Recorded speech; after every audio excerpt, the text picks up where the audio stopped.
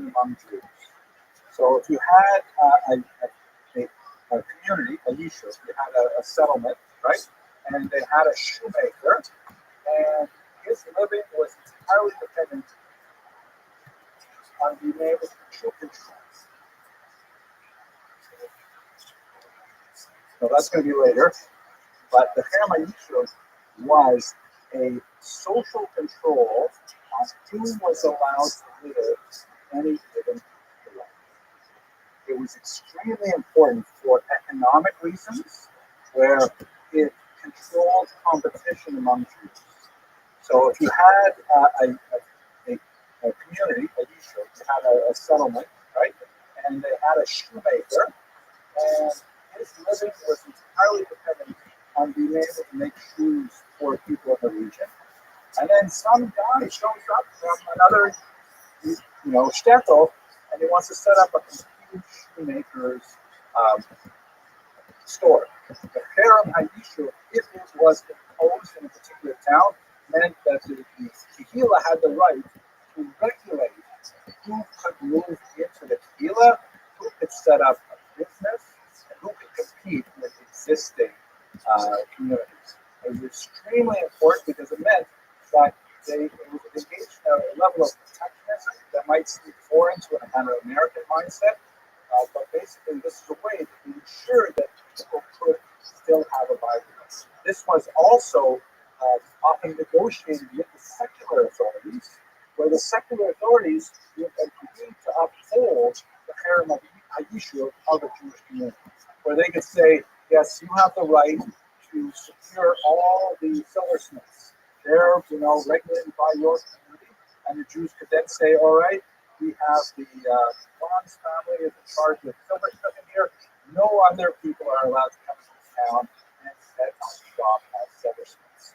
And it was hugely successful, somewhat rigid, and it maintained the coercive nature of society and the economy. But on the other hand, it meant that you could be fairly assured of your livelihood in this environment. Mr. Tillman.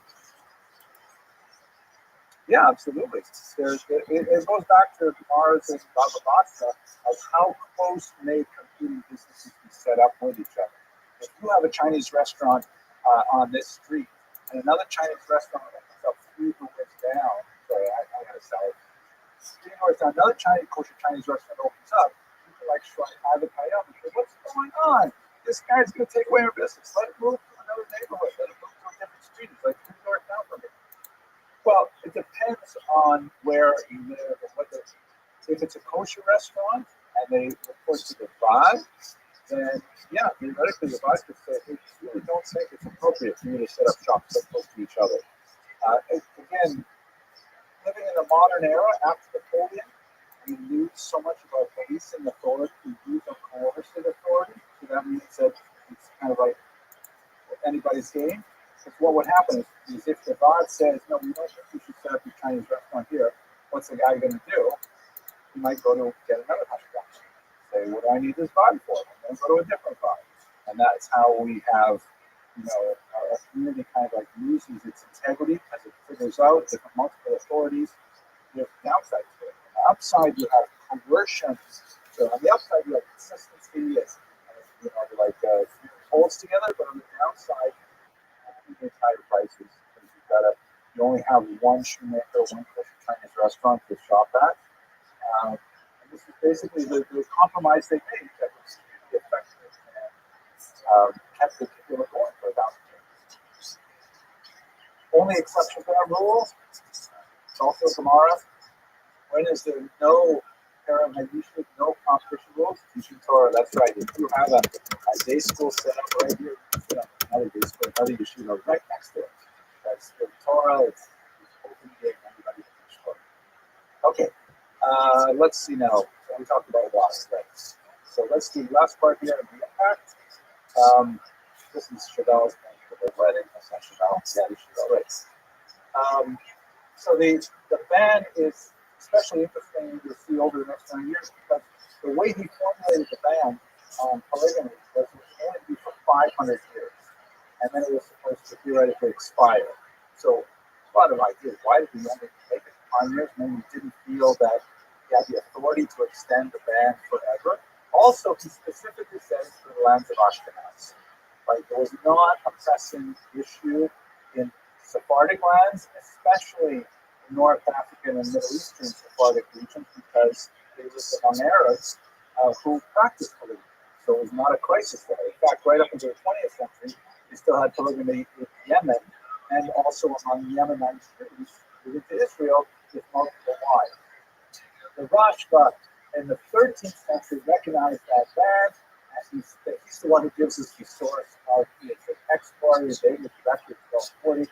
And from that point on, Rabbi Yosef Karo said that, well, the ban expired, but the Ramah says that we're going to keep it going. Let's roll it over. And it was supposed to expire around the 20th century. There were some exceptions, by the way. Like, for example, and I'm not going to step into halakhic areas. I'm going to ask you to share about this. And let's say there are other bans that you can't divorce a woman against her will, right? So let's say a woman decides to join ISIS or Al Qaeda, and she moves to the middle of Syria, and she doesn't want to hear from anyone. You call her up to Sarah, please come home. Stop messing around with those ISIS guys. And she says, I don't care, and I'm never going to accept a gift from you because of the kind of organization I never punish you. So in that kind of bizarre situation, we have a moredes, a rebellious woman, so to speak, there would be an exception to the ban where a man could marry a second wife, not undivorce his or divorce his wife if she won't accept it, but he's allowed to marry a second wife. Similarly, if a woman has to family or like different issues supposed to be involved with, but it's not an absolute ban because after all, it's imposed by a rishon rather than something that comes out of the Torah itself. But there are always these crazy movements, like here in 1931, where people say, hey, we don't have to stand. You really have to renew it again. We have so many single women. This shit is a crisis. Why don't we just let them marry rich men and so on? But that never went anywhere. Okay, and one last point. I do want to say, in this context, one of the really important things is that it's actually, if God forbid, you should all get married and be happy and, something that's fancy. But if God forbid divorce is the option, keep your wife again. That's what it is. Okay. That's the end of this lecture. I want to start the second lecture. Any questions, arguments, discussions? Mr. Anderson.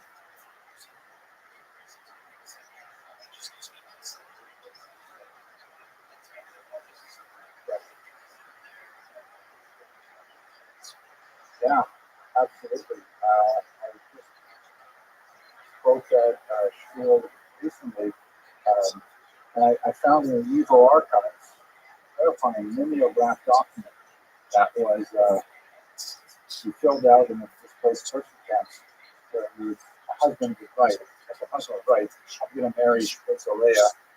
I'm actually married to Sarah, but I don't know what happened to this. And he would swear, he would sign this document that if Sarah shows up, she survived, and now he's married to women, and he would do whatever the victim says he would divorce the second wife, divorce the first wife. It's terrible. Good point. Okay, so let's go to economics now. So, a lot to say about this. Start with the agriculture. Historically, Jews have only really been deep into farming twice in their history, in the ancient world and in the modern world, in the 20th century. Historically, farming was not the first choice for Jews for fairly obvious reasons. The first, we do have, there's kind of like from the 19th century, there was a bias against saying, the reasons why Jews couldn't own land, couldn't farm was because they couldn't own land. And largely speaking, that's not true. For most of the medieval period, Jews could own land.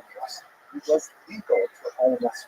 There were exceptions in places and times, but largely Jews could own land. If they could own land, why did they not become the landowners of Radisson?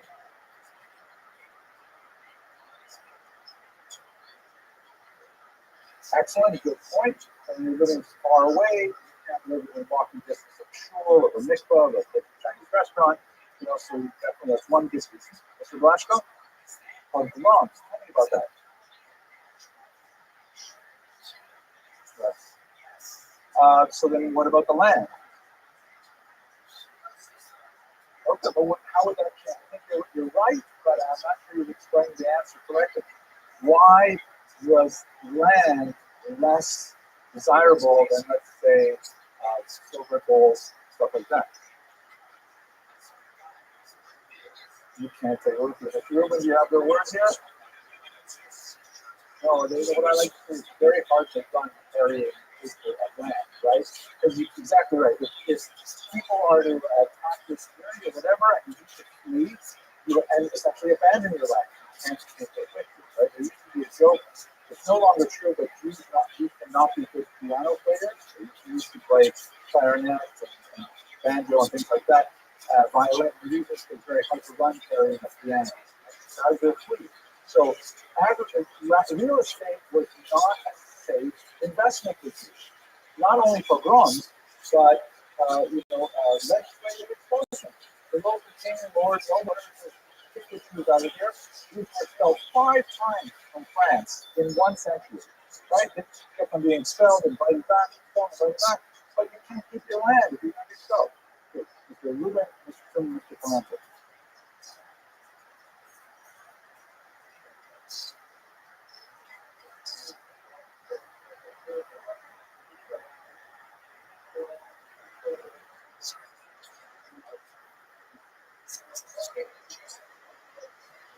That is an excellent point. We'll see when we get to Eastern Europe, which will be in a couple of weeks, that Jews were frequently leaseholders, but it was primarily for the tax dividends of the land. The land was definitely not owned by them, it's certainly not farmed by them. Only in a few places, like Galicia, for example, you had Jewish farmers, but overwhelmingly, for most of the 150 talking, Jews did not prefer to own land as choice.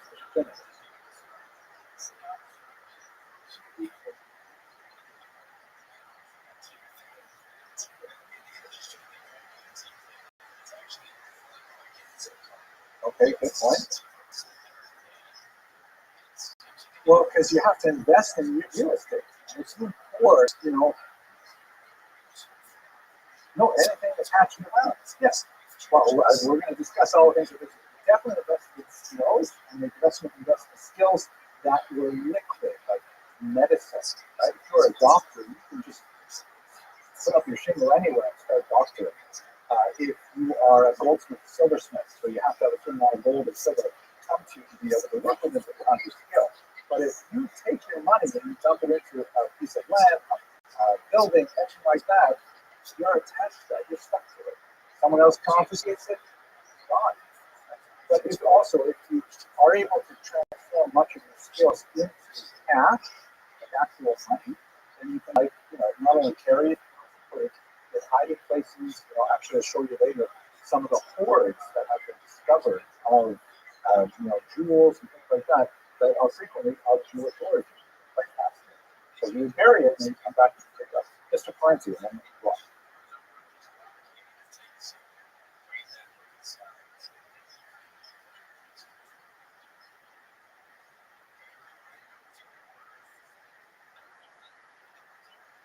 By what? Like produce?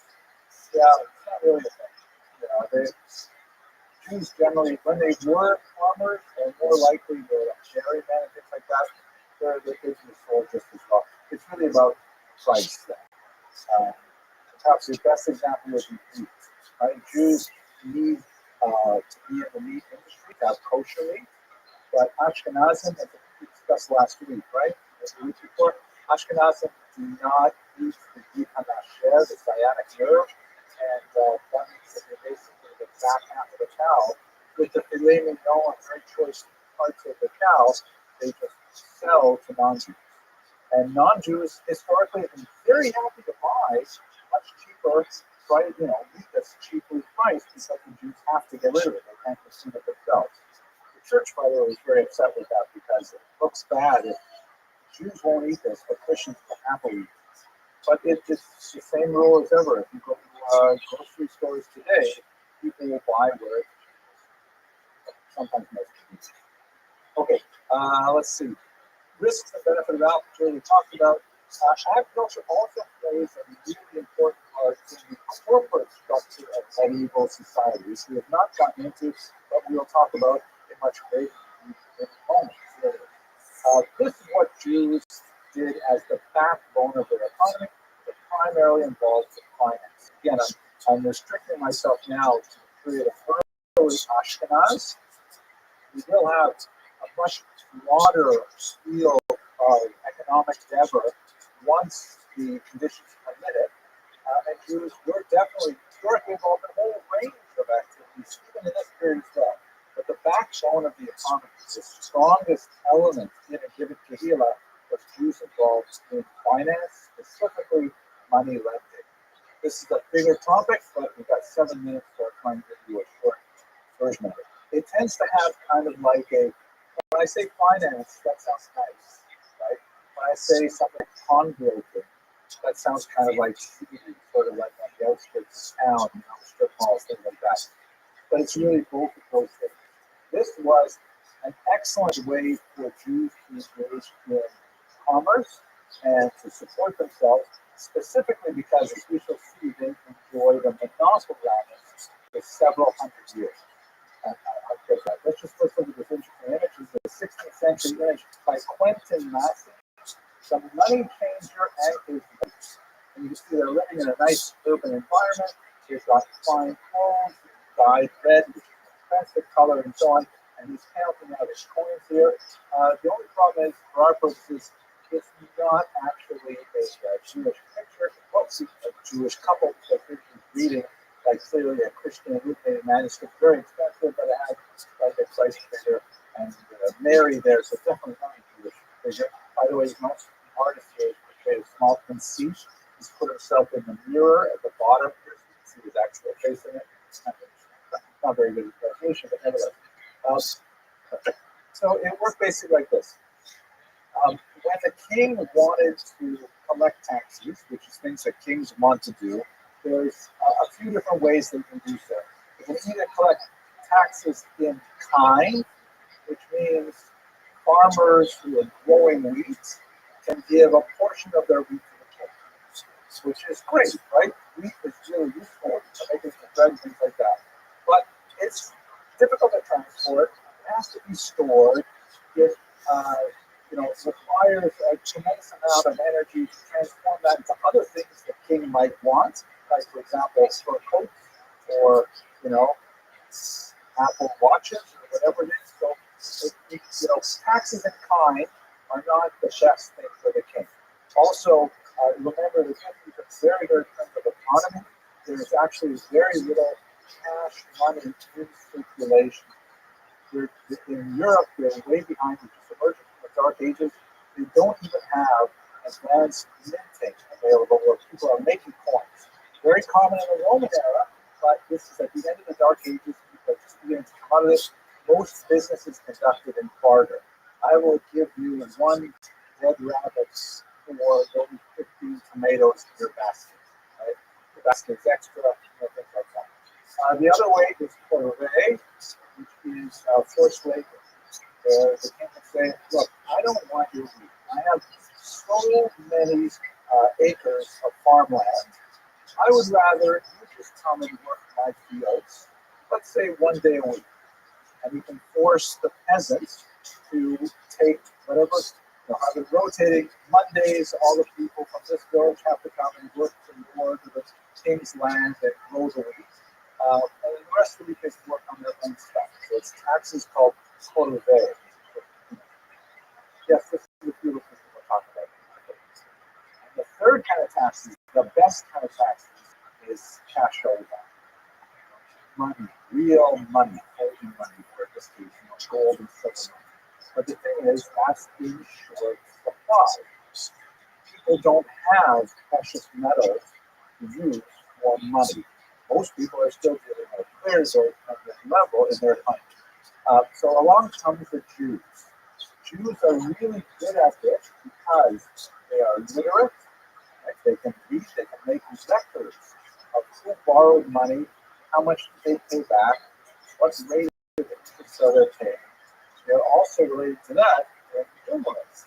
They know how to do. They can say, yes, I will gladly lend you money to, whatever, buy a new plow. It'll cost this much money, and you will pay me back at 25, 30% interest. And over time, I will tell you exactly how much you have to pay me every week until you discharge the debt. This is something that is like magic for most people at this time. They have no idea how the math works, but Jews are able to do that. And let's go ahead. Well, there is some money in circulation, right? It's really valuable, and the Jews are able to hoard it. Now, here's the key thing. The reason why Jews had a leg up in all of this is two reasons. One is because the church did not want Christians to do it. We're going to spend a lot more time on Wednesday talking about that. So Jews were the only people in Europe who were allowed to charge money, charge interest. And secondly, the king loved it because the king could say, "Oh wow, Jews, you guys, you have all this gold and silver coming through your possessions. I will tax you guys directly from cash and silver. And that way, I don't have to dispose of 10 acres worth of wheat that was harvested. I don't have to force the peasants to work my lands. I can just get cash from you. And then with that cash, I can do all kinds of things. And in return for you guys doing a great job making money through money lending, which everybody needs in an agricultural society, everybody needs credit. Try to imagine the world today without credit cards, for example. It's ubiquitous. He says, I will protect you. You guys are my special people, my house, if you love the house, and I will make sure that nobody molests you while you go about your business, make lots of money, which I get in tax. This was a special status called in Latin servants of the royal chamber, meaning servants of the chamber of the king.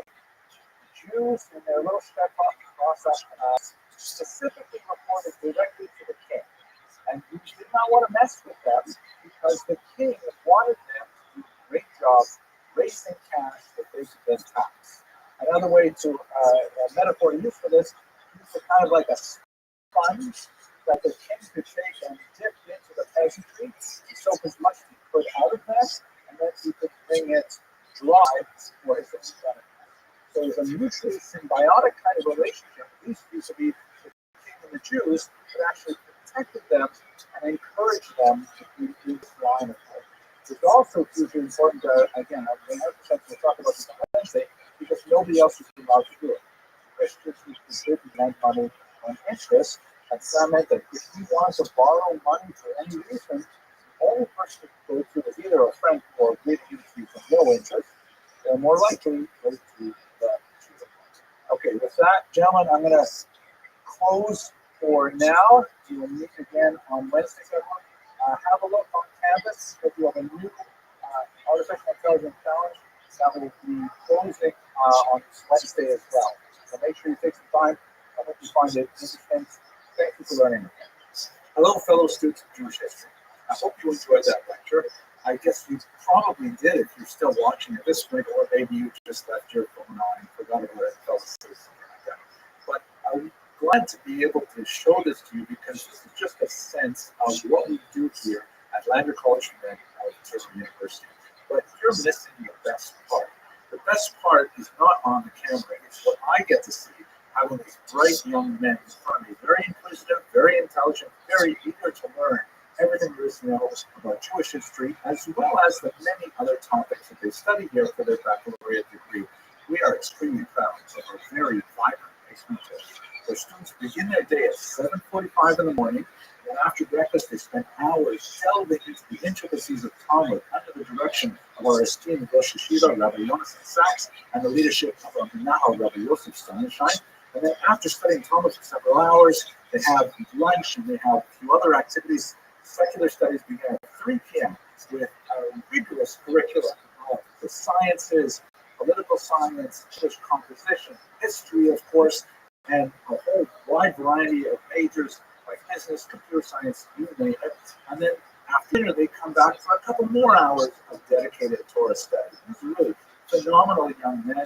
They only like to do their extracurricular sports and so on, sometimes 10 o'clock, 11 o'clock at night. There's basketball that happens that late at night. Then they're back for it again the next morning. And they are just loving it. There's so much activity for them, so many retreats, and so much food, actually, a lot of food. So they really enjoy it. We also have a separate evening division, which is intended primarily for students who are studying in other institutions in our neighborhoods. And then they come to us for the secular classes at night that begin at 6 p.m. And they're extremely bright, and we're very proud of them as well. And in fact, we're hugely proud of all of our students who have gone on to do such phenomenal things, going into medical school and law school and forging successful careers in finance and accounting and computer science. Wow, it's an amazing school. I'm really proud, and I feel very privileged. And the thing is, we really need to support them with scholarships. So if you enjoyed this lecture and contribute to the ongoing study of Jewish history here on this campus, Lander College for Med in Queens, New York, please have a look in the information box where you'll see a link, and you can contribute to the scholarship funds and help specifically those students who are very interested in Jewish history. Thank you very much for watching, and I look forward to providing more of these lectures for you as well.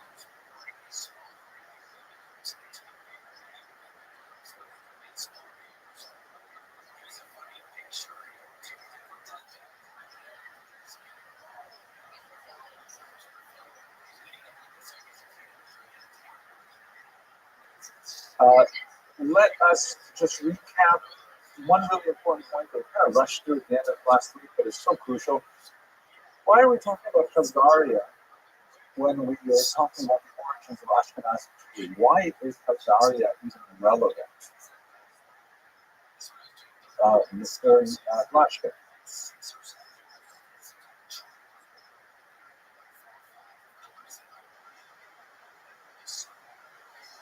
An essential why? Why is it essential?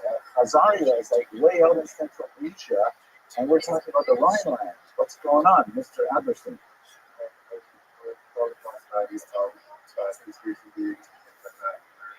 People saying that Ashkenazi doesn't sorry, like imposters, fake Jews and fake news. Very good. Mr. Rumi, did you want to add anything to that? Yeah, that's the big deal. Because if you want to say that Ashkenazi Jews in particular are not ethnically related to the Jews of the Bible, then you automatically sever the historical connection between the Old Testament Jews that evangelical Christians love so much and contemporary real-life Jews. And on the one hand, that may be that, we can treat Ashkenazi Jews at least badly today because they're not really children of Abraham, Yaakov, and Yitzchak, right? And on the other hand, much more relevant politically is since Ashkenazi Jews played such a major role in the initial years of the modern Zionist movement, late 19th, early 20th centuries. It's true there is going to be a massive influx of Sephardi and Middle Eastern Jews afterwards, but in those years it was a huge project of Ashkenazi Jews. You can say, if you want, that they're actually Khazarians and not descendants of the biblical inheritors of land, you can say no right to make any kind of a claim on the land of Israel. That is the logic behind pushing the Khazarian hypothesis as the origins of Ashkenazi Jewry. Now, once again, Mr. Francis, a way of lying, allowing some, it's just for anti-Semitism. It has actual, political implications for modern day Israel. It's huge. It's, Stefanik, representative of the UN, just recently said that Israel has a biblical right to Judea and Samaria. That should be a non-controversial statement, because if the Jews of Israel are descended from the Jews who live in Judea and Samaria based on the Bible, then whether or not you think that right is sufficient to lay claim to it doesn't really matter. We definitely have a biblical claim. If, on the other hand, you say that all Ashkenazi Jews are descended from Polynesians, then maybe you would say, what are you talking about? They don't have a biblical right to land in Israel. it, right? So that's the reason why we have to spend some time on it. Now, one thing we did not spend a lot of time on is, I just told you that there is no basis to the Khazarian hypothesis, but I didn't tell you like why, right? So let's just explore that briefly. How do we know that we're not descended from Khazarians? Asked the Ashkenazi Jew, Mr. Rubin.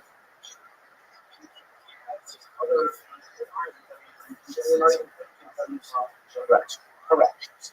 And in other words, Ashkenazi DNA has broad similarities to Sephardic DNA, Middle Eastern Jewish DNA, and like the genetic basis is really clear that we're mishpacha, we're a family.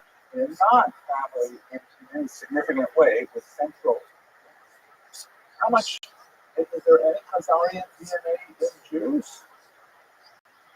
Yes, actually, like less than 3% by the most generous study, but that's because you've got lots of Mongol hordes traipsing into Eastern Europe and occasionally, having relations, typically coerced, one might imagine, but who knows, with Jewish women.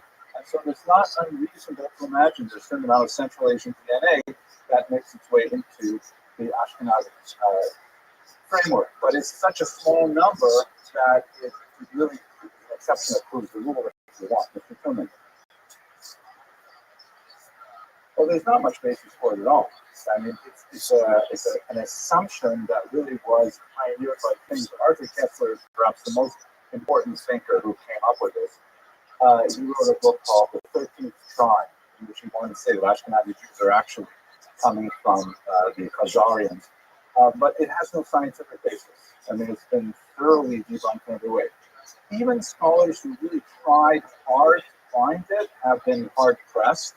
Perhaps the most successful area where we can see Khazarian influence on Ashkenaz in particular is ironically in the Yiddish language. So Yiddish has a tiny amount of what appear to be Turkic words in it. The Khazars are a Turkic people speaking a Turkic language. So there's a whole bunch of families like Tajik and so on in that family. So what are those words? What are the words? It's not a large number of words. If you know German, Yiddish is basically decipherable. It's so close to German. But what are those few words? Some of them are highly sensitive words. Like, for example, Max Feiner, who is one of the greatest scholars of Yiddish language, says that the word daven is Khazari. Right? Daven is not a Hebrew word. Where do we get that word from? It's not a Yiddish word. We use it in Yiddish. But where does the word daven come from? It's not a Slavic word. It's not a French word. Where do we get this word daven? So Max Weinreich argues that this is a tiny remnant of Khazarian influence from Jews. And it is an important word. Daven is a significant word in our culture, but it's not enough to say that we are Khazarians. There is one scholar named Wexner who wants to argue that Yiddish is basically derived from Ashkenazic, but he's kind of like way on the fringes of the extreme, bizarre, realm of, I don't want to say it on recording. Anyways, so that's basically the story why we don't hold that. Oh, and by the way, I've given you lots of the smallest reasons why maybe we do have some Khazarian influence. The opposite side is overwhelming. We have DNA evidence. We have a massive amount of linguistic evidence, right? The Yiddish, spoken by 97% of Eastern European Jews, is overwhelmingly German. We have tons of historical records documenting the passage of Jews from Germany to Eastern Europe. Everything is laid out there for us. It's so obvious that Ashkenazi Jews come from Germany, not from the East. They come from the West. Mr. Krantz. Yeke refers to German Jews specifically, and it refers to those Jews who are really in Germany, let's say 19th century. Ashkenazi is a larger category than Yeke.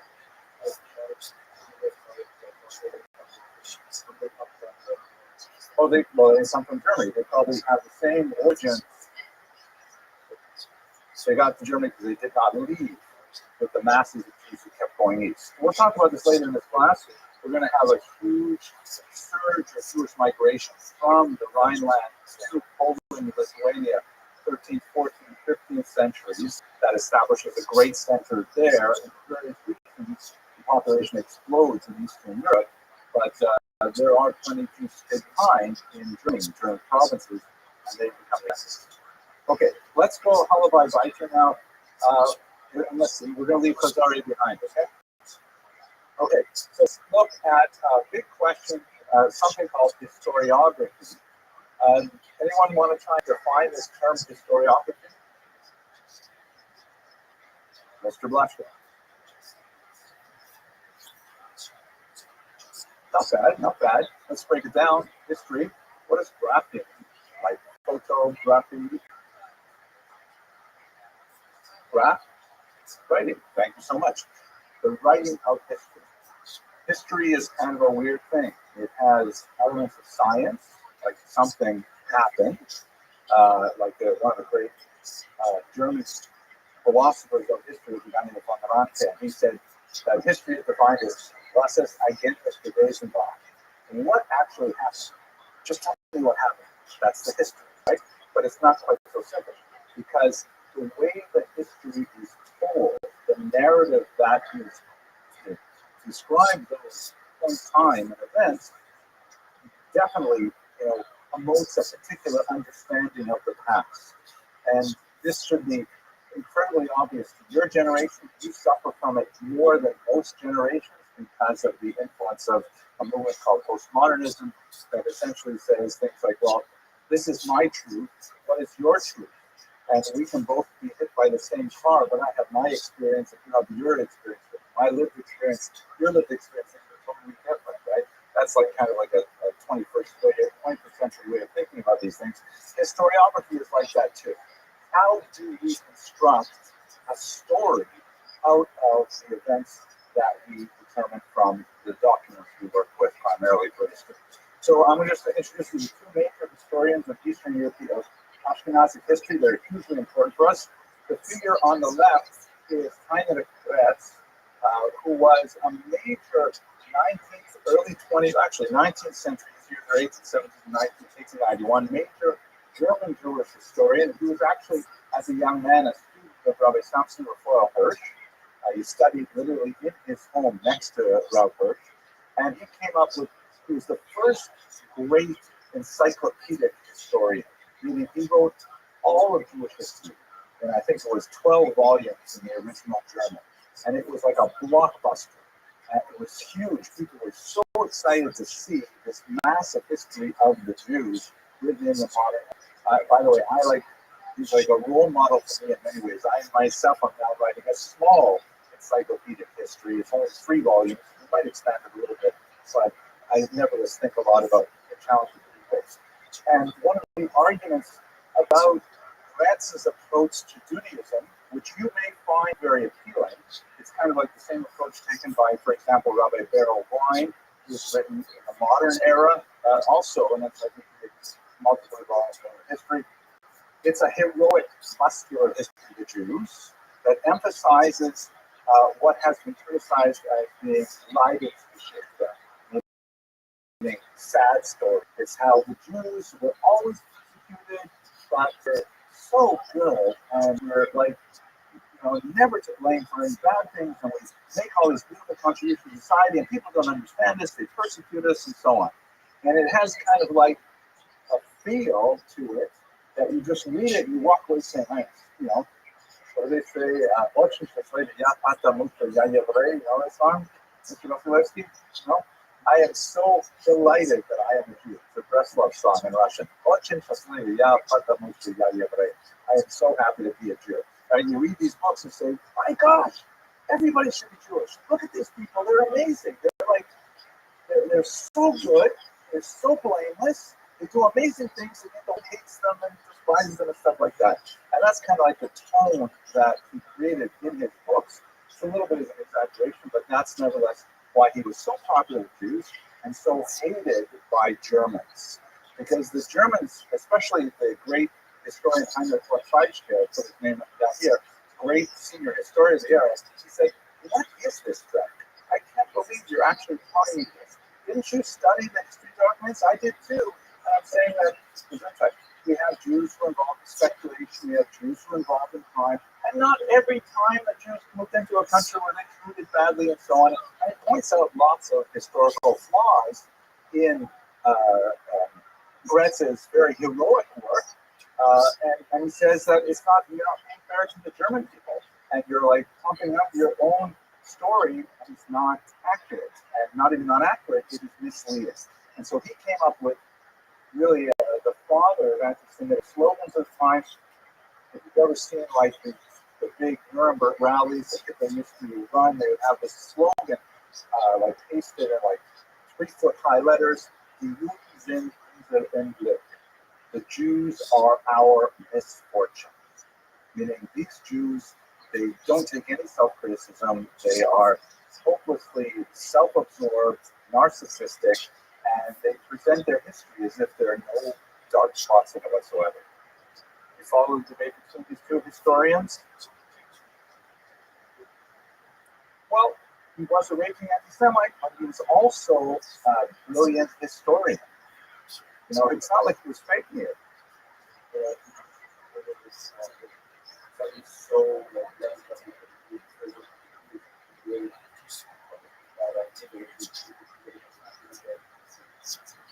I think he would have.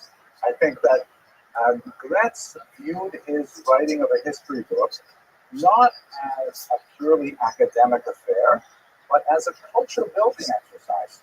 He was like saying, I'm writing this book so people will read it and feel proud to be Jews, which is, you know, a perfectly admirable goal, but then is it good history?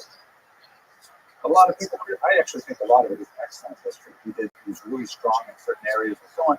But this is one of the challenges of studying Jewish history, especially if you go to like adult ed classes in synagogues and things like that. It will essentially give you a Gretz version of history that you know makes us sound like superhuman, you know, beyond belief kind of individuals. And there are areas where I think it's fair to say that. But we also have, if you open up a newspaper, we also have our share of criminals. We also have a share of darker spots, of things we're not proud of. You know, we don't necessarily want to see them, you know, publicized, but there they are. Salo Whitmer Bayer, on the other hand, also an encyclopedic historian, wrote more than one encyclopedic history of the Jews, generally speaking on particular areas, like, for example, the Jewish community or Russia and Poland. But he wrote a 18-volume social and religious history of the Jews that only stops at the year 1650. He died before he could write any more of it. It's a massive, incredibly complex, very sophisticated book based on 20 languages, incredible amount of archival research.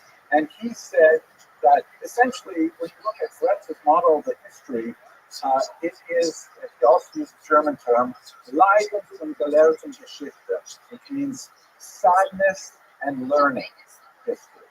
That the Jews have periods of sadness, they're attacked in pogroms and anti-Semitism, and those things actually happened. And when we get to that section in this class, oh my gosh, gentlemen, you don't know how bad it might be. Really worse than you can probably imagine. And at the same time, Gelehrten, they're learning, they're producing. You know, the Rashi was writing, and Bali Kos was writing, and we have the Shulchan Aruch, and we have all these amazing cultural artifacts despite the Leiden, despite the pogroms. But he said that all of that stuff would make it true, but it is what he called lachrymose, meaning full of tears.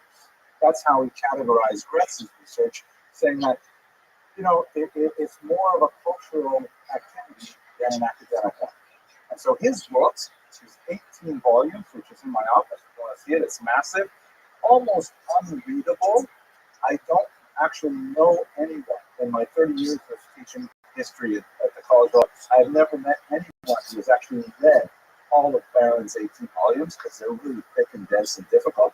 But nevertheless, he provides a different version of history, which is more academically correct, but it doesn't have the same feel to it. But we're going to try and chart a course in this class that I hope to have you walk away with kind of Gretzky feel, because I do believe that we are an amazing people. I'm putting it in the first person plural. We are an amazing people. Phenomenal. But on the other hand, I'm trying to give you a little bit more of the academic spin to it, so you'll see that there are some dark moments, and there's some areas where we can engage in reasonable self-criticism too. Arguments, discussions, debates, objections. Leiden und gelehrten Geschichte history, Leiden is sadness, and gelehrten is like Mr. Gelehrten, right? So you've learned math. So gelehrten is like that learning history. Sadness and learning. Or as one historian put it, Jewish history is basically books and pogroms, pogroms and books. And it's not true. We have lots of other things going on there too, but there are unfortunately lots of pogroms and lots of books. Okay, so let's go to Ashkenaz. We talked last Monday, about the genetic origins of the Jews in Ashkenaz. Let's look at the literary record at this point. We've already had a chance to look at Bishop Rüdiger's charter. This is a really unusual phenomenon associated with medieval Europe. Beginning in Ashkenaz, later we'll see them appearing in Sepharad as well. Not so much in the Middle East, but very, very important in Ashkenaz. This is maybe what we begin to see for the first time. Yeah, we also see it in India too, actually. What is a charter? Someone help me. What do we mean by a charter, Mr. Adlerstein?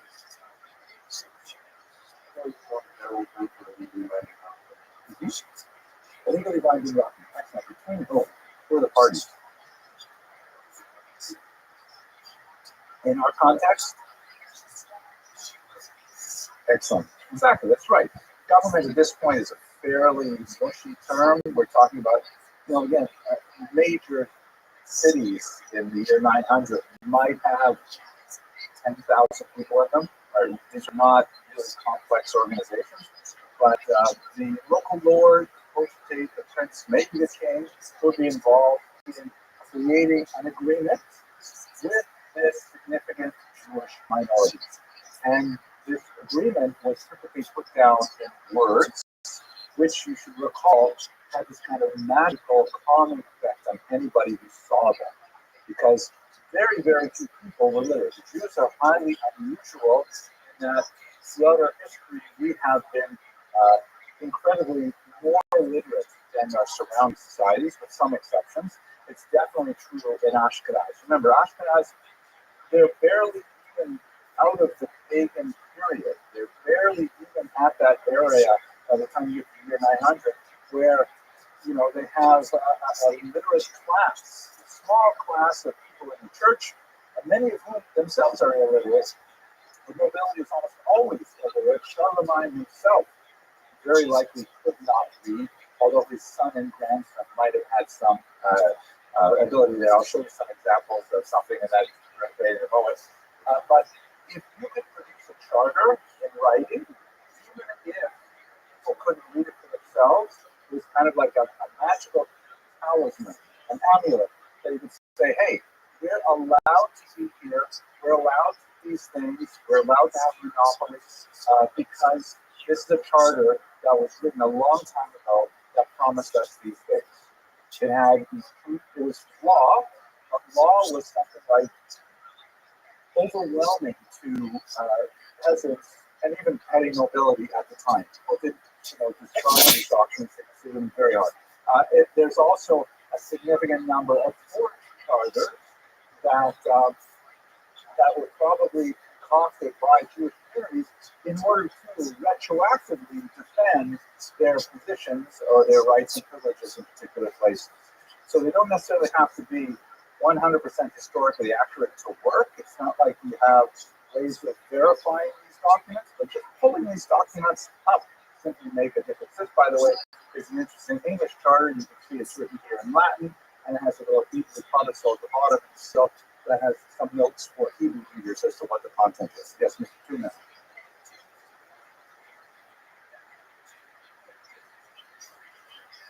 Well, because let's say that someone was trying to encroach on their rights. Let's say, for example, the Jews had a right to be the sole providers of alcohol, which is something that we will see very much the case in Eastern Europe. You've heard maybe the term krechma, like a little inn. Jews frequently had a monopoly on distillation and distribution of alcohol. It goes all the way up to the 20th century as well. And let's say some other person says, how come, the Jew is the only guy who can make vodka? I'm going to make some ahon here in my own bathtub, and I'm going to sell it myself. And Jews find out that he's undercutting their business, and they go to the local products and they say, hey, we have the right to be only producers of alcohol in the neighborhood. And the court says, I don't remember saying that. I said, no, it wasn't you. It was your Zay said it to us, and they probably charted it. And even if they played it, it's like they've got the documents. So imagine.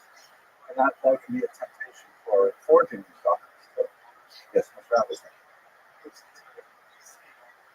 Right of property ownership.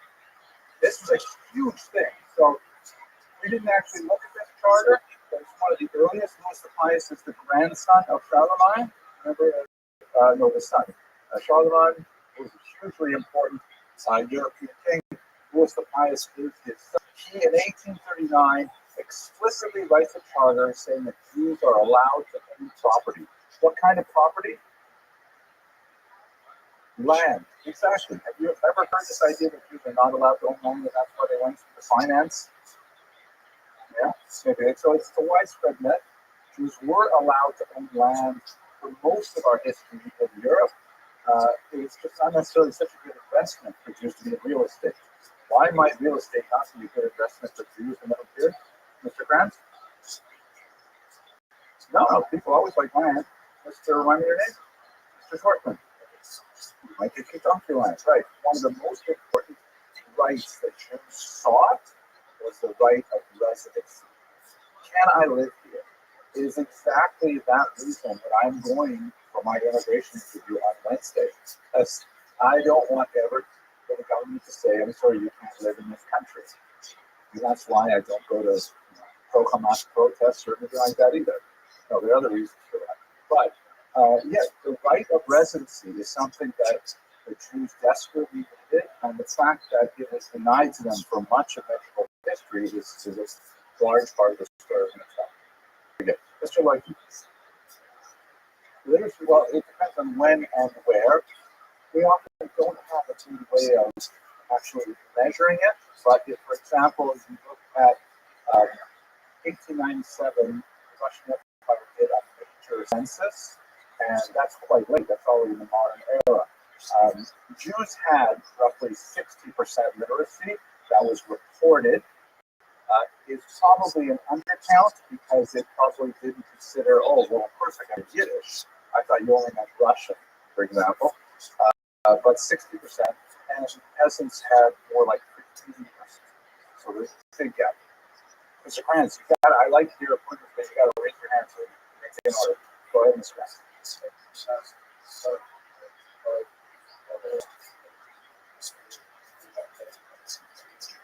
Yes, precisely. Fishing on from Villanetta. So it's built into our culture in a very big way. We also have a much higher rate of female literacy as well. If you go back to the, there's even, well, I don't want to go to the ancient years, but chances are those numbers are much, much larger for medieval periods. Where, I'll show you some examples on the screen in just a minute, then you'll tell me what you think.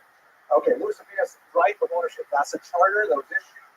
Preserve them because it was actually the king, especially important. Who we looked at in the assignment. Notice how it started out. He says that I want to attract Jews to Shvaya. I want actually Jews to come here, and so therefore I'm going to lay out all these privileges that they get. They're allowed to have the right to, sell to non-Jews. That was a bit of a controversy in the church because the church didn't like the idea that Jews would shecht an animal, and as I'm sure you're aware, in Yid HaNasheh, it's difficult to remove. Ashkenazim typically don't even bother trying; they just sell the back half of the cow to non-Jews because it's not trade for them, and it's cheaper to sell it at a good rate than to try and do nikor and remove the Yid HaNasheh. Sfardim, on the other hand, with their taste for filet mignon, they say we have to actually do the removal of the Yid HaNasheh, and they don't necessarily sell the back half. But the church didn't like it because how does it look if the Jews were saying, we're not going to eat this meat, but we'll sell it to you non-Jews, right? So that was something that sometimes the Jews were criticized for, and they were not allowed to sell. We still have these problems today, by the way. There are countries in Europe that have banned shechita. Like you can't buy kosher meat in a lot of the countries of Europe unless it's imported from a country where shechita is permitted. Lots of other things that you read about in that charter that are really important, but I want to highlight one of them, or just a few of them. Privilege of having a wall around their ghetto. Maybe I should use that word, ghetto. Why would the Jews ask the bishop for the right to build a wall around them to keep them separate? And like, what kind of separate? What are you worried about, Mr. Rothschild? Pogroms. That's right. It's defensive, purely defensive, right? And if you have a hard time imagining that, I would direct you to Boca Raton. But you see all these dated communities that are heavily populated by Jews, and the same idea. The wall later became confining, especially in places like Venice and Frankfurt am Main, where it became a ghetto, became like a prison. But certainly in the medieval period, in the Ashkenaz, early Ashkenaz, they wanted the wall because it was a way of making sure that they could be safe. But don't forget, they're a highly distinct minority. They're the only non-Christians living in the region. They tend to be much wealthier for reasons that we'll explore when we talk about the economics of it. And so they're a target for predation. It's so much better if they can have a wall. So they also ask for a graveyard for obvious reasons, but this often marks the presence of an early Jewish community so they can get a place to bury their dead separate from others. There are these synagogues, which is it's interesting to see it in this particular context.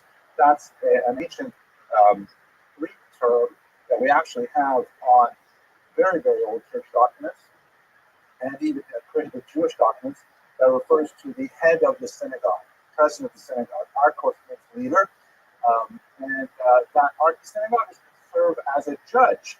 So in other words, Jews were given the right of self-government. I'll show you some examples of that in just a minute.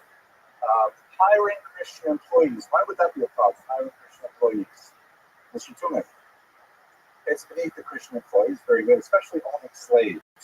You have the church very upset with the idea that Jews could own slaves, and especially if those slaves were Christian. That was like hugely insulting. But they upset about it. What else might happen if Jews have Christian or either pagan employees? They might become Jewish.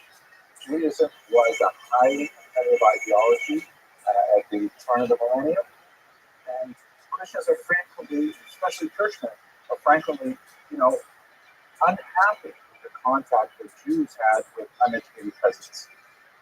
Mr. Grant.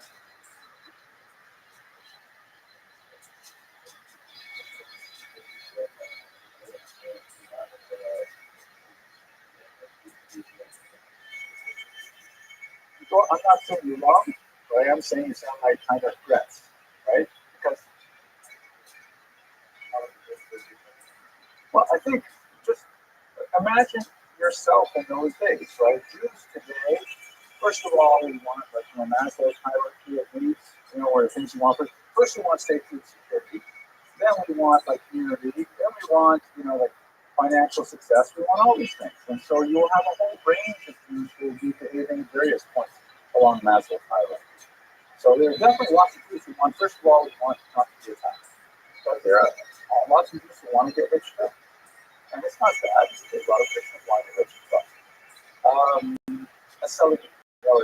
Okay, so these charters are hugely important. We have quite a few of them, large and small. Now let's go to Mr. Loitz's discussion of literacy, which is so fascinating. This is another great Jewish historian. His name is Guido. I always find it strange that a Jewish historian has the name Guido, but Deutsch Dave. He's an incredible historian.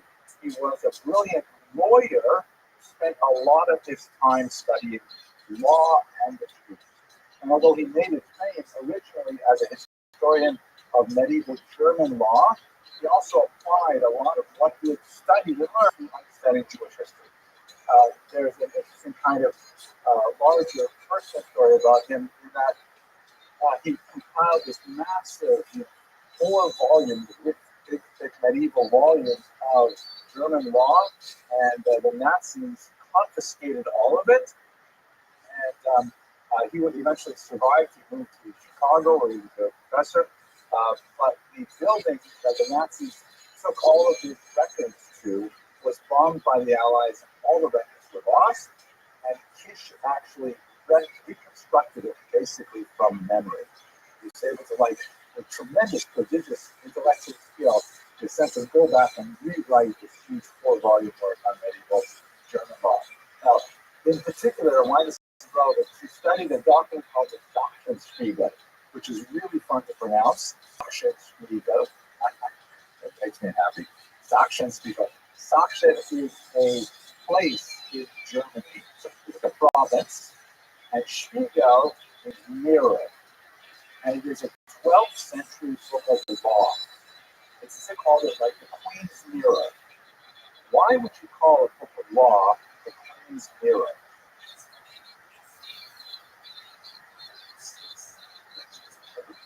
Not bad, not bad. Mr. Krantz?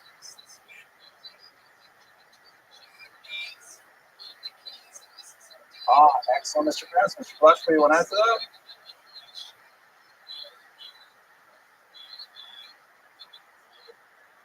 Yeah, exactly. Reflecting more the reality than the idea.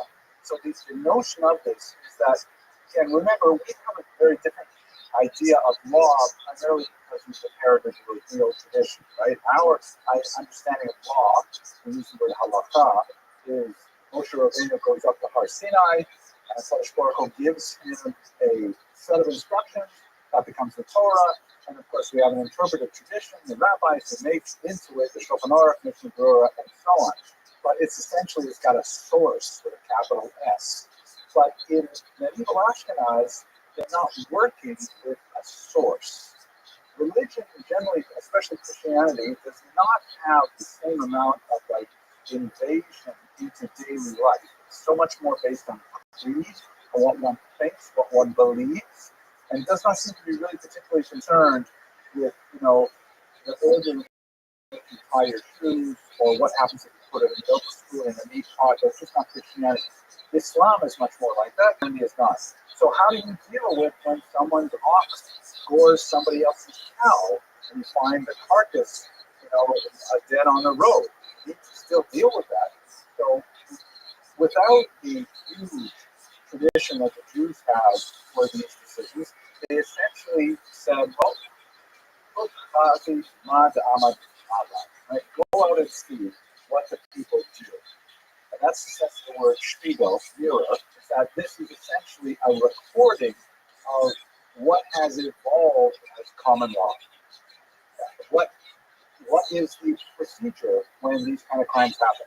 So this is an amazing 12th century document that was written to basically record how things are dealt with, how disputes are handled in the 12th century in this region called Sachsen. And it was so popular that it was repeated over and over and over again all over Germany and became essentially the core of German common law. Okay, now, why is it relevant to us? Because this is going to Mr. Leusky's observation. Most of the people who wanted to read German common law could not read the books, meaning the judges, certainly the government officials, the kings. Nobody could read the words. And so they had to provide a graphic novel version of a law code. Can you imagine that? Like those of you studying comic book version. If you're studying biology text, so many people, just give me like a picture version of it, and that would be your Sachsenspiegel. So he was great, real huge, at pulling the cartoons. And here's, for example, an illustration, 900 years old, from the Sachsenspiegel. And let us interpret it, okay? Who are these people? Who's the king? Yeah, I think it's actually a king, but you're right. Royalty, right? Royalty. Royal person. Crown, right? Long hair, but yeah, could be. No, not bearded, right? But Christians are not bearded.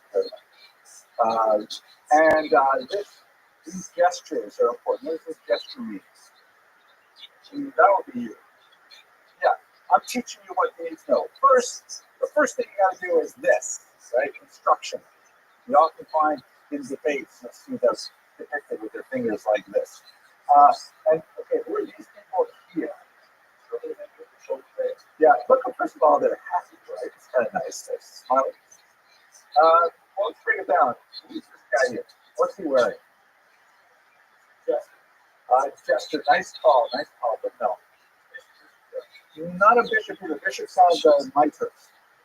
He's a member of the church. He's a member of one of the Mendicant orders, like the Dominicans or the Franciscans or whatever. He's wearing like this monk's robe, right? So an official of the church. And who's this guy here? Exactly, another Mendicant order, right? With the after haircut thing, right? Another friar, exactly, like Friar Tuck. Those guys. They only have teacups. This one here. This is, I think, this is a wrong figure. Like you're the guy. I have. You guys ever hear of a rapper named Easton Black? Yeah. So I'm sort of like social media friends with him, and we have done a couple of things together. Like we had a podcast like this. But I happened to see him at the OHEL once. I was there with him. I was at the same time he was at the OHEL, and he stood beside me. We said, "Hey, let's take a picture, right?" So my son takes a picture of me and Nissan Black, and Nissan Black, he just puts his finger out like this, pointing at me. Felt so good. Blow that up. Anyways, so here's two Mendicant friars. Good. Who are these people? Women. Good. Why are there two women? I think they mean Genevieve Cloud. Women. Yeah, all women. You put two, a plural means all women. Right, you have it. Well, you've got three men. You got a king. You've got one type of Mendicant friar. You got another type of Mendicant friar. You have two women, which represent kind of the class, gender of women. And who's this guy? You, right? Okay, not Gandalf. Yes.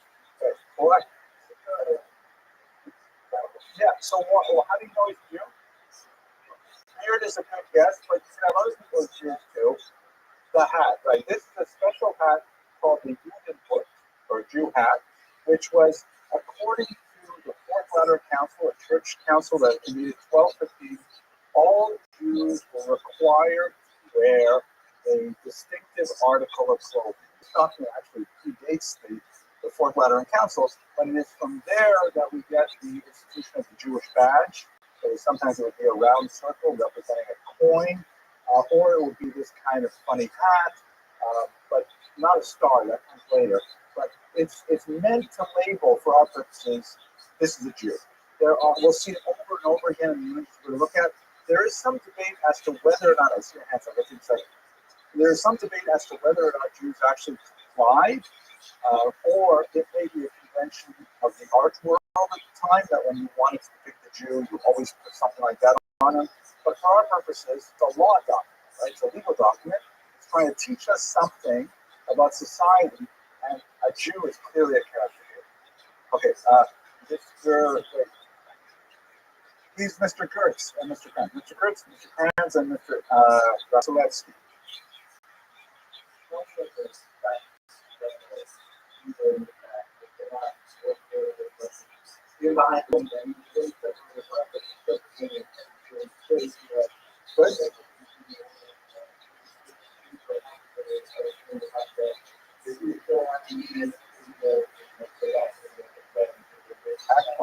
Very perceptive, very perceptive.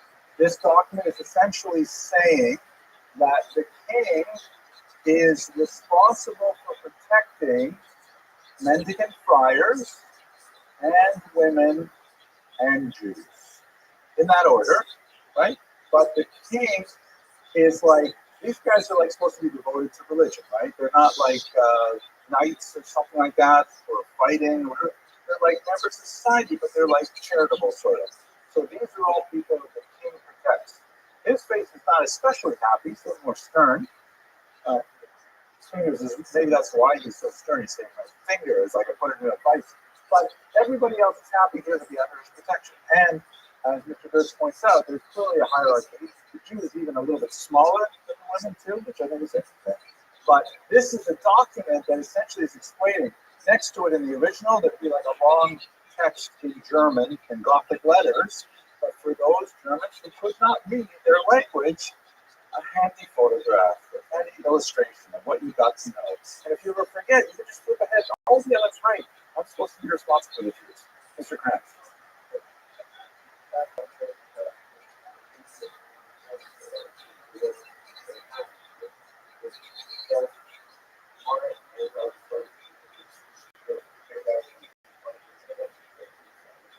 So I don't think I've read a lot about the history of Jewish costume. There's a big book by Rubens where he goes into this in some detail. I haven't read it. I looked at the pictures. But I'm pretty sure that the Strima originally came out of fashion of the 17th century, meaning it was a classy hat, kind of like the Borsalino today, right? Like, why do the Orthodox Jews wear gangster hats, right? Is it because it was forced upon us? No, this was a cool hat, and we just kept wearing it. If you look at photographs of yeshivas in Europe in the 1920s, hardly ever are the Talmudim wearing black hats. The Rabbi get the black hats, but we have like great inflation, hat inflation. Students get to wear it too. In fact, you very rarely see guys with beards. So that was like it was considered presumptuous for a student to have a beard.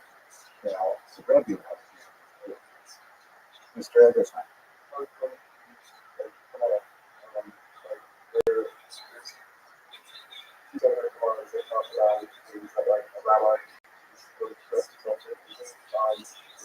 Yeah.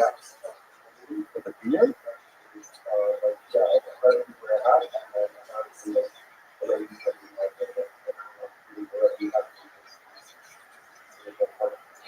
So interesting. I have two responses. The first is it reminds me of the fact that one of the reasons that the Ramchal got into so much trouble with the Venice space did, legal situation that he got involved with. One was that they were criticizing for being 23 years old and still not wearing a beard. Right? And another thing is, you remind me of my grandmother. A lot of times used to say, "Besser Rabbi on abort, the abort on a Rabbi," which I'll translate to those who are usually impaired. Better to have a rabbi without a beard than a beard without a rabbi. Wisdom. Okay, so here, that's what the Sakshan people are saying, and it's important to understand in terms of our context. The Jews, we don't have any idea of like citizenship, right? Nobody is a citizen. Everybody is a subject. And so the Jews are actually considered subjects of the king in the 12th century. That will be degraded in many ways, but they're legitimate subjects. They're below women in their status, but they are there. They should be protected. Mr. Boykin.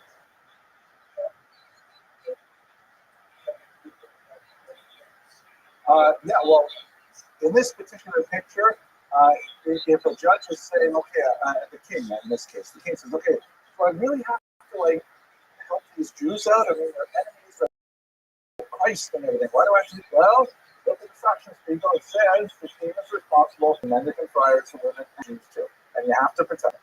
The Sakshan Spiegel is actually very pro-Jewish.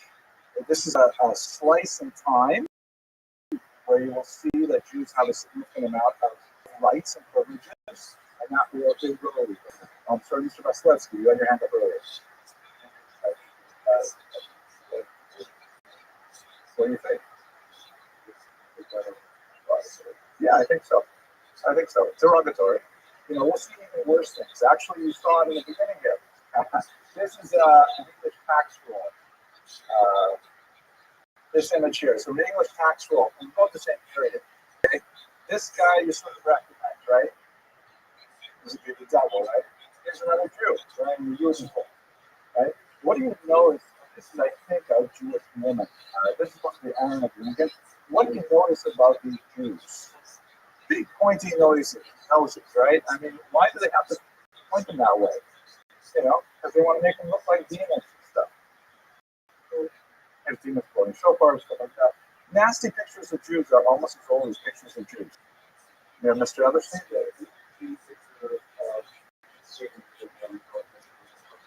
I'm not sure if that's the king. I think that might be the devil, and this is like one of his demons. I think. I mean, this is, if you want to look at it, it's a tax register roll from 12th century England. Okay, let's look at another one of these images. You guys are going to be legal experts by the end of the day. Okay, now what's going on here?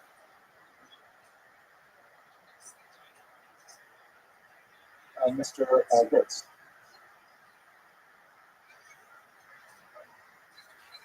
Well, he said, no. Yeah, these are pikes, and yeah, they're weapons. Right? Okay, so what's going on here? You got this. Oh, good. And who's this guy? Yeah, probably doesn't look like king because there's no crown, but probably like a general type guy. And standing there on the wall indicates how we're going to organize our defense against the Mongol hordes or whoever is coming to town, and who has to listen to him. You got hoi polloi, right? The dark, unwashed masses. Everybody has to put down their plows, and you've got to come defend the city. We'll give you a pike. You're going to be able to poke some of our, nomadic people are coming to attack our town, but everybody's got to chip in, even the Jew. Any note on the Jews' participation? He doesn't have a pike. Okay. Jews, you got to help, or you don't get a pike. So this is essentially saying that Jews will be responsible for the defense of the city, but not necessarily armed. Go ahead, Mr. Evans. This guy's all got pipes coming out here, right? This guy, where's his pipe? Oh, wait, I'm going to count it. Maybe you're right. Hey, let's count. 1, 2, 3, 4, 5, 6, 7, 8, 9, 10. 1, 2, 3, 4, 5, 6, 7, 8, 9. I don't think you go. I think that's a puzzle. But don't you want to say that the Jew has the pipe, but this guy doesn't?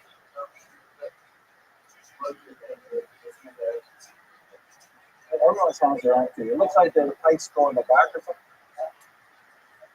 It's a good question. We'll have to go back and look at Guido Kish's comments on this picture. Maybe I'm reading it wrong. What for sure is involved is that the Jew is included. I don't know. But the message we got to get is that Jews have some specific responsibility. Maybe it's not the same as the peasants, but they're required. We saw that also with Rudiger's here's another one that also I find quite interesting. It just amazes me how big this P and that W might be some kind of like legend that goes through the text. I love how primitive this art is. Like this is like a book that the king would read. It's like amazing. It's so forth. What's going on here?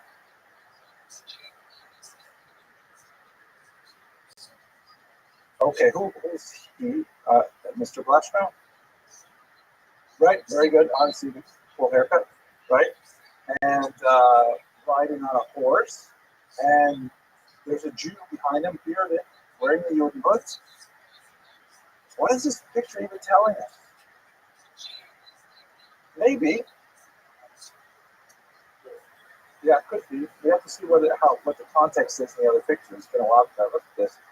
But even if we live in isolation, what do we got straight behind?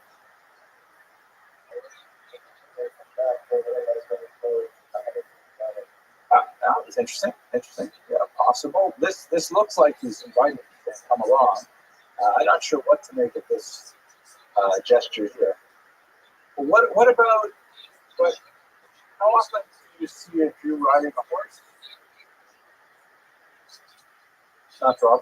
It's actually illegal in Muslim lands at this time for Jews to ride horses. Jews are not allowed to ride horses. They have to ride either donkeys or there are some exceptions that are allowed to ride side saddle, but they can't ride like regular. Camels, they're allowed to ride. What about this thing here? It's a nice big sword. It is a sword for sure. Not as long as a pipe, but pretty long, right? In Muslim lands, Jews are not allowed to carry weapons. So, what is this doctrine overall telling us about the status of Jews, Mr. Understand? Yeah, any non-Muslims who are Dhimmi. Exactly. If you're a non-Muslim and you don't make the Dhimmi category, you can't even be there. But you're right, Christians as well. So,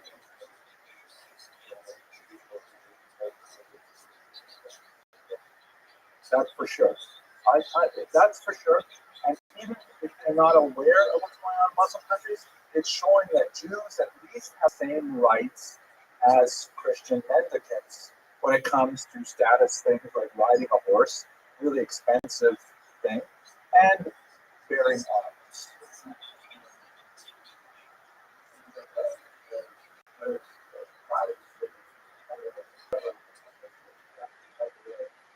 Yeah.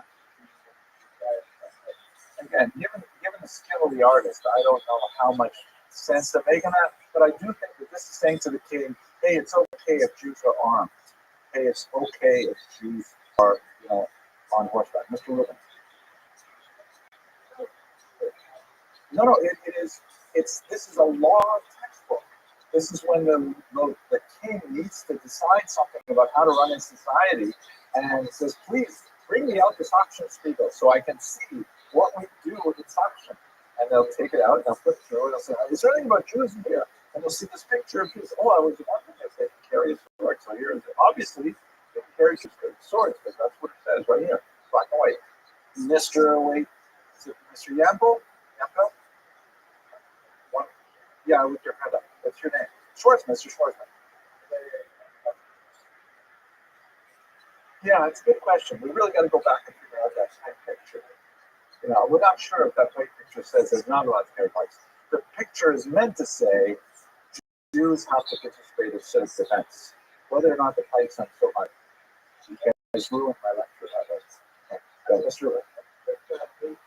The sword belongs to Jews. We're not taking the pipe. Could be. It's hard because the talent of the artist is not so clear. It's been a while since I actually read Leibovitch's research, but you can look it up yourself. Maybe you'll write your essay on Jews and pikes, Jews and arms, and like that. Okay, so but what I think we can walk away from this here is that we started with a discussion of historiography. When you think about charters and you think about Jewry law, would you want to hazard a characterization in general about the status of Jews in medieval Ashkenaz, especially this period of time up to the 12th century? Are they like hated and chased out everywhere? Or what is their status?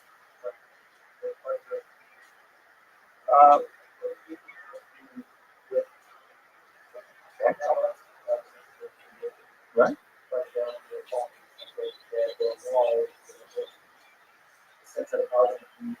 Very fair, very good. That's very much. Separate but almost equal. Yeah, there are definitely areas where you might even want to say they're privileged, as we shall see later. Certain flashes we saw already. There are certain things that they can do that other people can't. They may have monopolies in certain type of trade. It's not like it's not invariably dark everywhere. Mr. Albertson. It's necessary to show service possibilities and many of the things that is not been altered. Otherwise, it wouldn't be able to service possibilities shown. Things are required to use. I think that's a fair assessment. Let us also not forget that Jews are highly visible because they tend to be much more urbanized than the general population. General population is overwhelmingly rural, peasants in the land. Jews tend to live in tightly knit communities where they are walking distance to a synagogue, a mikveh, Chinese restaurant. They have to live close together, so they tend to be in towns or in mid-sized villages. So they're very visible to everybody. Is there even one more point? Question? Good question. Were Jews allowed to assimilate? Yes and no. Jews were allowed and even encouraged to assimilate. However, the only way you could do that was through baptism. There was no possibility of a secular identity really until the 18th century. Right? So we're like 800 years away before you could live a non-sectarian existence. You either had to belong to the Christian community writ large, perhaps a subset like the nobility or the peasantry, things like that, or you were a Jew. And there was no like kind of a participated both ways. Here in America, assimilation is rampant because people can simply opt out. People can simply say, "Oh, so, chuck it. I don't want to have anything with it. I'm just going to live my own anonymous life without any communal attachments." And the only thing is, if you get on the United Jewish Appeal mailing list, you need to get on the FBI Witness Protection Program to get away from them. But otherwise, you can live an assimilated lifestyle today. But in the medieval world, the only way to do it was to convert. And lots of Jews did. We'll look at Jews who convert to Christianity, what happened to them, and so on. Unfortunately, most of the stories that we have of Jews who convert to Christianity, they tend to become infamous for them using their new Christian positions to attack Jews.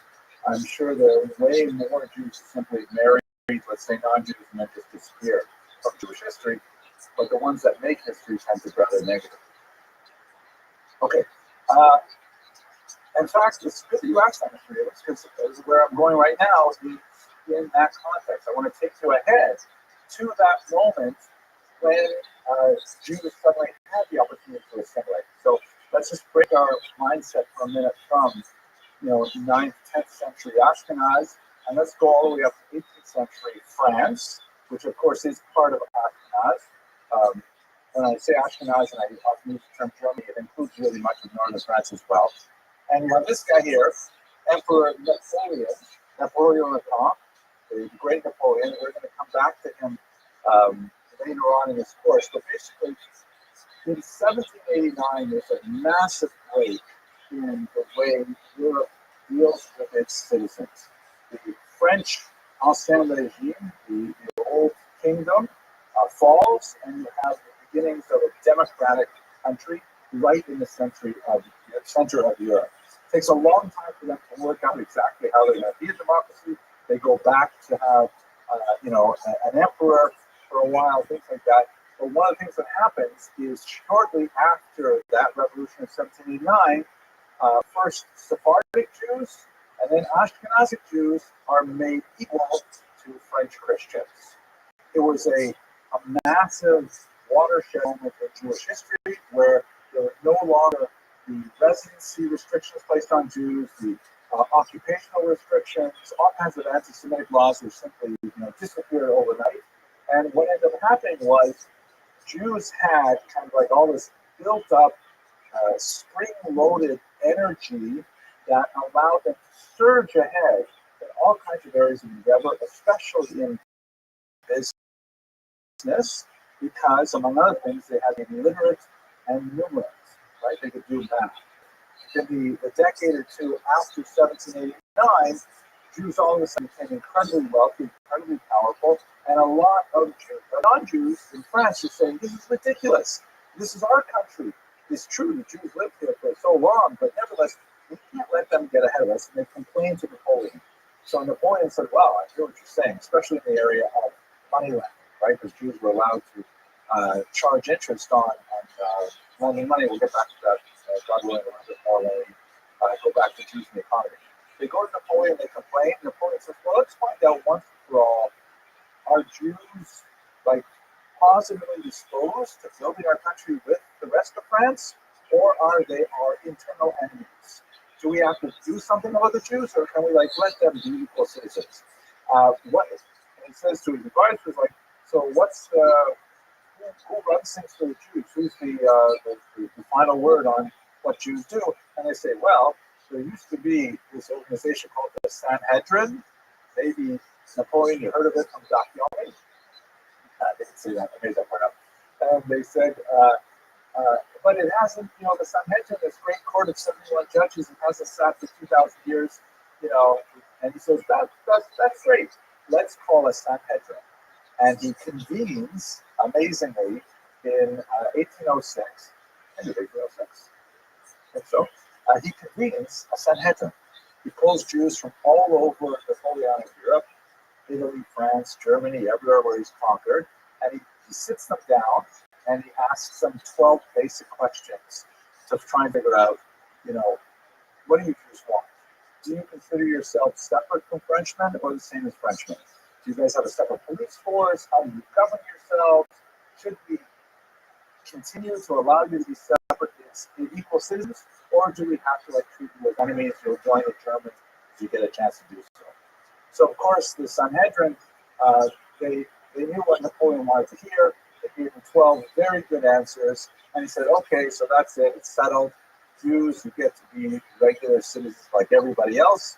He put in some other anti-Semitic stuff, but basically that was a major chapter in Western Jewish history, and we are the inheritors of much of those ideas. But with that, he essentially emasculated the power of the rabbis, because the Beit Din could no longer enforce its decrees. If a Jew wanted to say, "Hey, I don't care. I'm separating from my wife, and I'm not giving her a gift. I don't care," you can walk away, because the French government says, "We don't get involved in your internal things. You want to get divorced? That's up to you, but we don't take care of those things." And so that's when you begin to have assimilation as a reality without baptism. Wow, I've talked so long there. Any questions about this period of history? This is the period we live in. It's like 250 years later, but we're still, echoing the decisions that were made by that Sanhedrin in 1806. Mr. Abrams. You know every one of them. Well, the majority of them were what we would call maskilim. We'll talk about them more later on this course, but majority of them would be like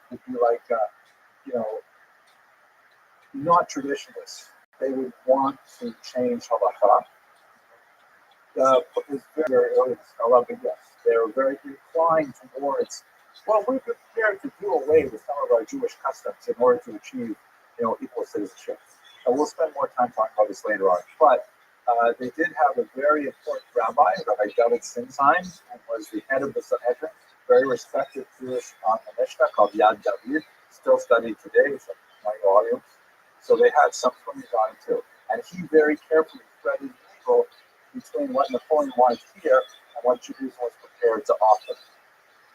Just to let you know how Jews felt about it, I'm going to show you one really mind-blowing artifact.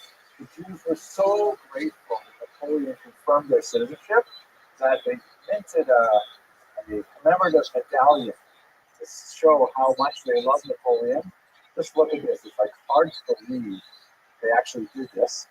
But on this side, you can see Napoleon, Emperor Emperor of the King, right? Okay, very nice bust. And on the other side, what is going on here? You see some Grand Sanhedrin as the years when it sat. What is going on here? Who's this guy? That's Napoleon, right? Who's this guy? Yeah. Oh, shit, okay. No. That's crazy. And here, and what's he giving? Look at it. Yikes. And what does that mean? Portraying that. Yeah. That's like a wild artifact, right? And it's saying, Napoleon, truthfully, Napoleon, you are to us like Hashem, Mahabdil, Elek, Alfei, Abdallas. You're like Hashem, giving the luchos to a grateful, genuflected Moshe Rabbeinu. This was not like, this did not get an article must come. I'll tell you that. It was the police, but it was. Well, I have a feeling that they definitely want the police here. He was, an incredible narcissist and loved these kind of things. Yeah, I would say that most world leaders are, actually, in my humble opinion. But I'm going up from Constitution interview on Wednesday, so I don't want to mess that up. So, but it's also indicative of the slavish attitude a lot of us not being took to say we'll do anything to get our equal rights. Yes. yes, the Hasidim, especially Chabad, were very much against this.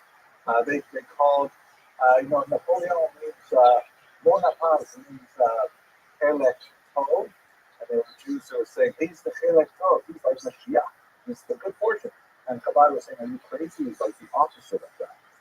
Anyways, this is the last article. Stop with it.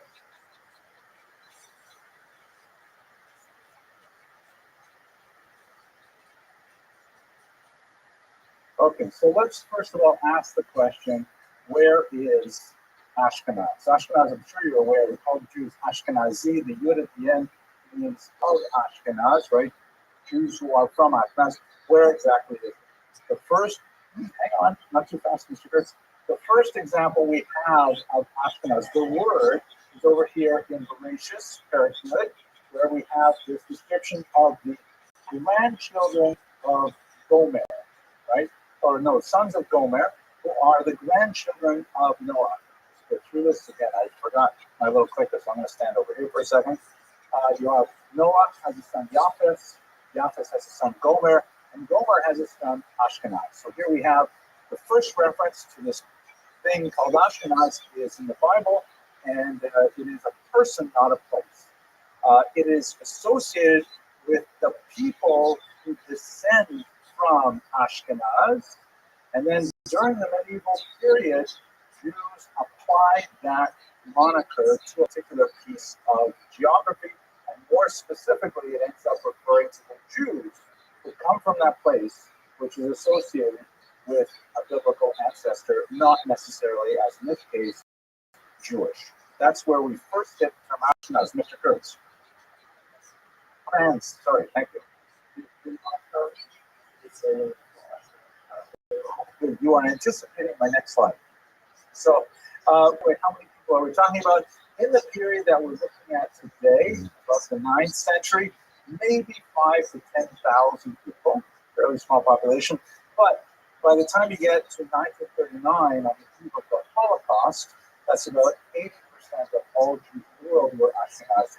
Of course, that number is going to precipitously decline with the Nazi onslaught, but it became a very, very significant population. So we know Ashkenaz so far is a place somehow associated with the people. Where exactly is that place, like Mr. Kranz was asking? So we have another reference to the word Ashkenaz that occurs in Yirmiyah. So Yirmiyah is written around the 6th century before the Common Era, right? Yirmiyah talks about the destruction of the Beis Hamikdash, the first one. So there's a description here, reading in English. Raise a standard on earth, sound a horn among the nations, appoint nations against her. Assemble kings of Vader, Ararat, Mini, and Ashkenaz. So here, there's these three kingdoms, Ararat, Mini, and Ashkenaz. We sort of know where Ararat is. Anyone know where Ararat is, at least in the biblical imagination? Yes, exactly. So if you look at this map of the ancient Near East, and this is kind of like a 19th century cool map. The world is known to according to the Mosaic account. Here, of course, is the land of Israel at the center. And if we were to place these on a map, Ararat is showing up in Turkey, which is a little different from what Ashkenaz is. This is where one particular scholar places it in actually Turkey. And here's the region of Gomer next. Oh, look at that. Bounces up. Here's Ashkenaz. This particular map identifies them with the Phrygians. Not especially good grounds for that association, primarily linguistic, but it's most likely somewhere in the ancient Near East in this context. Possibly up here in the Caucasus Mountains, near the Caspian Sea, could be modern-day Georgia, things like that. Nowhere near Germany at this point, right? These are roughly where we think these places existed. Here is, by the way, Shinar, which was Babylonia, also a home of some very famous chemistry teachers. Some of you might get that, but okay, those of you who are not native.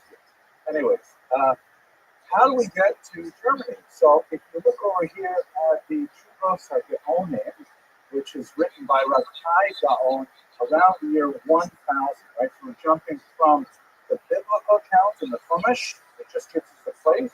Then we go to Yirmiyah, which probably if we guess that those three places, Adarachmini and Ashkenaz, are somewhat close together, has to be somewhere in Asia Minor. And now we get to the year 1000, which is 1600 years later. So Rav Haidon, writing in Pumbedisa, which would be the land of Shinar, right, Babylonia, he writes from all the lands, from Yemen, and the east, which would be Central Asia, Bukharia, places like that, and from the north, which would be probably Khazaria, which we'll probably talk about on Wednesday, and from the land of Ethiopia, which would be most likely on the east coast of Africa, and France and Spain. So we definitely have Sarfat, right? This is France and Spain, and Ashkenaz comes just next to them between Ethiopia and these places. Mr. Lloyd. Correct. So if you were to look at this list, where would you guess Ashkenaz has to be? Yes. Correct. You're absolutely right. We're trying to figure out, though, when Jews use this term Ashkenaz, what are they talking about? Yeah, it's probably somewhere between Ethiopia and France.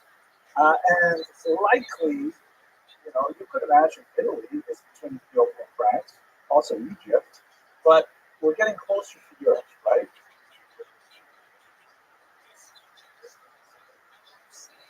Yes, those places have places, so why not name them? You're right. But the thing is, for sure, when we get to Pi Down, there is a place known as Ashkenaz, and there are Jews there. That's the context of the Tshuva, and it's probably somewhere in Europe. We're going to find just one further.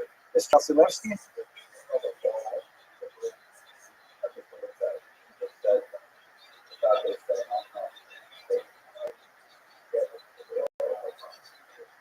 You think so, right? Yeah, especially if you look at the vowels. Kush, good Ashkenaz, good Sarfas, good Ashkenaz. Okay, so let's do this one last thing here. Look at Rashi, of course. Rashi refers in a different pasuk altogether to a word called sneer or schneer, and he writes "Sheleg the Lashon Ashkenaz." So sheleg is the word in Hebrew for schneer. Of course, this is snow. Uga Lashon Kanaan.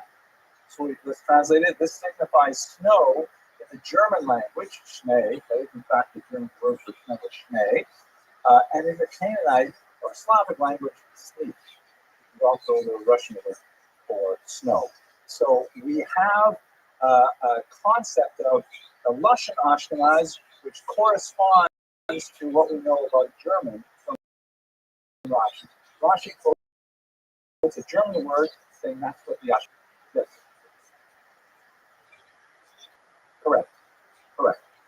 Pretty good at something, I think, right? Snow, snee, modern day snee. But you're right, because the words change totally. It'd be hard to press it as snow, but not terrible snee. Because English is, of course, derived from Anglo-Saxon. So,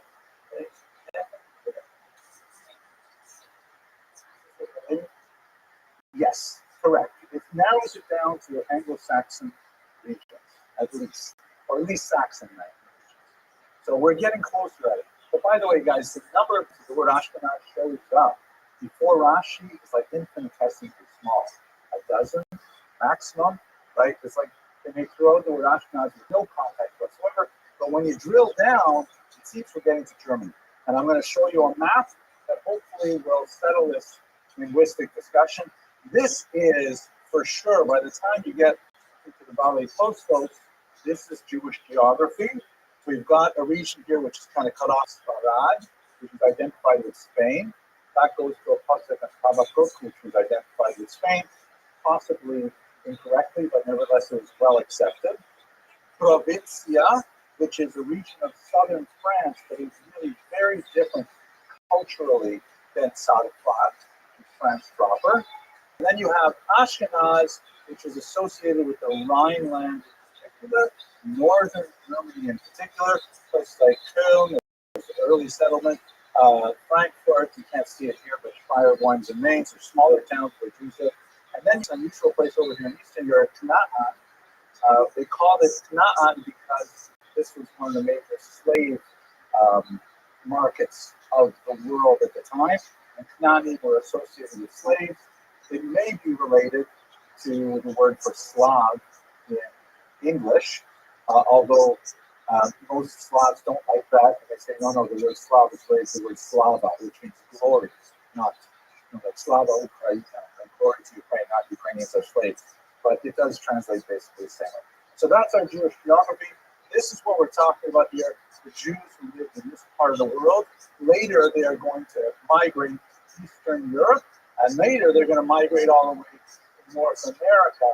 But this is the history we're going to start. Mr. Lloyd, you guys have your hand. Okay, Mr. Kranz?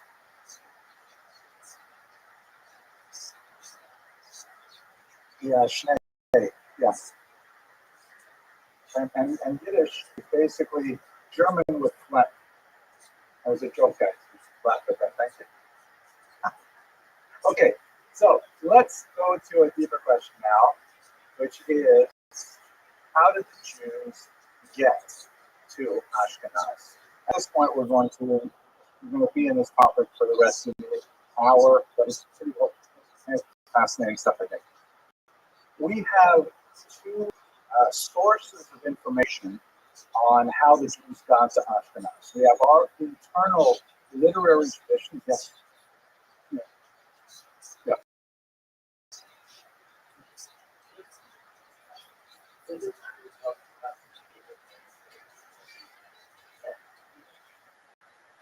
I don't like the word sect of Judaism. That's kind of, I don't think a lot of Jews would say, and that sounds like a little bit too harsh a boundary. I would say an ethnic subgroup. I mean, Ashkenazim, just in terms of their complexion, tends a little different from Sephardim, for example, or Yemenite Jews. We're going to see today. Okay, ask me again. If I haven't answered this question in 30 minutes, then I'll give you $5. Okay. Yes, Mr. Wade Siegel. Yes, I include this recording because I got a camera. So I'm going to put the recording on. You can listen to it as many times as you want. It's very soothing. You can put it by your bed. But Mr. Remind me again. Adlerston.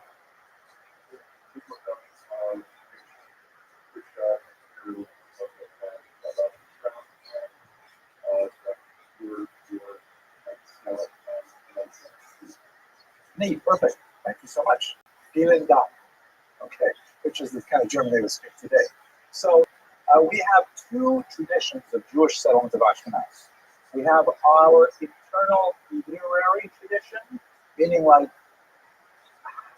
who wrote down how the Jews got to Ashkenaz. It's essentially a rabbinic tradition associated with a group called the Hasidei Ashkenaz that we will study later. But they tell us that essentially there was a small group of Jews who made their way primarily from northern Italy to this region somewhere in the 800s. We even know the names of some of the families, the Colonimus family, for example. That's the traditions. Why did we get there? Well, in our own literary traditions, we refer to the invitations from local monarchs. Here's where it gets a little bit more hagiographic, meaning a little bit more kind of legendary and kind of self-serving.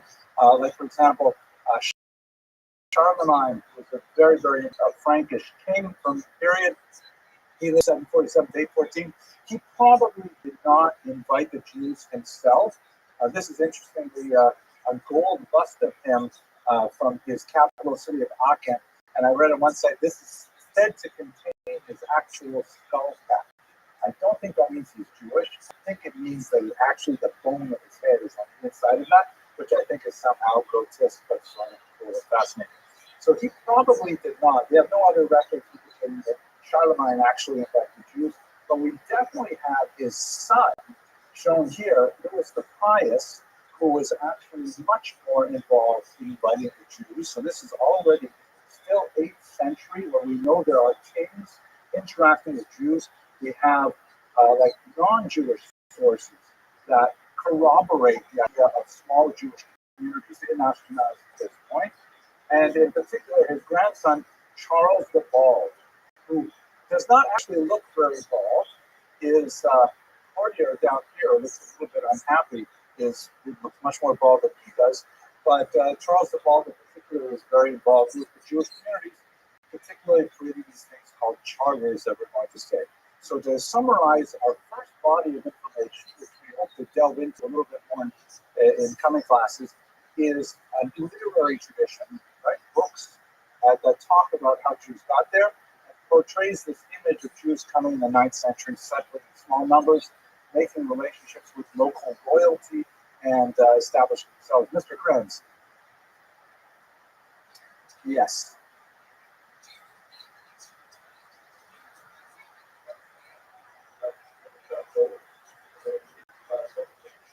Yes.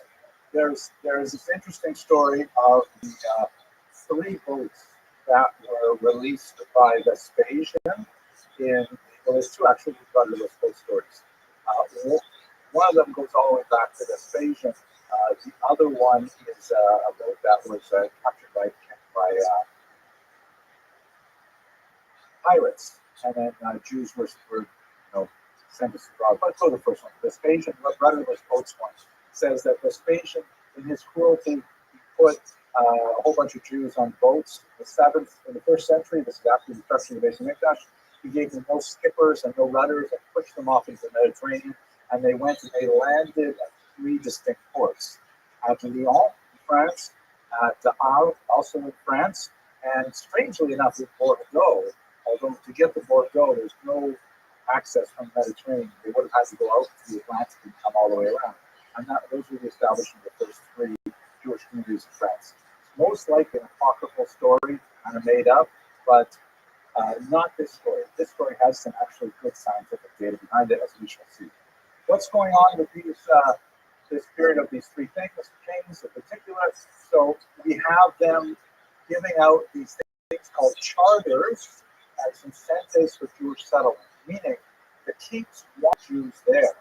And they say, if you live here, we will give you these privileges. You will have the right to establish monopolies in these businesses. You have the right to settle here, and no one will kick you out. Something that Jews wanted. And as we shall see when you go on, that's one of the very first assignments is I'm going to show you one of those charters, and I want you to analyze, is this good or bad for the Jews? Is it a good thing to accept these charters or not? The Colonna family that I mentioned earlier, they moved to the Rhineland, late 19th century. They ended up becoming an extremely important family, provided one generation after another of Jewish leaders at the time.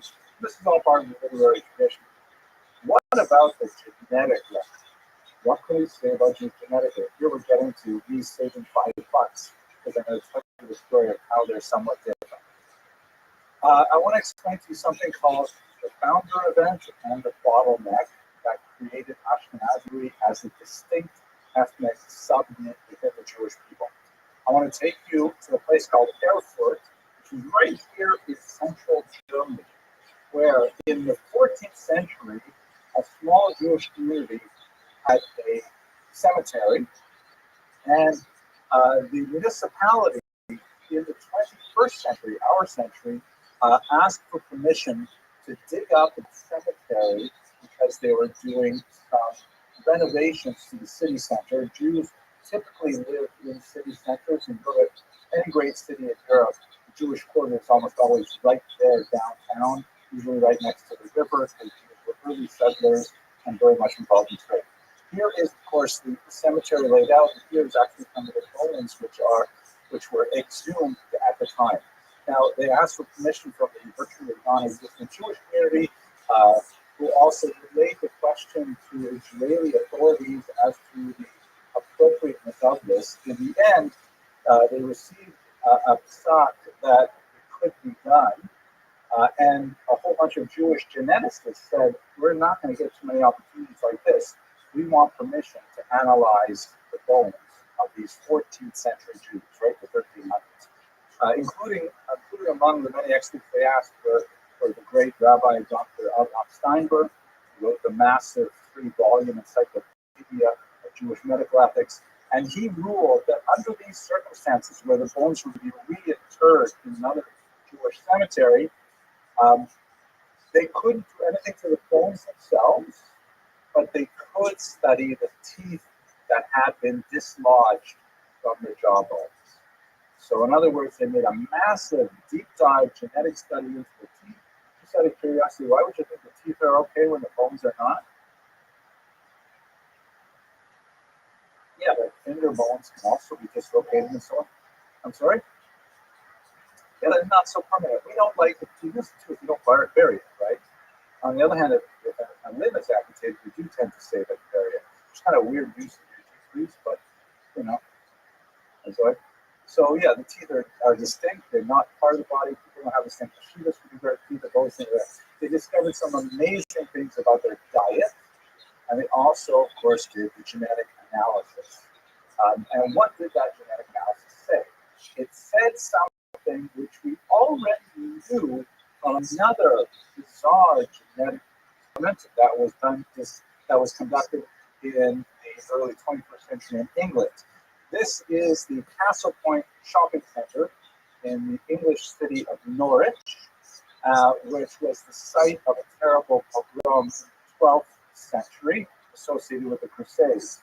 When they were digging the foundation for this beautiful shopping center, they discovered a well, and at the bottom of the well, discovered about 24 skeletons, men, women, and children, all piled up in a mess, thrown into the well. Clearly, many of them died immediately prior to thrown into the well, or as a result of the fall, and so on.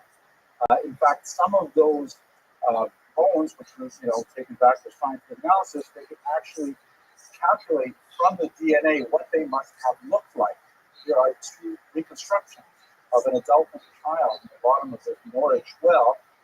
They also determined their eye color and, in fact, the incidence of red hair among them, which was something for which Ashkenazi Jews were specifically well known. So we knew a lot about these. Then what they did was they said, okay, well, who are these people?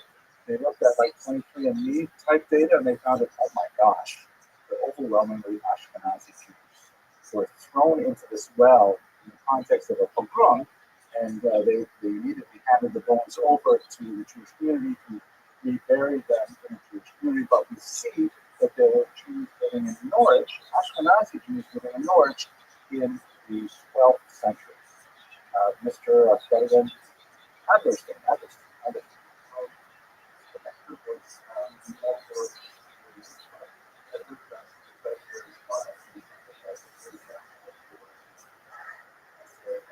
What does that mean? Not natural for Jews to have. How can you not say it?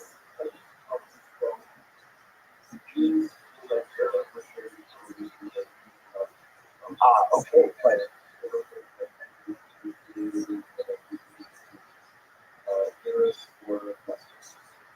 correct.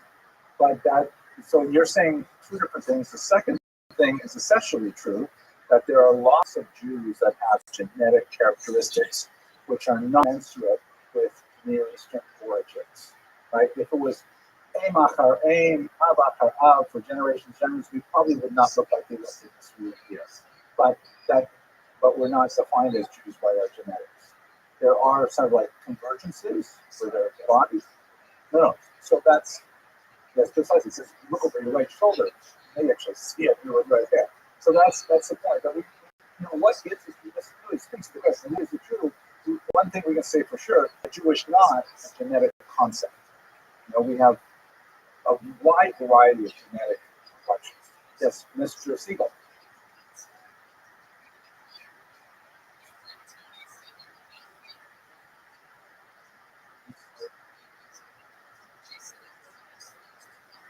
Yeah, exactly. I bet you the vast majority of us in this room have a significant chunk of genetics which are not Middle Eastern known.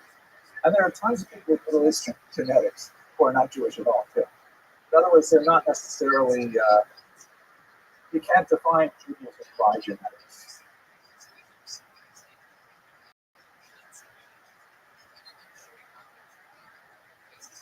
I I can't put a number on that, but I would probably suggest, well, Ashkenazi Jewish, right? We shall see. Let me answer that question. If you want to just say Jewish and you want to say like Middle Eastern, I think that would be fairly rare. But when we, I'll get to your question in a second about Ashkenazi Jews as a whole, and we'll get to the bottom of that. So let's see. We've got now two data sets, right? We have the Norwich massacre, and we have the Erfurt cemetery, where we actually have medieval bones, not too long after Jews apparently, according to literary tradition, settled in the region of Ashkenaz. What can we learn from these things? So there's a lot of cool stuff, but this is the most important. Okay, so this is how it appears from the genetic record Jews ended up in Ashkenaz. So here's a chart here, going from bottom to top in time, right? This is long ago, this is the present day, and this kind of like bottleneck shape is the genetic mixing of Jews. What do we have here? If we start out with Jews in ancient Israel at the bottom, and we put modern Ashkenazi Jews today, and most of you in this room, 7 out of 10 Jews in America are of Ashkenazi descent. So you have in the ancient period, you have lots of examples of non-Jews joining the Jewish people. Just for one example, Ruth, who was a Moabite woman, of course, described in the Bible. Antipater, who was the father of King Herod. They joined the Jewish people. They attached themselves to the Jewish people with conversion, without conversion, with consensus, sometimes violently. We have non-Jews who get into the gene pool of the Jewish people, and they are absorbed, one way or the other. Helena of Adiabene, another great example. We read about her in Masechta Sota in particular. Queen Hilmi, she comes to us as Malka Hilmi from Adiabene, which would be today's Syria. And then we have another major event with the destruction of the Second Temple in the 1st century, where we have somewhere in the neighborhood of 100,000 Jews who are shipped off to Rome as slaves in the 1st and the 2nd century. It's a massive number of people attested not only in internal Jewish sources, but also, for example, in Josephus, who was writing for a Roman audience, a huge number of Jews shipped off to Italy. When those 200,000 people, not 200, but 100,000 Jews are living in Italy now for generations, they're mixing with South Italians, again, not necessarily willingly. In a different context, I would show you some of the archaeology of we have, for example, a gravestone of a Jewish woman who was taken captive and was forcibly married to a Roman soldier, and he fell in love with her, and she died. He actually put up a beautiful tombstone in memory of her that we have today, dating from the 1st century in Italy. So we know that Jews are involved in the gene pool. They're also marrying with North Italians, which have a slightly different genetic mix. And then at some time around 800, you have what's called the founder event. This is the founder event of Ashkenazi Jewry. A certain number of Jews, particularly from northern Italy, make their way up to northern Europe. Remember that one of the cool things about genetics is that not only can you calculate forward as to what kind of causative disease the person might have, hair, eyes, complexion, things like that, you can also calculate backward. You can figure out when did this come into this person's system? How many generations back does it go? That's why some amazing studies have been done on Kohanim that indicate that most Kohanim have a chromosome on as a feature on their Y chromosome, which is consistent with the idea of a single male ancestor lived about 3,000 years ago, which was like mind-blowing. It doesn't mean that every person who calls himself a Kohen is in fact a kosher Kohen, but genetically, most people who call themselves Kohen can say, I have the same great, who knows how many babies back as someone else, which is consistent, of course, with the biblical account. So what happens in the year 800? Yes, please. I've forgotten your name already. Give it to me again. One more time? 2 minutes. How can I forget that?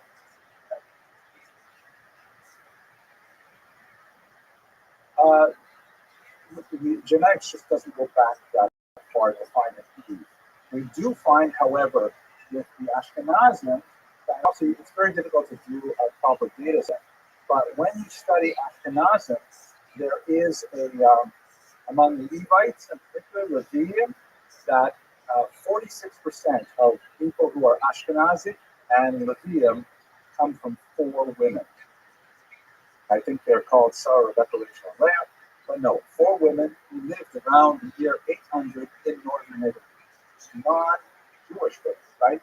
Italian women are the mothers of half of people who call themselves women. So,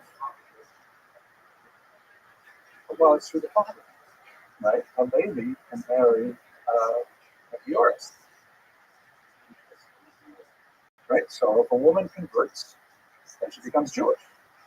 Yes, if she converts. And what is then, there's a massive question, which is not for us today, but what is conversion? Right? We have a basic idea of for a woman to mikvah and Kabbalah's all mitzvahs. So what if her daughter goes to the mikvah and is mikvah all mitzvahs, even if her mother wasn't properly converted? There's some really interesting truths on this from Rabbi Moshe. Not my area. I don't want to get in trouble with the rabbinic side of the college and ask about that though. But what exactly is conversion? What we do know is genetically, half of Ashkenazi Levium are descended from 4 Italian women. Okay, so anyways, what happens here? We get the Erfurt and Norwich remains, and amazingly, they are remarkably consistent with each other and with modern Ashkenazi Jews. In the study of the Erfurt Jews in particular, the researchers, which were extensions of Hebrew University, were blown away by how incredibly similar on a genetic level modern Ashkenazi Jews are to Jews lived in Erfurt centuries ago. How did that happen, that Ashkenazi Jews are so similar after 700 years?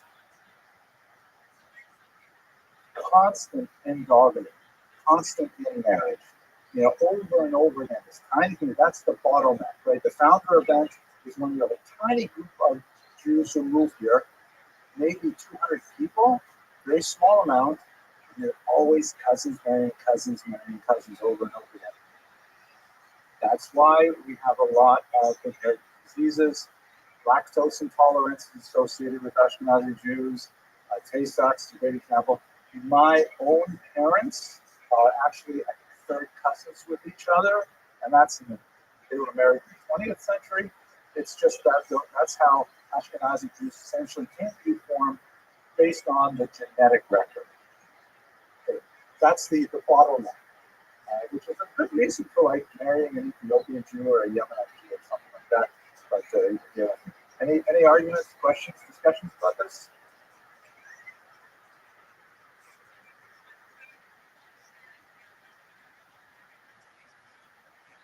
Between Ashkenazi Jews and other Jews? And what family? The bones. No, we're really close. We could be beside them today, and people would think they fit right in. They wouldn't look weird and things like that. We look a lot like similar complexions, eye colors, things like that, which is astounding. We tend to look at each other when we look at the huge diversity, but when you look at the huge family of peoples, they're remarkably similar. Mr. Tillman.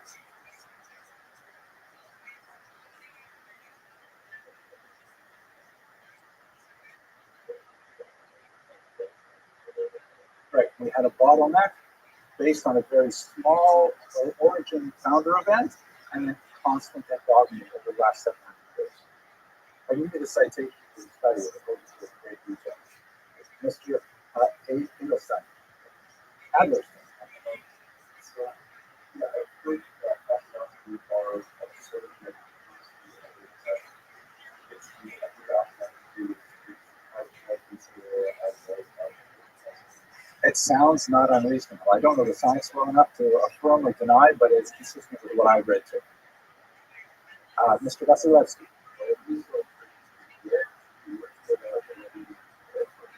They're right here. Let's say 800 so on is when we start the counter event, and then I probably should not make these curved. It's basically like a straight up and down. Whereas the thing is, back in the ancient world, we had a huge number of Jews coming in. Oops. Huge number of Jews coming in. I don't know how to do that. And then at a certain point, like other Jewish populations, not necessarily going to Italy, would have moved to continental Africa, mixed with, let me just show you the next slide. This will be even better. So here is the next slide. This is the best map we have of how the Ashkenazim came to be genetically. This is, by the way, the study that identifies the Levites as having those 4 mothers. And it looks like this. Jews are originating in the Middle East, and there's huge dispersion of them in the 1st century.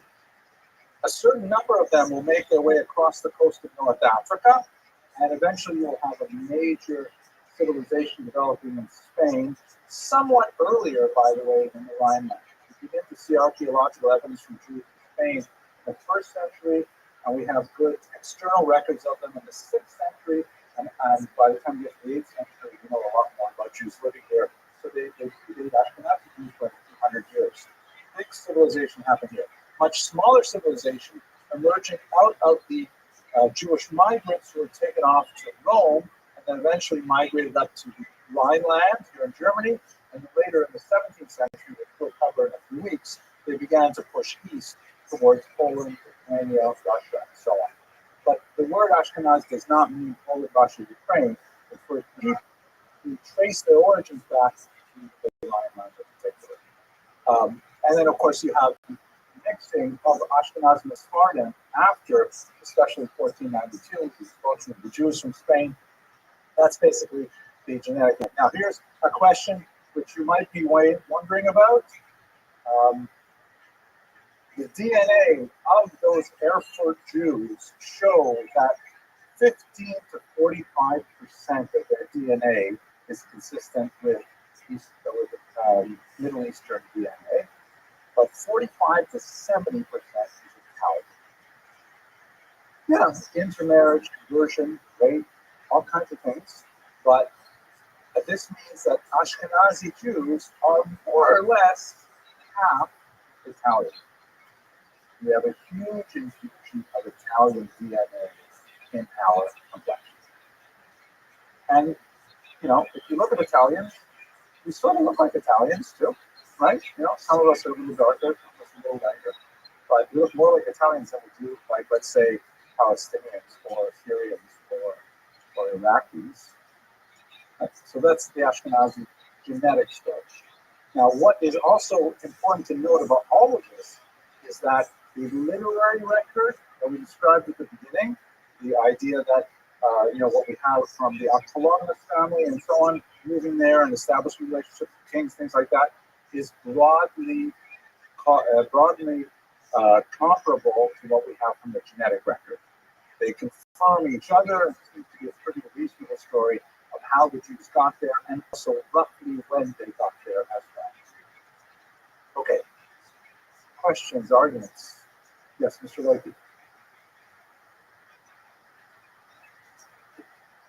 Well, again, when you look Erfurt, they had about 20 different people to look at. Not a massive chunk. But when they broke them down and they look at these two groups, every one of them had at least 15% Middle Eastern DNA and at least 45% Italian.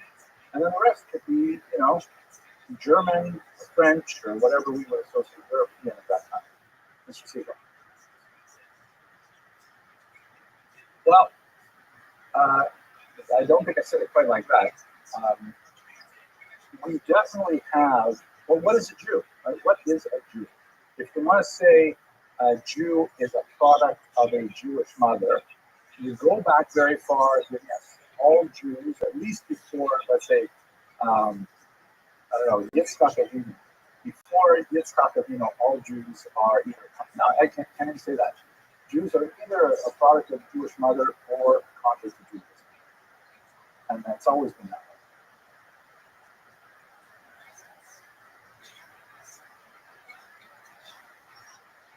Well, as far as we can tell, goes back to the 4th millennium before the Common Era. It goes way back to Parshas Bo times.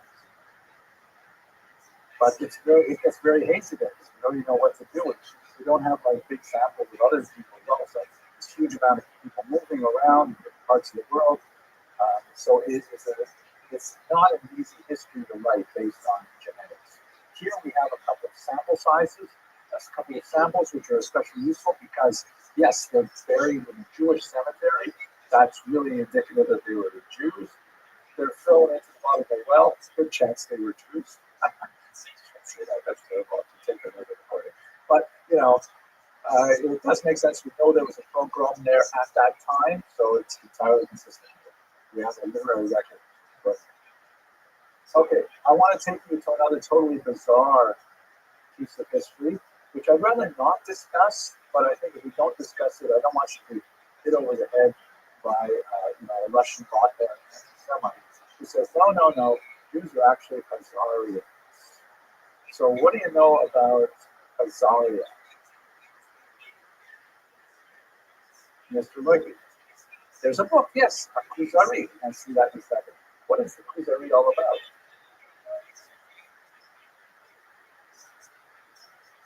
Yeah, it came from this region in Central Asia. Let me just close this little bit. That's not helping. Okay, we're going to lose this for a little while. Yeah, I'll have to get maintenance to figure that out. The story of the Kuzari, which is a book written by Yehuda Halevi in the 13th century, describing events in the 8th century, was that there was a particular king named Ulan who was looking at the world becoming monotheistic around him, Christianity, two different kinds, Orthodox and Catholic, and Islam, and so on, and he decides to hold a debate between the leaders or at least representatives of these faiths, and he's going to choose a religion for himself. And according to the Kuzari, when he hears all of the arguments, he says, well, you know what, I think I'd like to become Jewish. And he converts to Judaism. I'll give you a little bit of the history of what we know happened and a lot about what we don't know happened. Well, we'll see. It's confusing. There are some elements which indicate it may have happened, but it's difficult to understand the depth of that conversion, how broad it was in society, whether it was rabbinic or something else and so on. But the reason why Yehuda Halevi wrote a Kuzari is because writing in Spain in the 13th century was a great way of contrasting Judaism, Christianity, and Islam, because those three faiths were active in that part of the world. And it was kind of like an excuse for him to write a religious polemic in which he could say that Judaism is definitely better than the other two religions who were very active here in Spain. But it's not a history book. It's a book of philosophy. It's a book of religion, religious philosophy. And so to take it as history would definitely be missing the points of the book. What we do know from multiple sources is that this group of people, who we know from many, many sources, non-Jewish, they're active here in this large area, which would be actually penetrating into the eastern Ukraine, basically where Russia is right now, or with Ukraine is basically where the Khazars penetrated. According to some prominent Ukrainians, like the great Emelian Pritzat, the city of Kiev was actually founded by Khazarian Jews. And in Kiev itself, they had a Khazarian gate. It was definitely a well-known people. They flourished up until about the 13th century, and then they basically disappeared with the Mongol onslaught of a bunch of Central Asian tribes coming this direction, destroying the Khazars, taking over much of Russia, and so on. And by the time they receded, Khazaria was gone. But there definitely was a major perfect people living here. It appears at some point actually converted to Judaism, probably in the year 740. So this is a copy of the book that's written about it, the Kuzari, which is, again, not intended as a history book, but we have lots of interesting historical sources. We have a great scholar and diplomat in Spain named Castell bin Chabruz. I don't think none of you were in my Sephardic Jewish class, right? No, I don't think so. So he was a great Spanish Jewish figure, and he was really curious about what happened in Khazaria. He had heard about it 300 years after, 200 years after it happened. So he actually sent emissaries out to say, can anyone please get to Khazaria and tell me if they're actually Jewish there?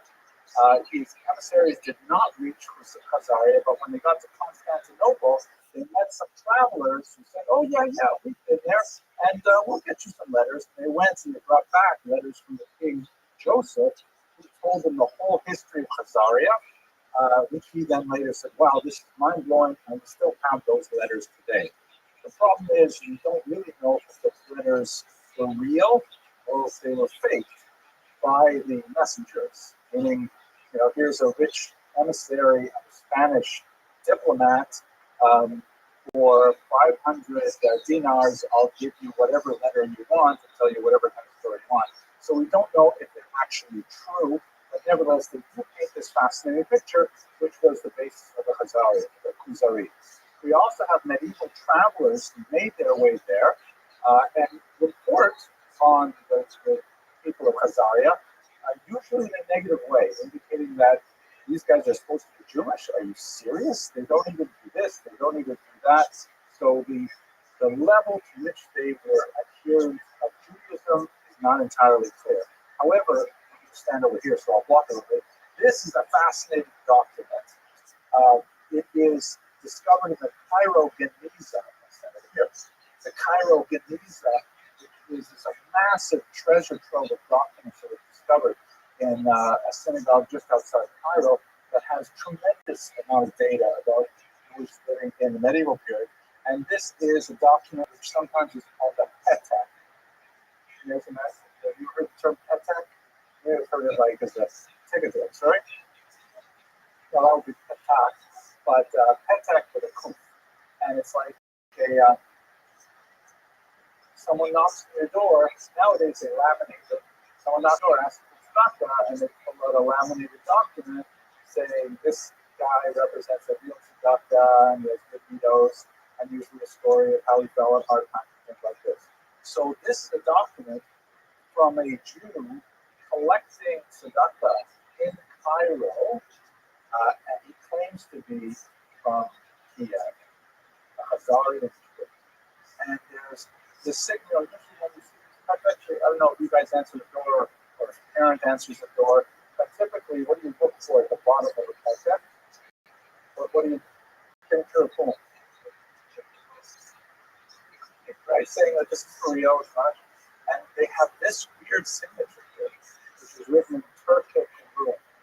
There are other signatures here which are written in Hebrew, but evidently one of the most important people living in Kiev at the time could not even write his name.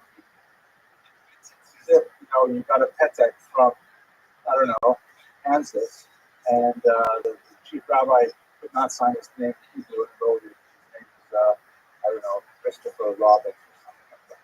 Right? It's weird. So it indicates what kind of community was this that the head of their community couldn't even write in Hebrew representing the Jewish community. Mr. Logan. That this is the way you always find it. But it's a Hebrew document. You find it in Hebrew community. Yeah, but if you wouldn't sign a, if you were paid on a consumer, would you write Mr. Logan? No, you would write your Hebrew, right? In Hebrew. Yes. There's the world that someone already says there's triangles and stuff like that. Yeah. But this is actually letters. They I see it so down with those screws. Yeah, so you're so down with how screws. This I think means he's in the range. There's not really many people. But maybe this is like we're so close to Cubs kind of shoot there. We shouldn't have done the Huskies. No, it's an error. It's definitely, it says we have netted, and then there's a signature either. So it says exactly, because he's an important case, the president of the Jewish community. As a president of the Jewish community, you can't sign his name in Hebrew. You wonder what's going on there, and it tells you something about the nature of the Jews. We also have Arab historians who write about the Khazars, and they have no problem saying, yeah, there's these Jews living in the middle of Central Asia. They don't necessarily know ramifications of how Jewish is Jewish, but they're perfectly willing to accept this notion that there was this Jewish community. And then we have this amazingly strange document called the Chronicle of Bygone Years. It's a Russian document, Codex is the original title of it. And what it refers to is how the great Prince Volodymyr converted to Christianity in cave back in the year 988. And amazingly, the Russians have, I should really say the Ukrainians, but it's happening in cave, although the Russians claim this is very too. The people of Cave in the Rus claim the same story as the Kuzari. There's Prince Volodymyr, who was like a pagan. They were worshiping essentially trees and thunder and rivers, things like that. He says, we can't stay pagan anymore because it's the year 9088. I mean, it's already almost the year 1000, the modern era. We have to choose a monotheistic religion. Let's invite representatives. And they invite a Muslim representative, they invite a Jewish representative, and they invite a representative of Orthodox Christianity and a representative of Catholic Christianity. The Muslims get knocked out.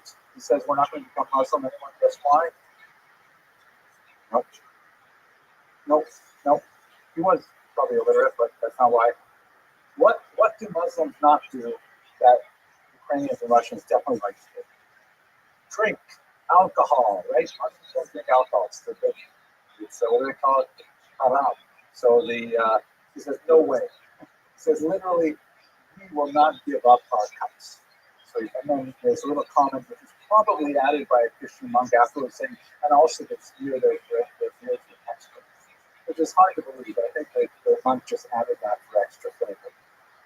Then he comes very, very close to adopting Jesus.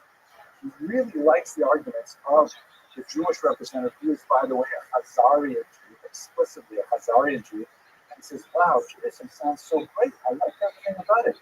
So they say, where's your kingdom? Where's your homeland? And they say, oh, unfortunately, we have been exiled from our homeland for our many sins. And he says, well, you know what? If it weren't for that, I would definitely become Jewish. Can you imagine if Kiev and Russia became Jewish? That whole part of the world was Jewish, and that close. And then he goes back and forth between the Catholics and the Orthodox, and he ends up going to the Orthodox Christians, and that's how Kiev became Orthodox Christian in the year 988. But it's identical to the story of the Kuzari, although with a very different outcome, obviously. Okay. They have some really interesting artifacts there, like some gravestones that seem to have really clear Jewish signs, but there's quite a bit of debate over how authentically Jewish that is. We don't exactly know what happened because they have not left behind many sources. My senior colleague, Rothschild, has written quite a bit on the Khazars. He believes it's entirely made up. He calls it a splendid story. And he asks three basic questions. He asks, why you did. In the first place, he thinks it's entirely made up. I disagree. I personally think it probably did happen, maybe not to the same degree that, for example, the Khazars seem to take it. Definitely a big question is how Jewish were they? All the evidence indicates they were not especially Jewish, especially not rabbinic. And even though they're very close to the Gonim and places like Babylon, you don't have a lot of correspondence between, let's say, Baghdad and Khazaria, probably because maybe they had Karaite greetings, something like that. And three, what ended up happening to them? What happened to those Khazaris? How come they disappeared? So here's the argument, which is why we started this discussion and where we're going to conclude it. There are many figures, especially anti-Semites, and without some exaggeration, some self-hating Jews who want to say that Ashkenazi Jews are not even Jewish at all. That Ashkenazi Jews are actually descendants of these Khazars.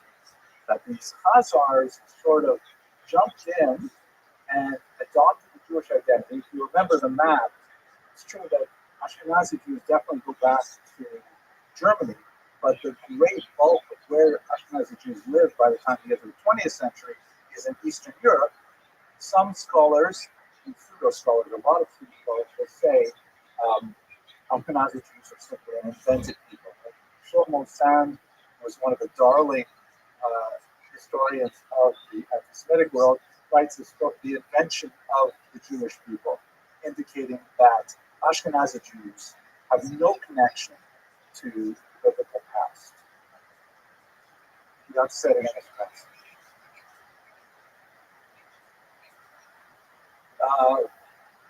You're speaking way too fast for me. You already speak English, right? It's how difficult. Oh, the history of the Black Hebrew Israelites. Yeah, definitely. This is like a doctrine that the real Jews, they come from Ethiopia, or maybe the Sephardic Jews, but it's really the Ashkenazi Jews are these evil mud people who have nothing to do with Judaism whatsoever. Why would, think about politically, why would anyone want to promote this really bizarre argument? He says, I wish to resign and cease considering myself a Jew. Why would people want to say Ashkenazim are real Jews?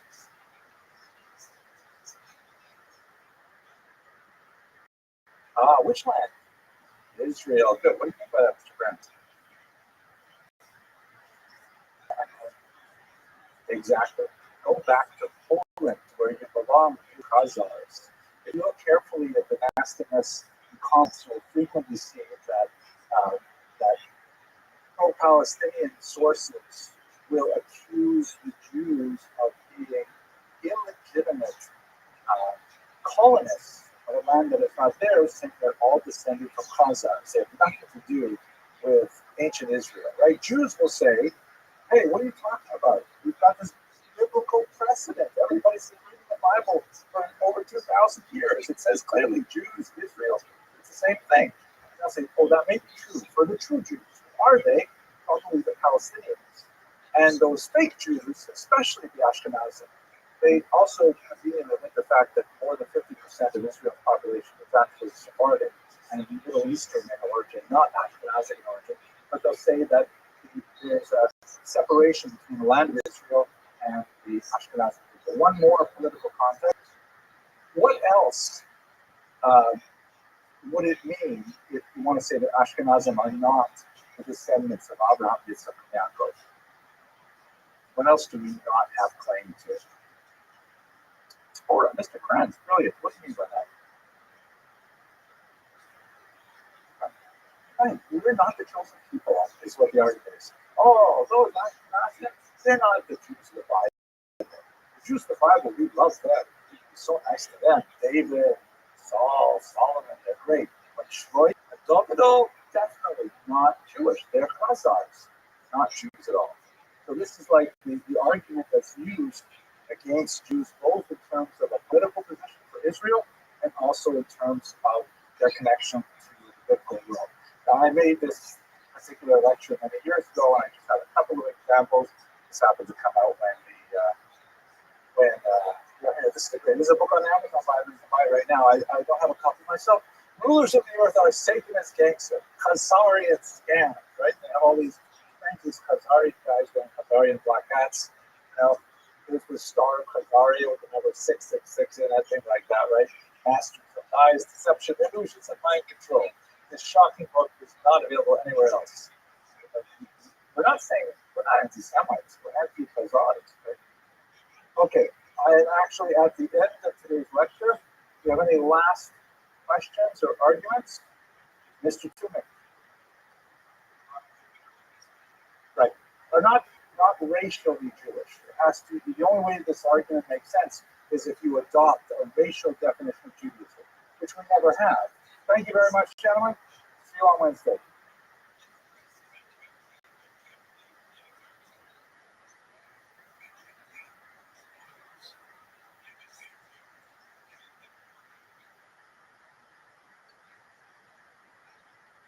Hello, fellow students of Jewish history.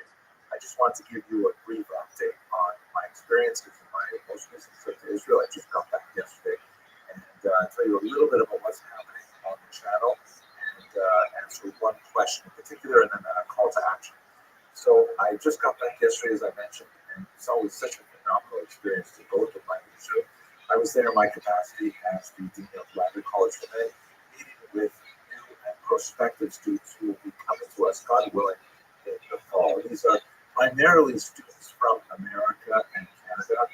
We also get quite a few students from the UK and elsewhere who have gone to Israel post high school to study full time in yeshiva, and they are really amazing students. I mean, these are students who are totally focused and motivated and ready to commit to a very rigorous program of study when they come to us at Rabbi. I was especially pleased to spend a little bit of time in much smaller groups, having dinner with some of them. And I feel really great about the future of the Jewish people with students like these that we'll be having on our campus. I also had the opportunity, of course, to enjoy some of the great historical elements of the land of Israel. I loved especially my return visit to the Jewish Museum where I got to see the Tel Dynasty. This is, of course, a remarkable find that has a reference to the house of David, Beit David, written in Paleo. I also really enjoyed seeing the Orthodox inscription we talked about in this channel before. This is a stone that was discovered in a well that dates from somewhere between 100 BCE to 100 CE, and it was found in Jerusalem, and it is the world's oldest extant synagogue plaque, in which it records in Greek that an individual named Theodotus donated money to the renovation of the synagogue and all kinds of things like that. And this is a very, very old tradition that is maintained lovingly in synagogues all over the world today. It continuously amazes me how vibrant Israel is. How, if you're only seeing what's happening in the news, you tend to get this impression of like a highly militaristic culture locked down in an international struggle. And there are elements of that which are absolutely true. This is a society that is absolutely on the edge, focused on the news. You can have conversations with people on the street. They will break out spontaneously over all kinds of issues.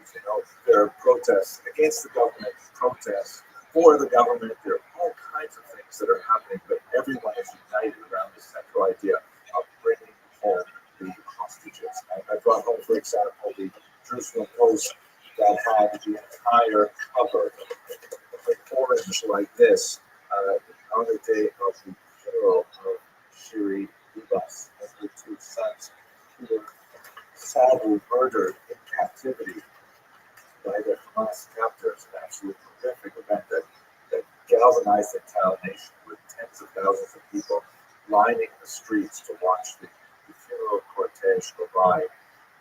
Really, really heartbreaking. One of the last photographs I took while I was in Israel, this is from the Ben Gurion airport.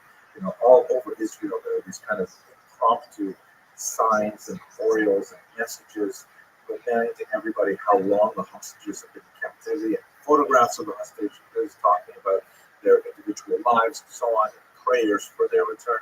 This is sadly the section where the Bibas children are represented. This is the people have spontaneously brought various kinds of toys and so on. But I was especially moved by this sign put up by the airport authorities that at the behest of the family, they asked that no one should use the photographs of the Bibas children, even though they are now sadly killed.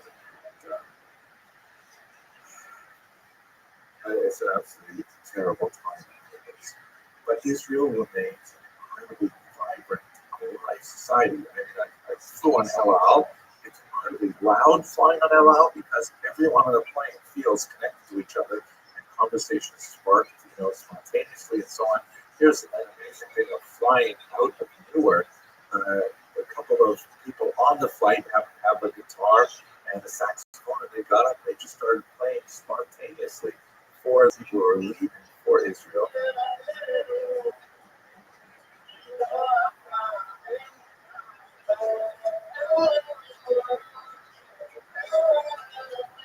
You see that the combination of vibrancy and the seriousness. For example, this visit to Yehuda, which is an outdoor shuk, an outdoor market that's very popular in Jerusalem.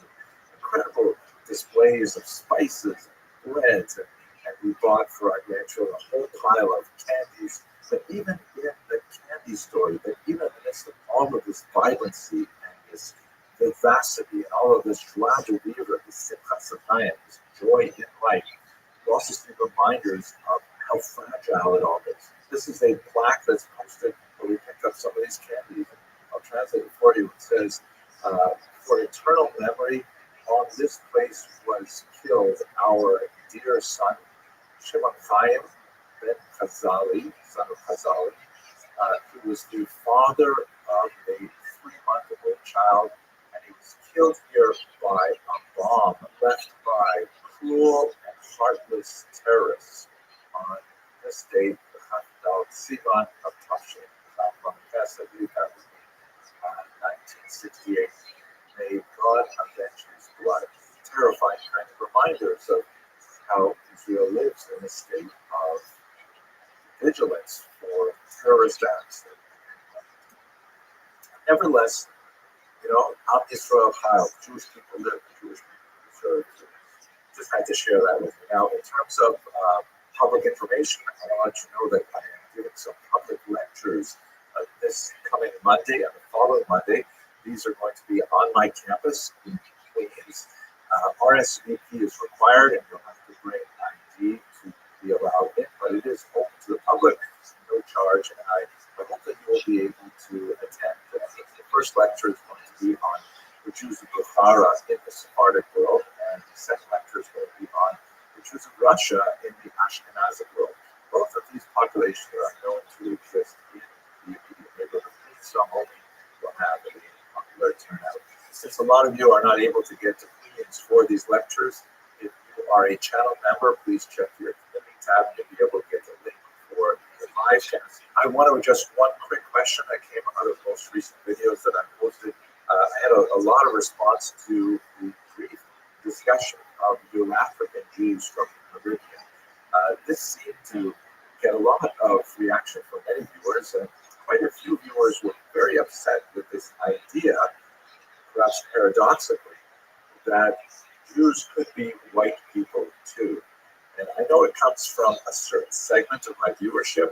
It's amazing how active they are on YouTube. I think that must be part of the deal. But there's a lot of comments there about how Jews can't possibly be white. All Jews are black and so on, and things like that. And if you go to Israel today, of course, you see the incredible diversity of the country racially, that there are so many non-white Jews, so many non-white Israelis who may not necessarily be Jewish. It just seems like such a silly question. But I would like to point out that I'm really not talking about race at all in these Jewish history lectures. These lectures are about history of the Jewish people. The Jewish people is not a racial concept. It is a partially tribal concept, as I've discussed many times. There is this idea of matrilineal descent. Some Jews in the 21st century recognize patrilineal descent. That's quite a bit more controversial because it really only dates from the 1980s, at least since antiquity. But nevertheless, the Jewish people is multiracial. So at any rate, I don't know what to do about that, but maybe they'll comment on this as well. Finally, some calls to action. So as I mentioned, that public lecture that I'm giving on Monday, you can either attend in person or it's one of the perks of becoming a member. So I really encourage you to join our learning community. Another perk of joining our community is that, unfortunately, I get so many comments in my inbox that I can't possibly respond. But if you are a channel member, I do prioritize responding to you, and I try really hard. Since you have committed to belong to our community, I want to at least, respond to your comments. So that's a perk. YouTube channel membership is not available in all countries, but you can always sign up on my website to at least get notices of what's happening. My website is henryabramson.com, and of course that's free to sign up as well. On that website, you'll also see I've got online courses, many of them free, many of them are pay what you want. So just have a look there. You might find something really interesting. And I guess that's about it. So I hope you have a fantastic Shabbat. For those of you who celebrate it and mark the seventh day, and for those of you who don't, I hope you have a fantastic weekend. And I look forward to speaking to you about Jewish history in the near future. Thanks very much for watching.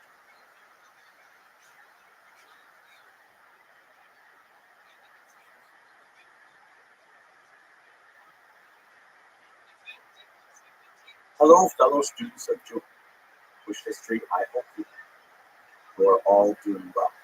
one of the things I really like about this time of year, I'm recording this on January 2nd, is that, we have another opportunity to review and refresh. Rosh Hashanah, which usually occurs in the fall, that's a great time to do tshuva and really focus on our spiritual needs and, our priorities and things like that. This time of year, it's another new year. Of course, it's the secular new year, but it's a way, and I find it a useful tool to kind of go back and figure out, what am I doing and what can I do differently? So one of my big priorities for change this year is I want to appreciate you much more than I have in the past. I'm speaking to you as YouTube members of this channel. I'm really grateful to see that, since we started the membership program, it's grown really nicely and lots of people are participating. And I have to say, the kind of comments and the kind of messages I receive from members tend to be on a qualitatively different level. So I want to give back. I want to try and invest more in membership this year. I want to find a balance, and I've been struggling with this for many years, to try and find a balance between those students who are really invested in learning Jewish history, and I have to prioritize, obviously, the undergraduate students that I work with during the day, but I also have so many students online, and I want to relate to you as well, but I simply can't deal with the masses, so I'm going to focus specifically on those of you who have made the commitment to become members. That's really the best I can do to try and maintain that relationship and still maintain my sanity. So this is what I'm planning to do for 2025. First of all, I am going to prioritize responding to your member comments on the YouTube channel. So I'm going to try to respond to yours with greater alacrity and sophistication than I have in the past. Secondly, sometimes you ask really hard questions that are way too hard for a short comment in the comment box there. But what I can do is I can sort of defer those questions for a hopefully weekly email like this one, where I can discuss them and talk about them with you. I have a few other ideas, especially for researchers and colleagues of more active participation, live participation, but that's what I'm going to start with for now. I'd like to ask you all to please consider subscribing to my website. It's free, of course, and the advantage of subscribing to the website is that you can see lots of the other things that I'm doing that don't fit very well on YouTube. For example, one of my major projects since 2019 has been the writing of a multi-volume history of the Jewish people. Together, with a lot of comments that I received from many of you, I have completed volume 1, which is right now with the publisher, Koren Publishers in Jerusalem, and they're working primarily on the images and on the maps. The maps are a big deal. It takes a long time to do those maps. And I'm writing volume 2 right now. So on my website, I'm going to post with a password the second chapter, which is just completed. Hopefully, I'll finish it today or tomorrow. And I'd like to allow members to have a chance to review that first draft of Volume 2, Chapter 2. All of Volume 1 and Chapter 1 of Volume 2 is already online. And hear your comments and hear your suggestions, because that really helps me improve the trajectory of the work as a whole. I'm hoping to have all of this work done by the summer. That's my publisher due date at any rate. So this is something that I can offer to you through my website. Right now, I'm thinking I'm only going to offer it to researchers and colleagues, because it's a big deal to share a manuscript and to think about reading all the comments I get back, but let me try that for now. So please do consider subscribing to my website. There's lots of other cool things that are there. It's henryabramson.com. Finally, I just want to say thank you so much for all of your support since we started this channel. It's really been a wonderful experience for me. I hope you've gained some benefit from it as well. And I look forward to learning with you in the future. I hope you enjoy many, many blessings in 2025 and beyond. Thank you very much for watching.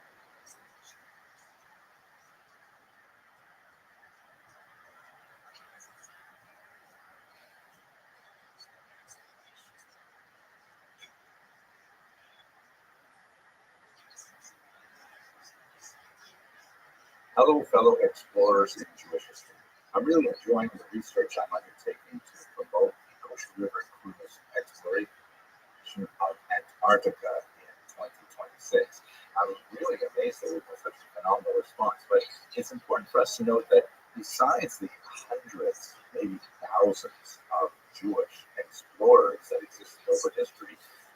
also equally as many enablers of exploration who had a signal effect on this wanderlust, this desire to see, unknown areas of the world. And I think one of the most important of them was Abraham Zacuto, who's a phenomenal individual who was born in Salamanca, Spain in 1452, but his main career was in Portugal. He was an astronomer and also a philosopher and a historian.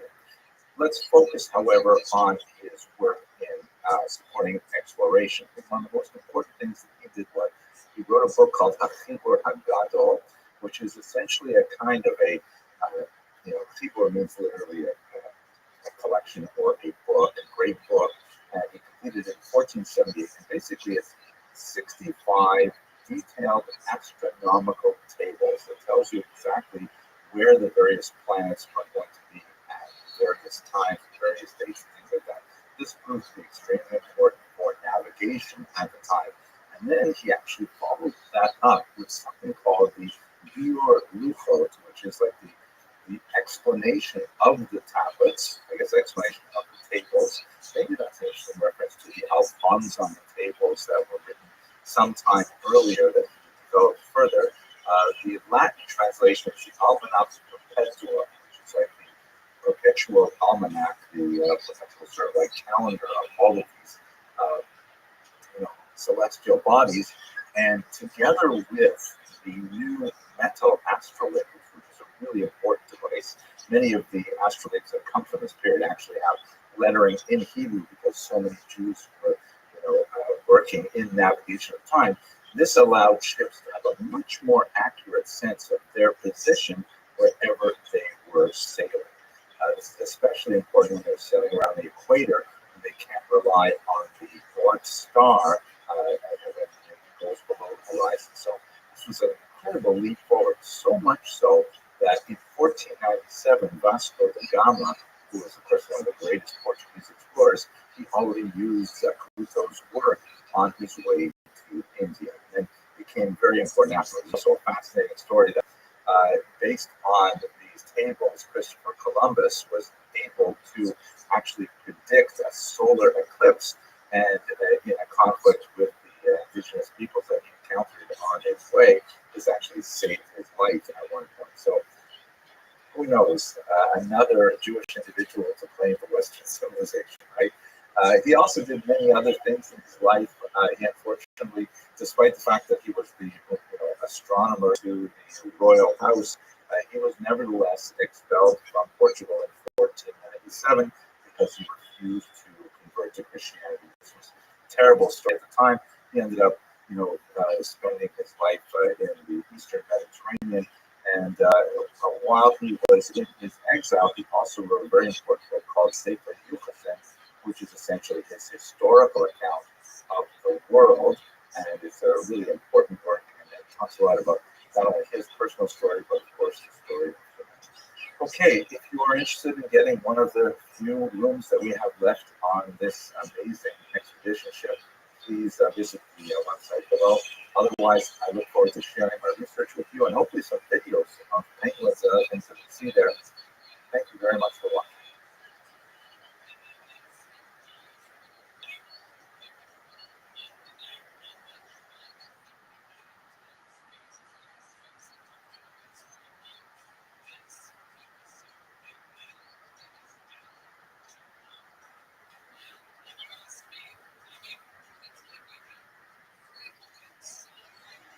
Hello, fellow students of Jewish history. So, moving along in our series looking at famous Jewish explorers, I have to talk about someone that I really didn't know about until I came across his name quite recently, Ibrahim Ibn Yaakov. He's a remarkable 10th century traveler. Part of the reason I may not have heard about him before is because there's actually a certain amount of debate as to whether or not he's actually Jewish. I mean, his name is a giveaway, right? Ibrahim Ibn Yaakov, Abraham, the son of Jacob. And that sounds very Jewish. Like, your name is Sam Goldstein and you're not Jewish, maybe you should consider becoming Jewish because it's a really Jewish sounding name. But most of the scholars that I really respect have come to the conclusion that definitely this is a Jewish traveler, among many reasons because he reports in the 10th century on Jewish communities to a degree that he was just out of place if he weren't out of the fact that he himself was Jewish. So anyway, let's talk about Ibrahim ibn Yaakov. He left behind writings that have not been preserved under his own name, but they have been preserved as quotations or paraphrases in several really important medieval Arab geographers. Why was there so much Arab interest in world travel? Well, remember that in the 10th century when he was active, the Arab world were actually at the peak of scientific knowledge of the Western world at the time, but they had very, very little knowledge about lands outside Dar al-Islam, the region of Islam. Very, very hazy ideas about even Rome, and certainly about things like Eastern Europe, where Ibrahim Yaakov really was prominent in his travels. And Jews actually had an advantage, especially after the establishment of the Carolinian Empire, where there was kind of like a sort of an iron wall, an iron curtain that descended between Christian lands and Muslim lands. And it was very difficult for Christians to travel into Muslim lands and vice versa. But Jews who were, equally poorly regarded by both Jews and Muslims, but nevertheless protected by Christians under the Doctrine and Witness and by Muslims under the Pact of Umar, they did have a certain amount of travel. And if you combine that with the fact that they were engaged in international commerce through connections with other Jewish communities behind or on either sides of this Iron Curtain, it was actually quite a prominent time for Jews to travel. We spoke about the Radhanites and others. So Ibrahim ibn Yaakov would be about 100 years later than that. Why exactly did he travel? We actually don't know. The references that we have to his work in Arab geographers never asked the question why he actually traveled.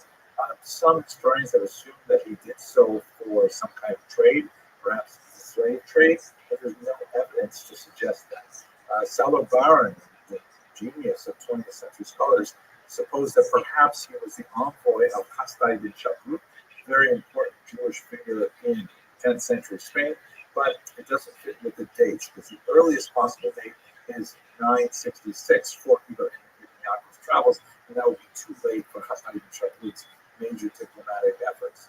The Al-Ashtor, who wrote quite a bit on Ibrahim Yaakov, says that he must have been a diplomatic envoy, perhaps on a scientific mission of the Soli Khalif al-Hakam, who was like a really curious intellectual supporter of the art kind figure, so much so that he actually commissioned a history of the Franks, and this was entirely in keeping with what he was doing.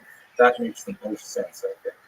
Now, the route is somewhat in doubt. We know several of the places that he visited, but we don't know exactly how he got from A to B. He is called in one of the sources Tortosi, meaning he comes from the city of Tortosa. He may also come from Cordoba in southern Spain. We know that he went to places like Rouen in France. He went to Magdeburg, where he actually met the Holy Roman Emperor Otto I. Fascinating. He went to Mainz, Fulda, and Prague. And actually, one of the most fascinating things about his trip is that he is actually the first person to mention in extant writings not only the city of Prague, but even the entire kingdom of Poland. So we're talking about the 10th century. It's really quite old, and he's the first person to tell the rest of the educated world, in this case the Islamic world, hey, there's a whole country here called Poland. And when we visit these places, he gives us fantastic details about the demographics there, about the health of the local population, their diet, disease, and so on, economics, like their agriculture, what kind of industry they're involved with, the trade, fascinating aspects of their religion, including styles of worships. He went to Christian lands, he went to pagan lands. So there's a lot of things to say about it. Here, by the way, is one of his Jewish giveaways. He tells you where to get really the best Asian takeout in all of these cities. Okay, I made that part up, but I just couldn't help myself. And of course, like our Kosher River Cruise travelers, he likes to visit the local Jewish communities in all the places that he visits. This is something, by the way, for those of you who are looking forward to our Antarctica trip. It'll be a little bit more difficult there, but nevertheless, we'll try. But Ibrahim ibn Yaakov tells us about Jews working at salt mines. This is nearby Germany. He talks about the trade going on in Prague in particular, things that we would not have known about the city at this period if it were not for the writings of Ibrahim ibn Yaakov and the Jews involved in the trade in Prague. Fascinating material. I hope you found found this interesting as I do, and you'll be able to join us on one of these cruises. If not, I look forward to sharing the research with you in these videos. Thanks very much for watching.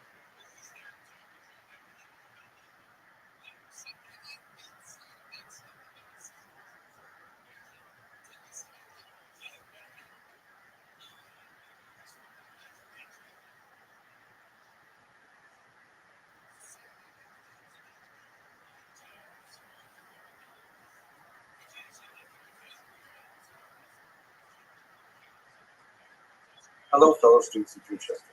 So I'm working on a project right now on Jewish travelers in history, and it made me think, why do Jews travel? Or maybe we could refine that question, because travel, in the sense we think of it today, is really a modern phenomenon. Why would Jews ever have traveled before the existence of kosher river cruises? Because kosher river cruises are really tremendous kind of vibe. It's a phenomenal experience that I love so much, and I think that enthusiasm might communicate itself to you a little bit across YouTube. But the question is serious. Why would Jews have traveled, especially before the modern era when travel is so much easier, so much more convenient, and so on? So I came up with 5 basic reasons why Jews would have traveled historically, and I think they're kind of useful to frame the historical debate as a whole. So let's go through. First, Jews traveled not by choice, that is, specifically they were expelled. Jews are not the only people in history, of course, who have been expelled, but they are rather unique in that Jews have survived multiple expulsions through millennia. And the questions for why they were expelled in various times and places is quite complex and fascinating, and we've talked about it in future videos. But the concept of expulsion is really burned deep in the Jewish psyche. The Babylonian expulsion memorialized this really arresting 19th century by Benjamin on important Jews in exile. Closely related to expulsion is the concept of coerced migration, which would be something like the Maimonides family experienced in the 12th century when the new Islamic regime of the Almohads really placed tremendous pressure on Jewish families, and they eventually left southern Spain, made their way across North Africa, and landed in Egypt. But if we take away the whole category of expulsion as travel, why else would Jews travel? So I think the second most significant example of the reason for travel would be economic opportunity. Jews, of course, got very deeply involved in international commerce in the medieval period. We have the remarkable Radhanites, who may have actually emerged from southern France, Jewish traders that were known, particularly in the Arab world, among Arab writings, as being people who were able to speak many languages and travel all over the world and engage in trade. And I think you'd also add to these economic migrants. My own grandparents who fled from Lithuania. I used the word fled there as indicative of the fact that there was definitely a pull towards North America, in my family's case, Canada, because of the great opportunities there, but also the increasingly hostile environment of the late 19th century, early 20th century Tsarist Empire that made them want to leave as well.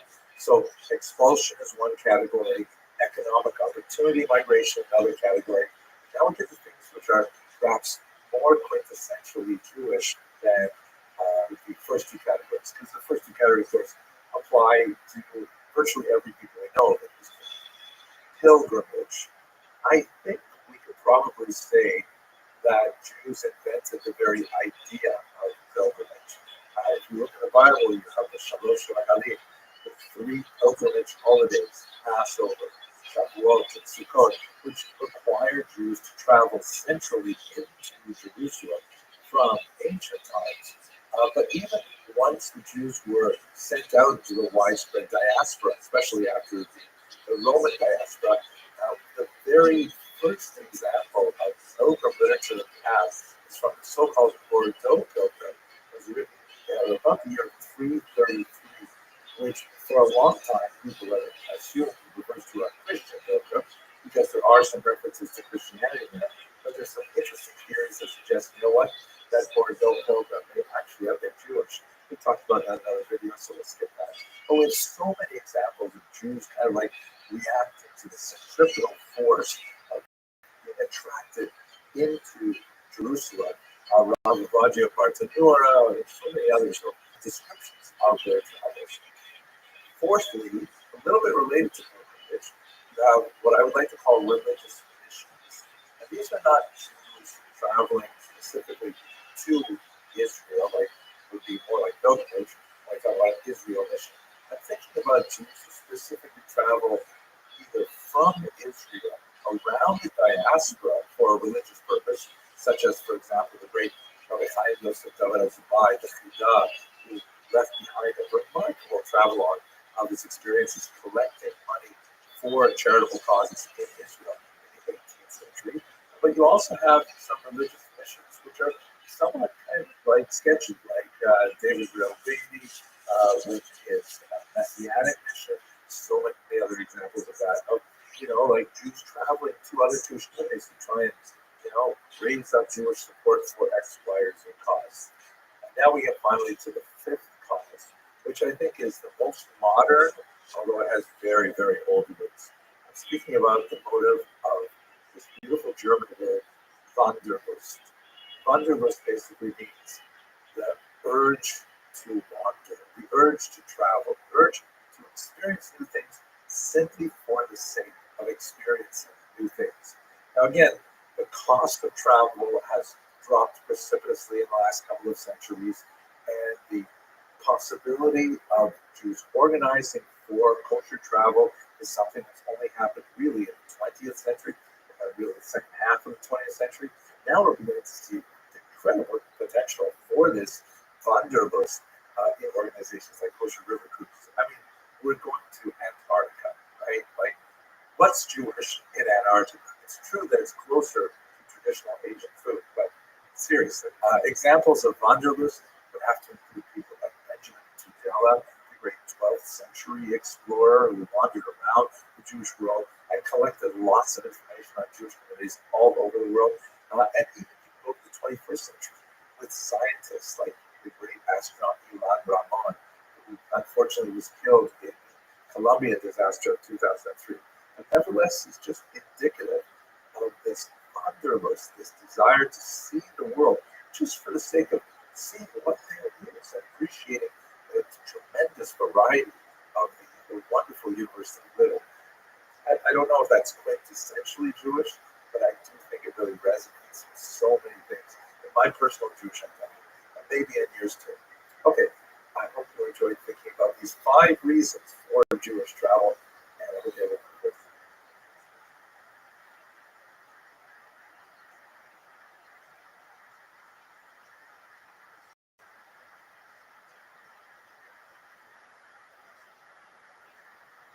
Hello, fellow students of Jewish history.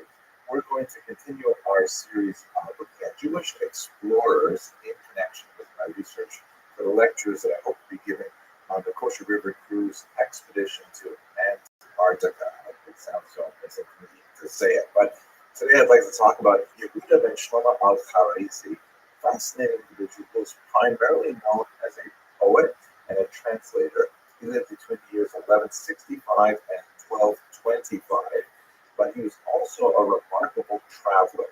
He was born most likely in Toledo in Spain, but then he made his way over the top of the Mediterranean into Provence, where he had quite a bit of activity there. And then he shows up later in Egypt. He probably crossed the Mediterranean directly from the southern part of France. And he's in Egypt for a while. He is in Israel for a while. He goes up to Aleppo and in Syria, all the way over to Baghdad. And throughout these long travels, he's writing about who he meets and what the communities are like, and especially he's producing a tremendous amount of poetry.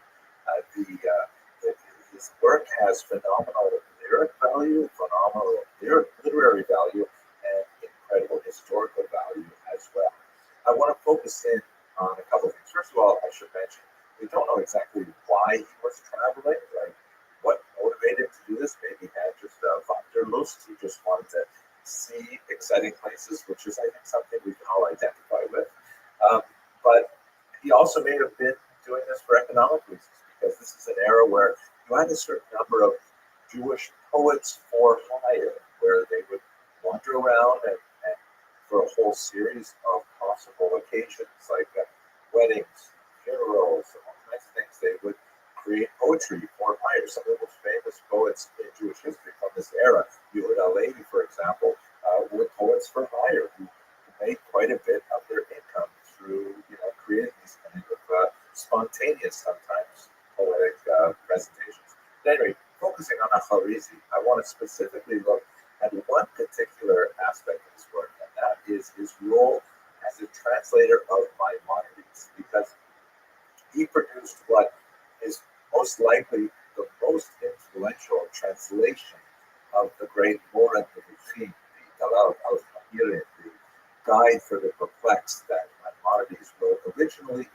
in Judeo-Arabic, meaning it is basically in Arabic, written with Hebrew characters, and a lot of quotations directly from Hebrew, from Tanakh and the rabbinic sources and so on. And at the end of his life, Maimonides had worked with one particular translator from the Ibn Tibbon family. This is a family of translators that lived in southern France. And the father, the elder Ibn Tibbon, had a particular method of translation that, and using that, he rendered a lot of really famous Judeo-Arabic works into Hebrew and made them really quite famous. And so he started working, Maimonides started working with his son on this translation of the Moran Nevuchim.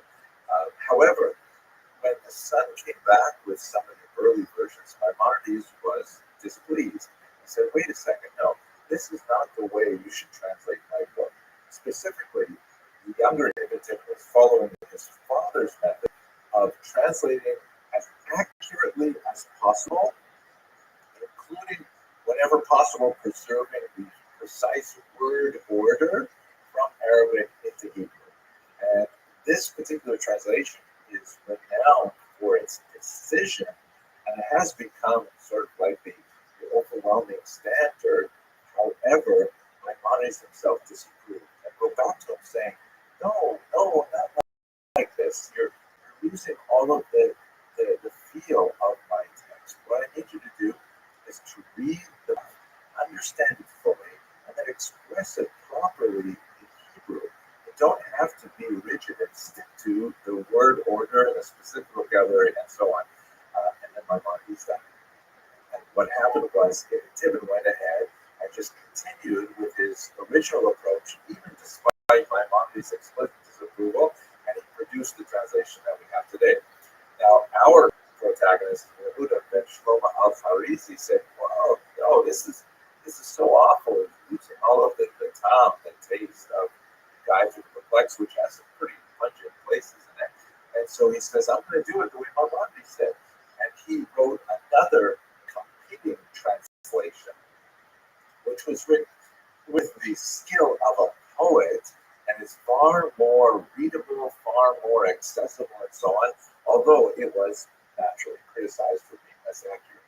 He added as well a kind of an appendix where he said these are the kind of complicated philosophical words that Maimonides uses, and it's a glossary to help people through some of the more complex ideas. So he was heavily criticized by Ibn Tibbon.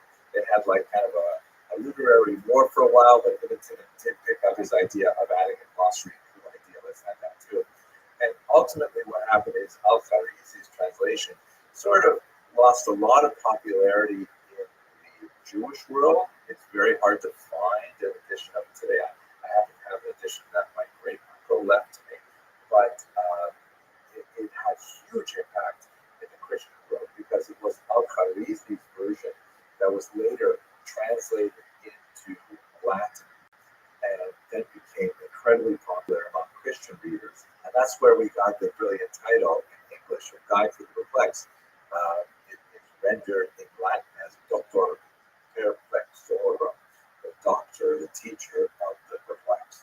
So that's, now, I have not even touched some of the most famous works of Al-Kharizi. He wrote the Takamoni, he wrote some amazing poems and some fantastic things. But in terms of his role as a traveler, he provides us a tremendous amount of information about the Jewish communities, particularly in the Eastern Mediterranean and Baghdad at this time. And I have to say it probably was his particular personality and his desire to see the world that motivated him to take these journeys. And we're very grateful for it, and we emulate it, I think, in many ways. So I hope that you will be able to join us on this remarkable trip to Antarctica. And if not, I look forward to certainly sharing my research with you on this channel. Thank you very much for watching.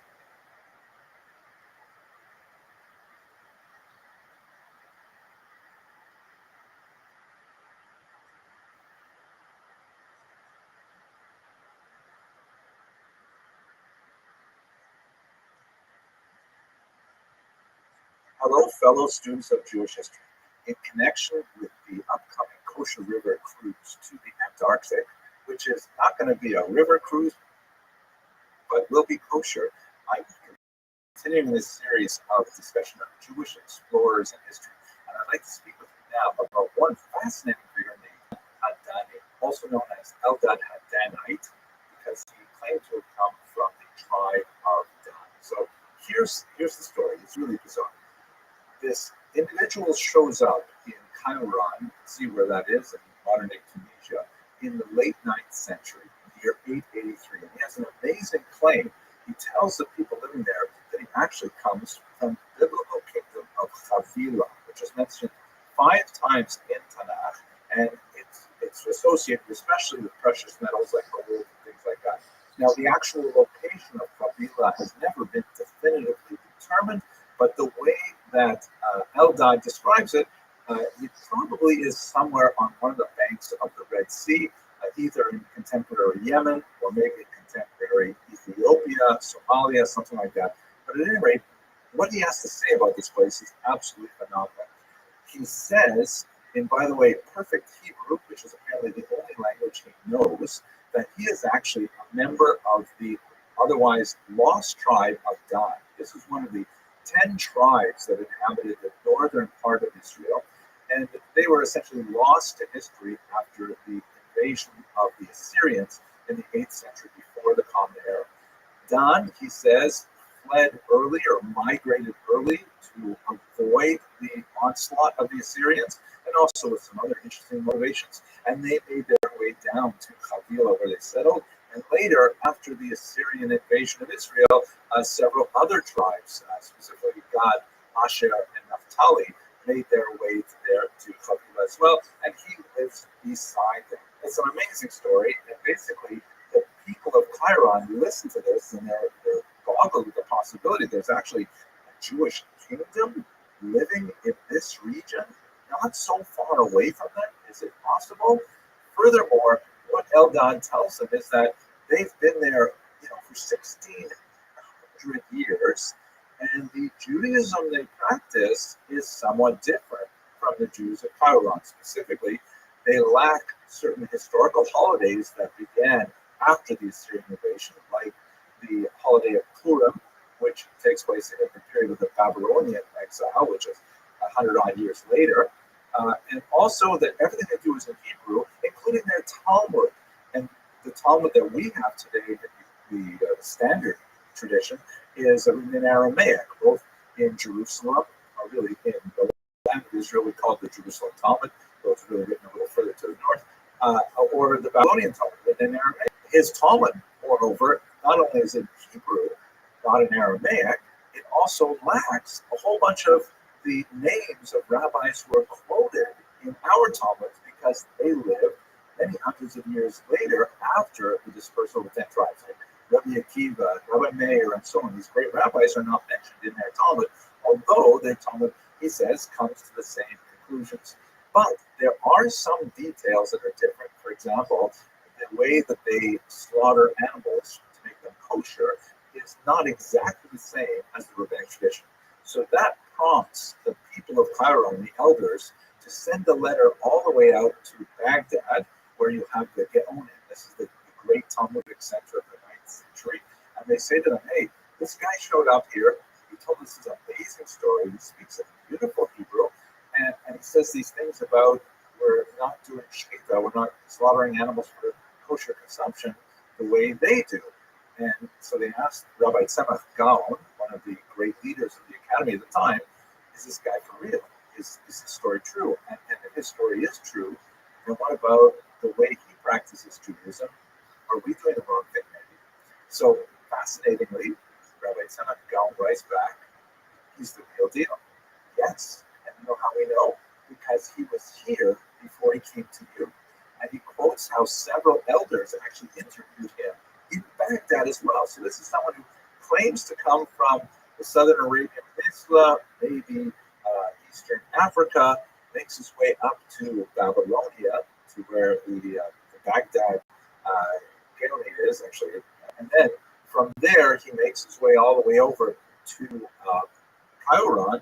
And we also have another tradition, which was written a few hundred years later, but also citing actual witness testimony from Rothschild ibn Shaprut, who lived in the 10th century in southern Spain, in Al-Andalus, who also said that he was there as well. So definitely, Eldad Hamdani gets around. He's traveling all around the known world with this amazing story of the independent Jewish kingdom of Chavila. His story as a whole, by the way, is absolutely fascinating. It talks about how he and a colleague were shipwrecked and then they were seized by cannibals who ate his friend, and he talks all how he escaped and how really fascinating how the Jewish community is organized in Chavila. They're very military. They defend their territory. He talks about the amazing river Sabbatyon, which is also mentioned in the Talmud. This fantastic river that apparently flows with rocks so violently during 6 days of the week that nobody can cross it.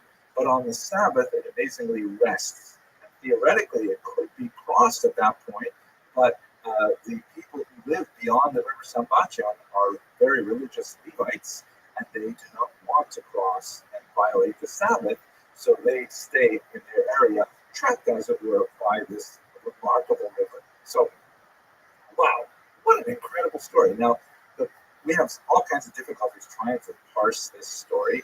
One of the big issues is the earliest texts that we have of this story were written down hundreds of years after Eldad lived. We do know from the multiple documents from both Tzemach Gaon, the Jews of Chiron, and Rothschild ibn Shaprut, that he was a real person and it did come with some kind of story, but we don't know how much of it was actually what Eldad was saying and how much of it was embellishments by later readers and copyists who just wanted to add to the amazing qualities of the story. But that begs one more question, like, okay, so there was an Eldad who claimed to be a Danite coming from a Jewish kingdom. Was he really the real deal? So Tzemach Gaon, as we mentioned, and ironically, much later rabbinic opinion, says, yes, this story is for real. It corresponds with so much of what we know in the Midrash and the Talmud and so on about the history of the Jews. And so his story, it checks out. You know, we interviewed him, we had all these facts, we were able to confirm them with other documents. So yeah, evidently there is some kind of thing happening there that's a Jewish kingdom. However, they disagreed with his halachic analysis and said, but the Jewish tradition follows the Babylonian Talmud. That's how we determine the halacha should not follow his method of shchita and things like that. Lots more room to discuss that, by the way. The second opinion, which is more characteristic of Jewish historical scholarship, particularly in the 19th century and beyond, people like the great Heinrich Gretz, who wrote that this guy is a charlatan. He's there as a swindler. He made up this big story. In the text that we have, there's no ask for money or things like that, but they assume that he must be kind of trying to swing some angle. And what he really did was he read up all these midrash, which means he's a very learned person, and he concocted a story that was based on these ideas. Like, for example, when you know about the river Sabbatyon from Talmudic passages, he read about it, and then he described it as a place where he lived. So he's really, though, trying to scam the communities that he's going to. That's kind of like the second opinion. The third opinion, which is raised by Professor Mika Perry from the University of Haifa, who recently wrote a book about Eldad Adai, says that, well, there's one third possibility, that he is a true believer. He actually does claim honestly, he comes from a place called Chavila, or whatever that place was, because the text could be corrupted. And the people that he lives among believe that they are descended from the tribe of Dan, perhaps living next door to people from Gad and Asher and Naphtali.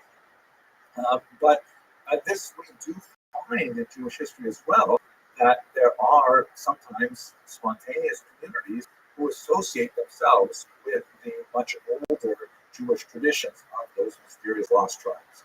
There are like dozens of examples of peoples that say, oh, we're really from Menashe, or we're from this, or from that. And we simply have no way of really validating the veracity of those historic claims. Some seem far more reasonable than others, but it could be that he is incorrect, and this is like sort of a more spontaneous community that somehow developed this tradition amongst themselves. Um, he could also be a charlatan, and he could also be a true believer. All of these things are possible, but at any rate, it's an amazing story of a fascinating Jewish explorer from the 9th century. I hope we'll be able to speak in person on this amazing exploration for the Antarctic.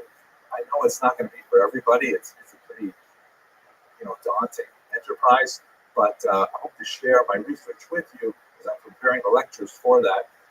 Thank you very much for watching.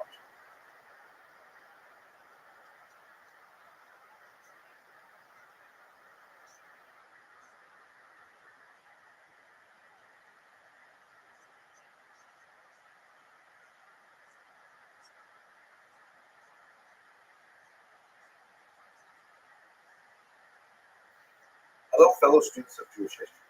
One of the most mysterious groups of Jewish travelers that we know about from the first millennium are the strange Radhanites. We don't know a lot about these very influential traders. We only have two real significant references to them in Arabic sources and a couple of scattered passages that may allude to them later on in medieval history, but they are especially widespread, and they must have had a phenomenal impact on the economy of the 9th century and later. Most important and extensive source, which is really just a couple of paragraphs, is in a remarkable 9th century book of geography called the Book of Roads and Kings, which was like essentially a geography book that had lots of politics attached to it and so on. And in this context, this Persian geographer is describing all trade routes. The name of the geographer is somewhat complicated and difficult to pronounce. It comes in two different transliterations. One is Ibn Khordadbeh, and the other one is Ibn Khordadbeh. Okay, my Arabic is not so great yet, but I am learning, working on this. Anyway, he describes this unusual people called the Radhanites, and his description of them is so fascinating because in a couple of paragraphs, he talks about how they're ranging far and wide across the entire known world of the 9th century, going as far east as China and as far west as Spain, covering the Mediterranean basin. And when you look at this map here, you'll see that the blue lines represent the trade routes that we can project from Ibn Khordadbeh's account, and then the pink or the violet color represents the connections that would happen after that. And these Radhanites were described just in two paragraphs here. He specifically describes them as Jewish. They are polyglots. They know at least half a dozen languages, and they are involved in virtually every type of import and export that's going on in the 9th century. From the east, they're bringing lots of spices and rare goods. From the west, they are bringing raw goods and some manufactured goods like swords and things like that.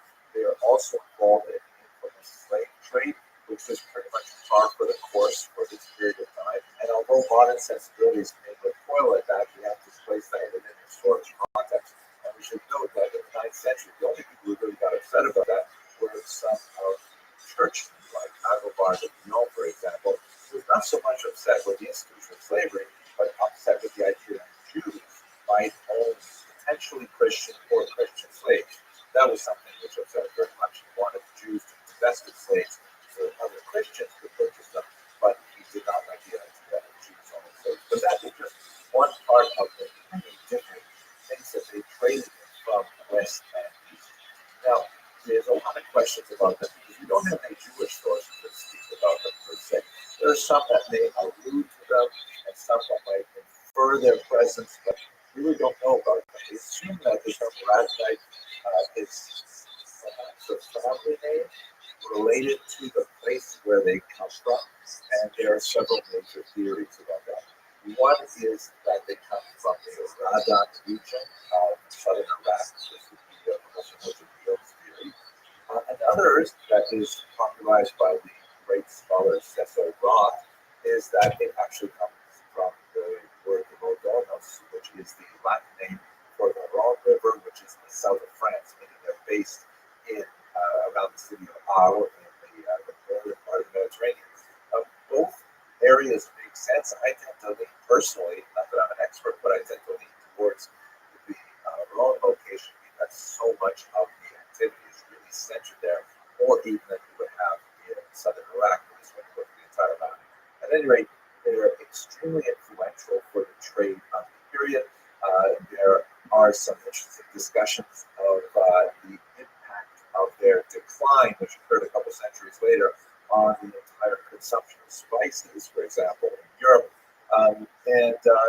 It seems like much of their business was essentially gobbled up by the rise of merchant rivals like in Venice and places like that. And you might want to wonder, why would Jewish merchants be so successful in this environment? There are a few things that would lend themselves to the success of Jewish merchants, specifically the increasing tensions in the 9th century that would eventually explode in the 11th century with the Crusades between Muslim and Christian lands. Jews enjoyed a level of tolerance in both Muslim and Christian lands, which may not have been extended to Christians in Muslim lands and vice versa. Not that they were equal citizens. Under the Christian lands, they were protected under something called doctrine of witness. Under Muslim land, they were protected under something called the Pact of Umar, which again did not give them full equal rights, as it were, of Muslim subjects and Christian subjects in their respective lands. That nevertheless meant that the law prohibited them from being openly molested, although that could sometimes happen against the law. And of course, it was known to happen with some frequency with pogroms and things like that. Nevertheless, Jews who undertook to make these journeys could count on small pockets of communities all over the region where they would encounter friendly faces, co-religionists, find ways to make connections for war trade and so on. So they had some sort of built-in advantages because of the diaspora, ironically.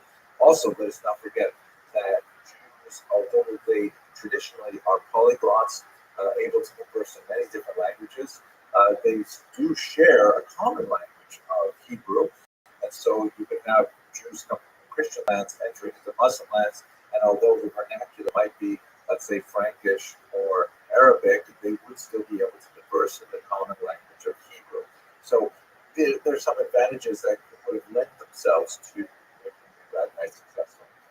So although really everything we know about the Radhanites is basically in one principal account, a second account that occurred later that's probably derivative of the first account, and maybe some allusions to them, the question that maybe it reached as far east as China, and that some of the documents that may have been deposited along the Silk Road may have belonged to Radhanites, but all of that is primarily conjecture at this point. There nevertheless is a fascination for the Radhanites among conspiracy theorists. And if you bounce around the web, either in Arabic or in American English, you will find some really bizarre things. Sometimes the term Radhanite, for example, is used as kind of like a cover term for Jew. Like people will go on and on about those Radhanite Babylonians who are involved in controlling the media and the economy and things like that. And that's just to use the Latin term, totally sugar. But at any rate, it is fascinating to see these Radhanites who are traveling far and wide, highly influential at this period of time. At any rate, really fascinating group. We only know a few things about them, and much of the rest is conjecture, but still amazing to see them described as such worldwide travelers. And in this context, putting in a plug here, we are getting ready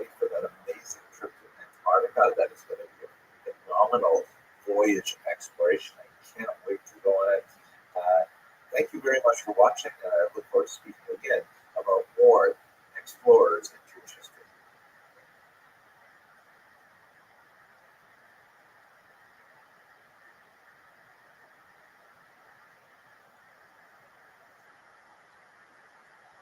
Hello, fellow students of Jewish history. I am so excited to continue our discussion of great explorers in Jewish history.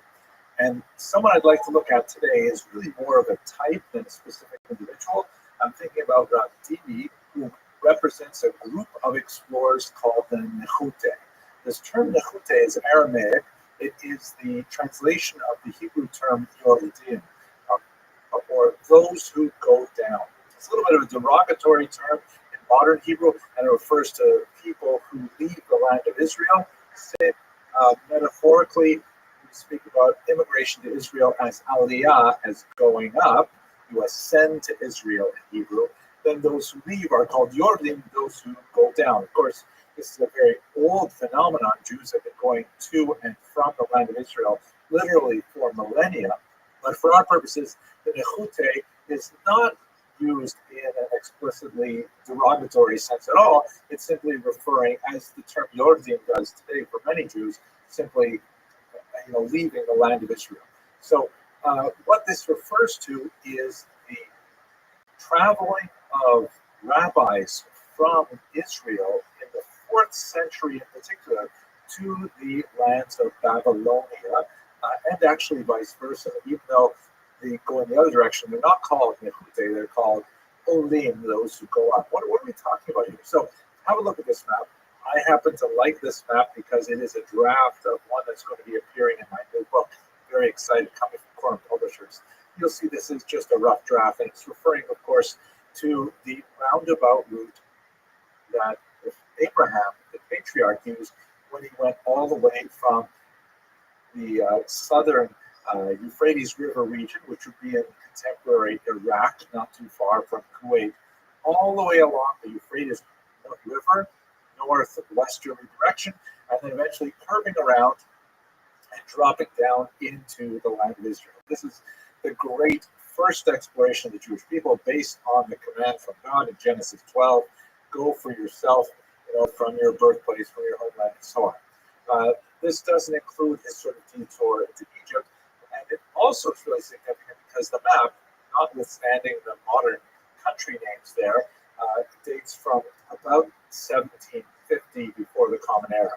The topic that I took to address today is really primarily concentrated in the 3rd and especially 4th centuries of the Common Era. So here, let me add a couple of details. This region here is what let's call Talmudic Babylonia.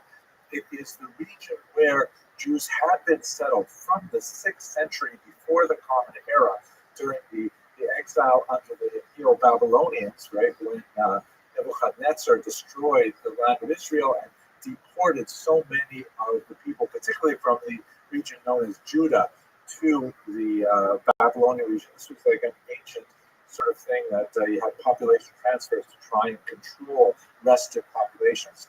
So you have a Jewish population developing in Talmudic Babylonia really from the 6th century before the Common Era. It's quite old. Just fast forward like 800 years, and it's really well developed with all kinds of Talmudic academies, Surah, Pumbedisa, Nahardah, so many places. And they basically are centered around the region where Euphrates and the Tigris rivers begin to narrow and then slowly separating it. That's Talmudic Babylonia. And of course, is a great center of Jewish learning, especially from the year 219 and onward, when the great scholar Rav returned from his visit to Israel to settle there, eventually being involved with the yeshiva of Surah. Now, over in the land of Israel, you have a major center of Torah study, particularly around the city of Tiberia or Tiberias on the Sea of Galilee. It's in the north of Israel, the Galilee region. There's also several other cities, including further down in the south and Lod and so on, but Tiberias is really the capital city of Torah learning during this 3rd and 4th century. And the fascinating thing that relates to our question about exploration is that there are lots of rabbis who are making this roundabout trip essentially following backwards the same path that Abraham took, like 2,500 years prior, going from Tiberias to Talmudic Babylonia, and relating to the scholars in Babylonia what the scholars in Israel were saying about topic A, B, or C. And so quite frequently, when you study the Talmud Bavli, the Babylonian Talmud, it'll have this phrase, Ki asa Rav Dimi, or Ki ata Rav Dimi. When Rav Dimi came, meaning when this scholar came from Israel, he told us that this is how they decided this question. This is the kind of question they asked, and so on. Now, these are a group of rabbis called the Nechute, these long-distance travelers who will make this massive trip all the way from Israel, way up north, down into Babylon. Now, obviously, the reason why they don't go straight as the crow flies is because there's a lot of desert to cross. It could be done with caravans, but the typical route was to follow the river banks where you would have oases and civilization and things like that. So the Nechute, those who go down, are those rabbis who are bringing Torah from Israel to Babylonia, and the other way as well, bringing that Torah back to Israel, cross-fertilizing the two major centers of Torah scholarship at the time, and ultimately resulting in the production of two major Talmuds, the so-called Jerusalem Talmud. That in itself is a little bit of a misnomer. It wasn't actually written in Jerusalem. It was really written primarily in Tiberias. However, it's also known as the Palestinian Talmud, but that's also something problematic of a term. So people still call it the Jerusalem Talmud. And of course, the great, much larger Babylonian Talmud. Okay, that's just a quick look at some of these intrepid rabbinic explorers from the 3rd and 4th century. Rav Dimi is one of about a dozen of them who's made this trip, but he's undoubtedly the most famous. Okay, thank you very much for watching.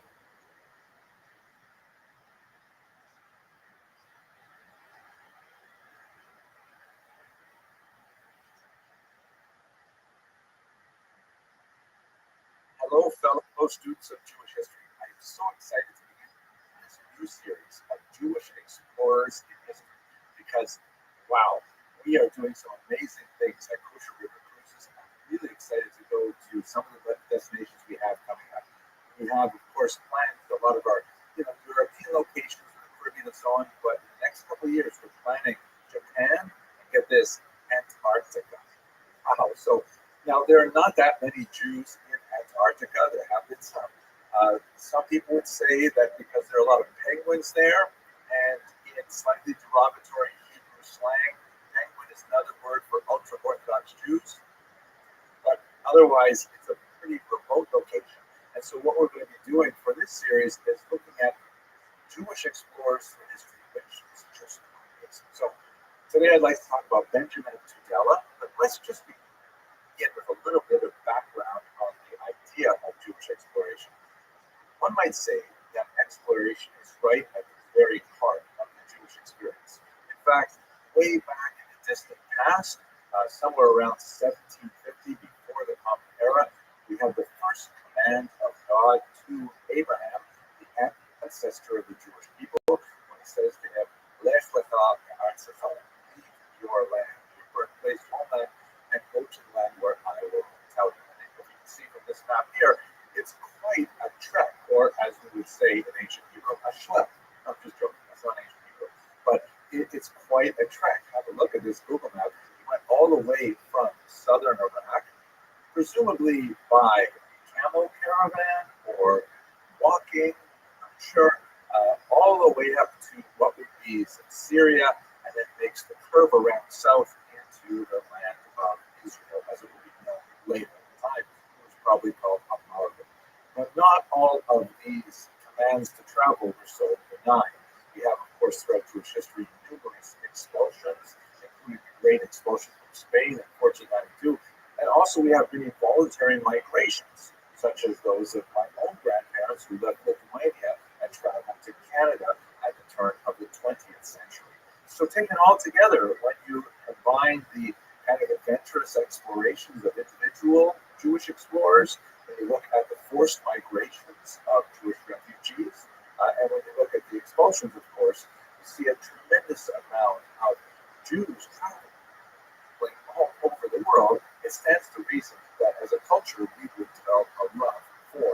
kosher river cruising. Okay, so let's talk today about one of the most famous of the medieval explorers. And in fact, if you I didn't try it, but if you Google famous Jewish explorer, you would probably get Benjamin of Tudela. He published a really fascinating itinerary of his travels in the 12th century, and he described his journey from about the year 1159 to around the year 1173. This is a century before Marco Polo, and it was an incredibly popular book. It was translated to many European languages. There were not that many people who were traveling such distances and bringing back that information to Europe. It doesn't exactly say why he was traveling. There's a lot of references to coral, which might suggest that he was involved in the gem trade. That was definitely something that we've seen with the Ramanites, for example. Many earlier Jewish merchants were involved in various types of trade, and perhaps he was engaged in that. But, while he's traveling, he definitely had an eye out for Jewish communities. He tells us every stop along the way the size of the Jewish people that he met. He talks about their economic basis. He talks about their intellectual population, about various, errant sects of Judaism and so on. The Samaritans, really, really fascinating historical information. It's a trove of data for historians, especially of the 12th century. Here's a map where you can see where Benjamin of Tudela traveled. You can see he started out in Tudela, which is in northeastern Spain, and then he made his way to the Mediterranean, traveled around the coast through Provence. Really fascinating material on many of those towns there. Tells us a lot about that great era of creativity in the 12th century. And then he made his way down the Italian peninsula, the Greek peninsula, and then eventually all the way out to Turkey and his final destination, the land of Israel. Now, while he was in these regions, he also collected reports on places that he never visited. Sometimes it's not clear if he was there personally or not, but most likely not. And he shares with us what he heard about far-off Jewish communities as well. Really quite amazing and fascinating. Now, what kind of things does he tell us about? Well, he's especially good for us in terms of talking about the ethnography of the Jewish people in all these various places. Very, very important for the history of trade because very few other sources tell us about these kind of details. His is the first account of the Druze people in non-Arabic sources, and his is the first European reference to China by that name. So it's really significant, very important. He is the only source for a long time on the history of a fascinating figure named David Alroy. And he also tells us a lot about really fascinating, unusual Jewish communities, like the Black Jews of the Malabar coast of India. Benjamin of Tudela, fascinating character. In this series, we're going to have a bunch of Jewish explorers, migrants, refugees, and so on, people who travel to unusual locations.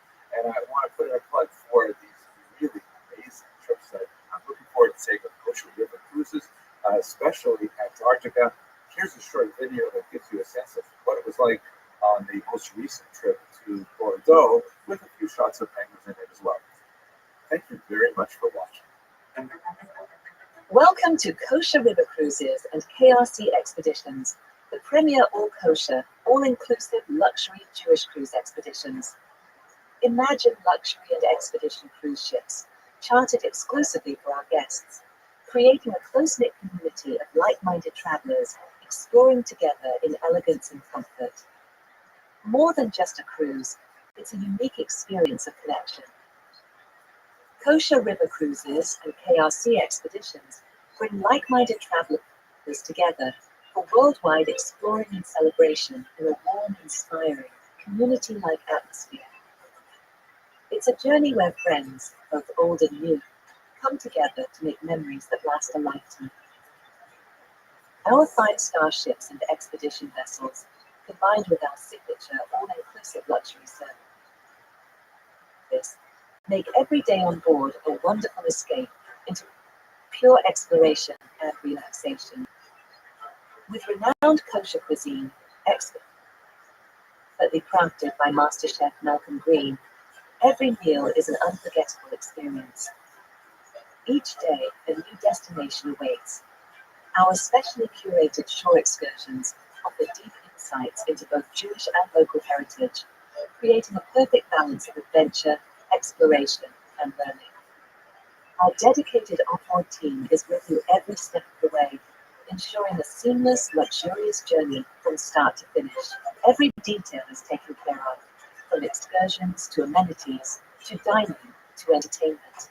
Discover the world with ease, comfort, and a commitment to the highest standards of kashrut. Join Kosher River Cruises and KRC Expeditions, where exceptional service, community, and culture come together for a truly unique travel and cruise experience.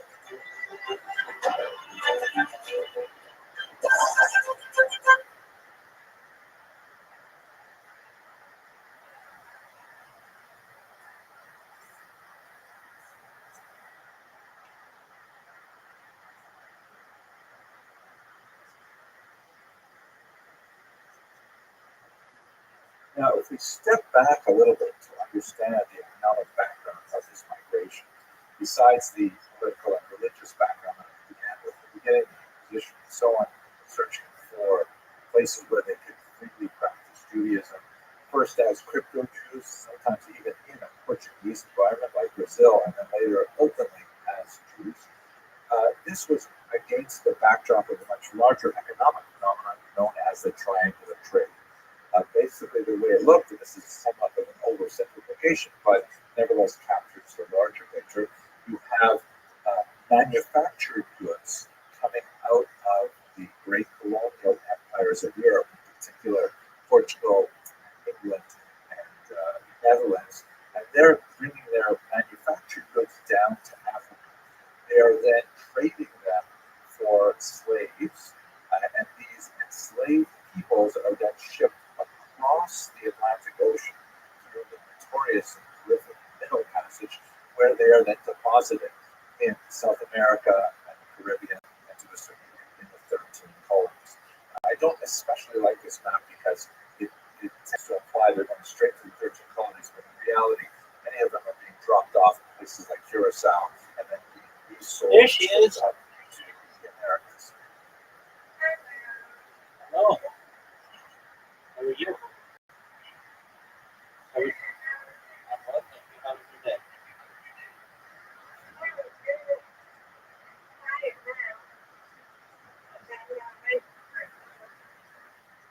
Are you ready for me?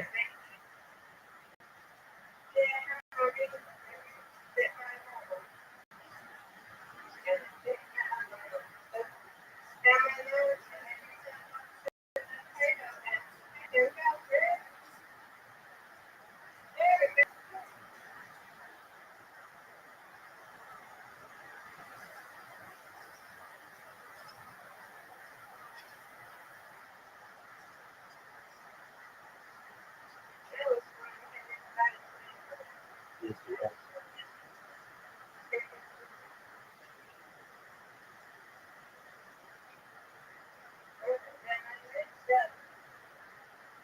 Very good. Yeah.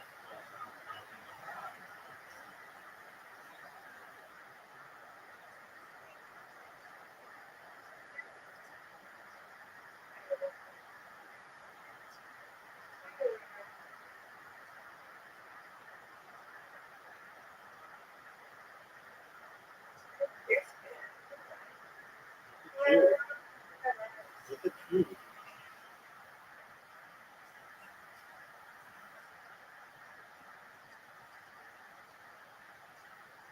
Yes, you do.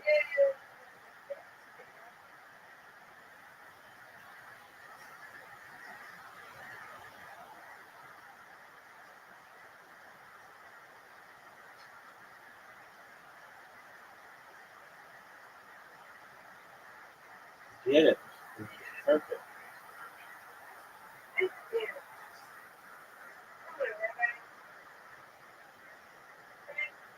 This is a tough one.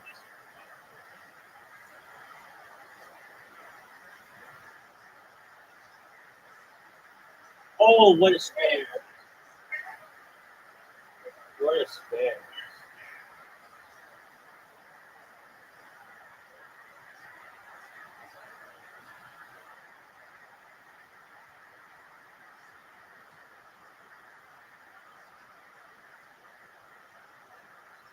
Oh, you should have had that.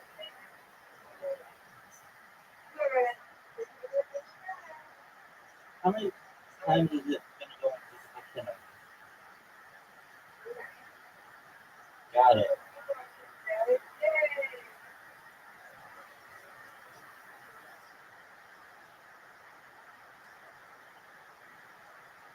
Oh, that's perfect. Oh, first strike. That was amazing, Mr. Aquarius. That was amazing. That was amazing.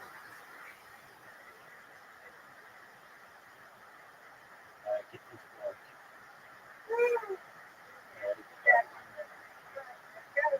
that.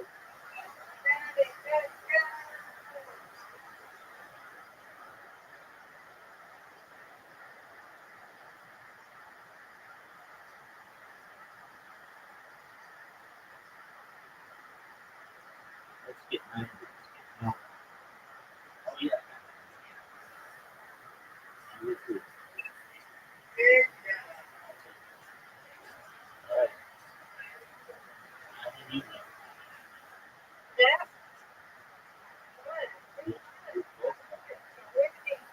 Good girl.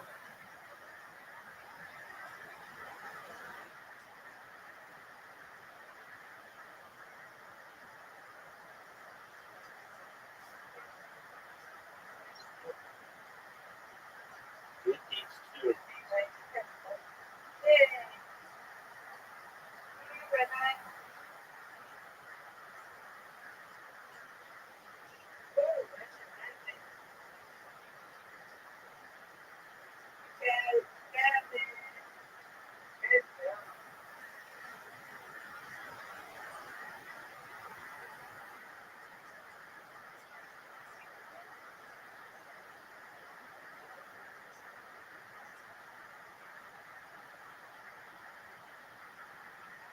Get it.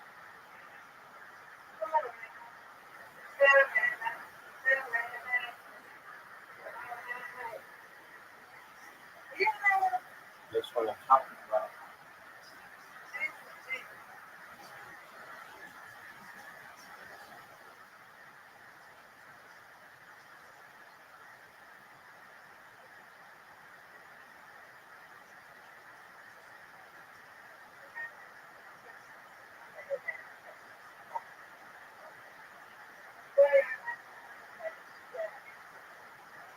That's right.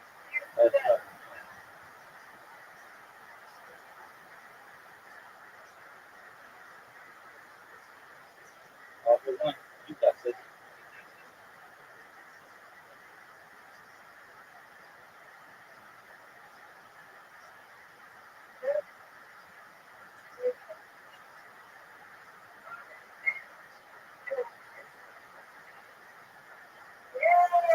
Yeah.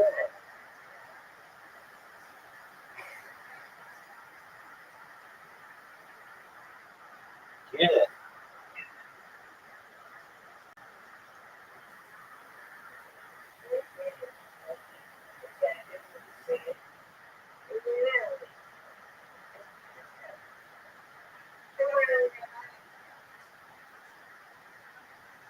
Get it. No way. No way. I'm going for a record. Oh no. One. Oh, that is the record. That's the record. 123. 123 is the all-time record, Miss Aquarius. 123 is the all-time record. I win, you win.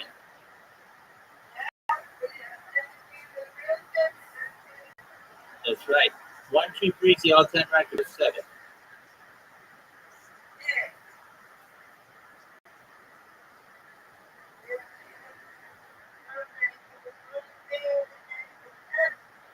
Sweet dreams, Miss Aquarius. God willing to play tomorrow.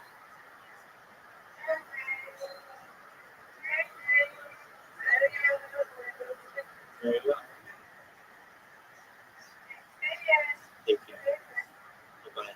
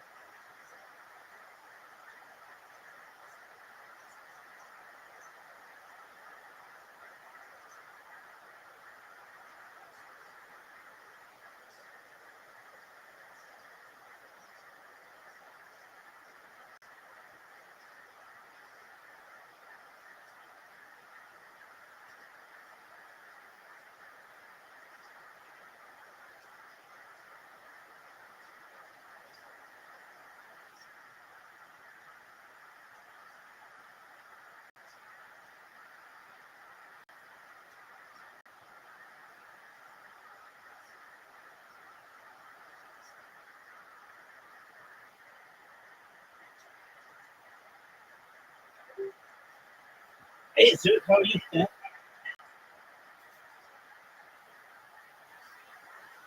Zeus, how are you?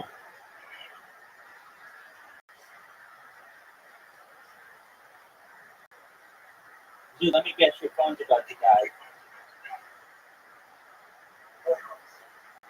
Okay, let me guess you're going to say, hey, let's play a game, and then you're just going to stick me and leave me with no reason. Yeah, why have you been such a dick? Yeah, you. Okay, so long as you know it. You're welcome. What's up, big dog?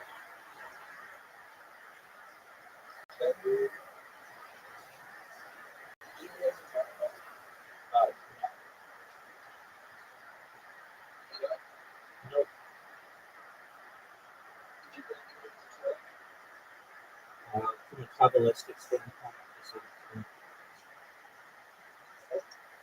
from a Kabbalistic standpoint, like some Jewish mystics do, but mainstream Jewish teachings do not.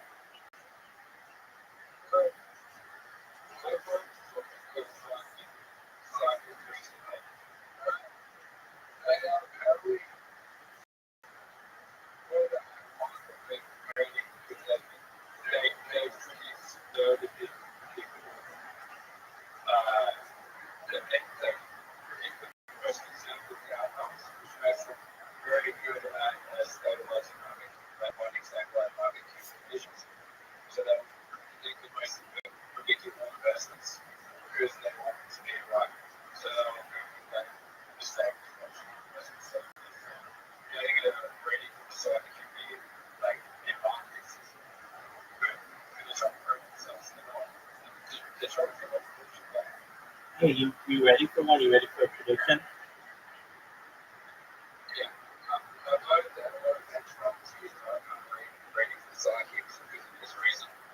Very cool.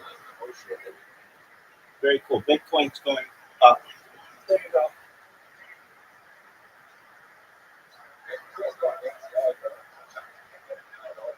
Where, dog?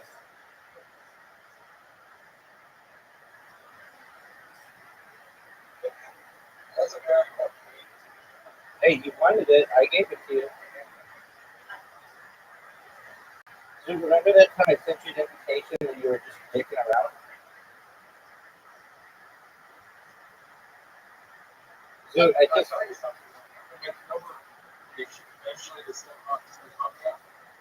Okay.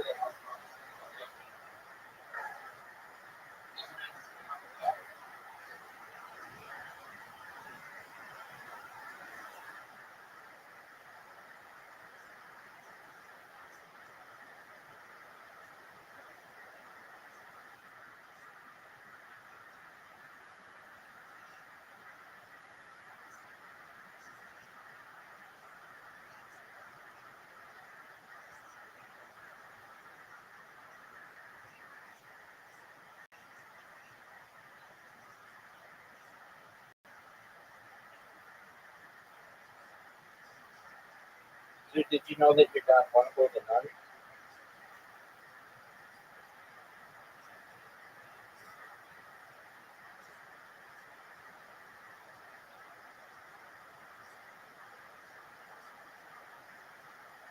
Oh, what are you gonna do, dude? No.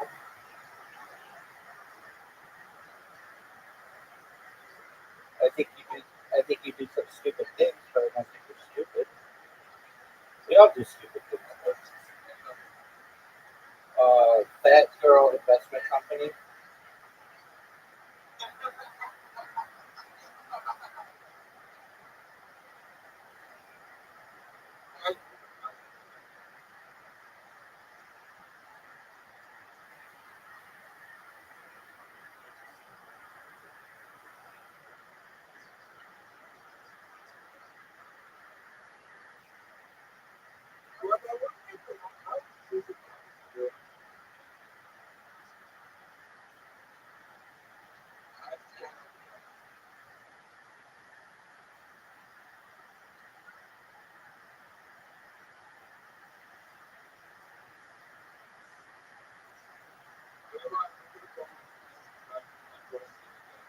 shut the fuck up. You just said it's 47%.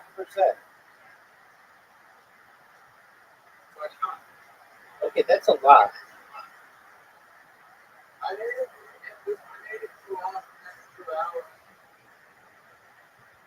Why don't you get a power bank?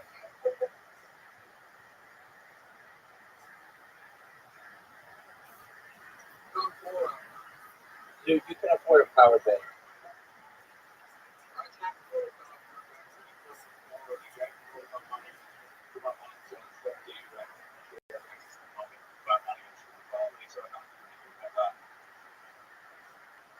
Well, you have like $10 for a power bank.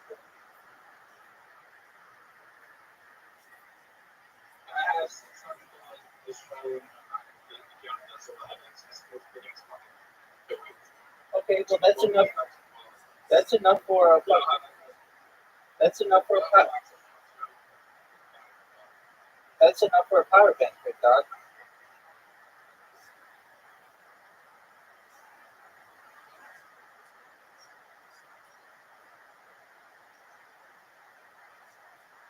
Oh, what a shot! Dude, that was beautiful. You gotta feel good when you do that.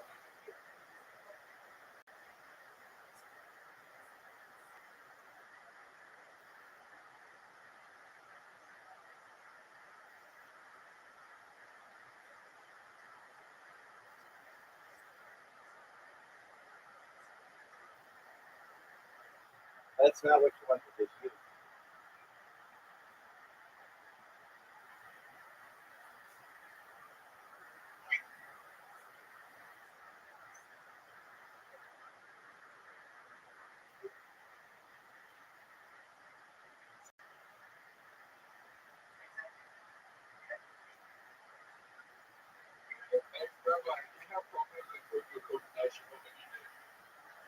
Improve it. What kind of coordination do you need to improve?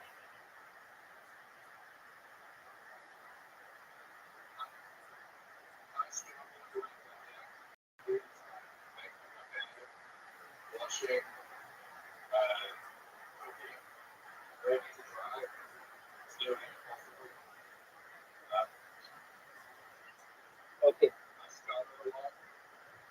Yeah. So, did you say nicotine helps with that stuff?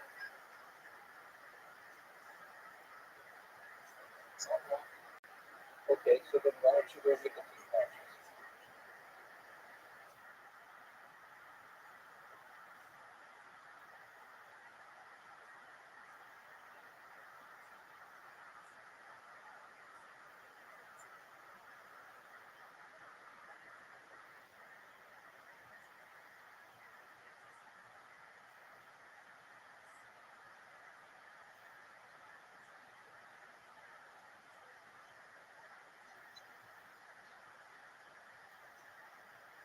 So we just lost.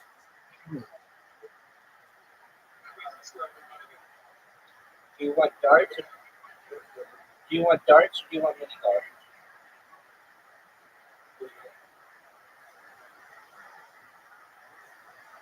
Do you think you're gonna win?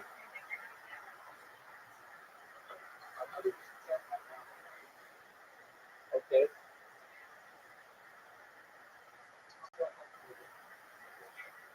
Well, yeah.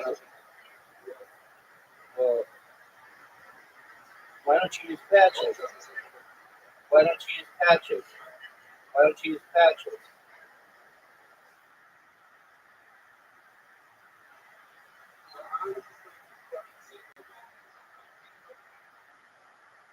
What do you mean you can't make a double bet? Why not?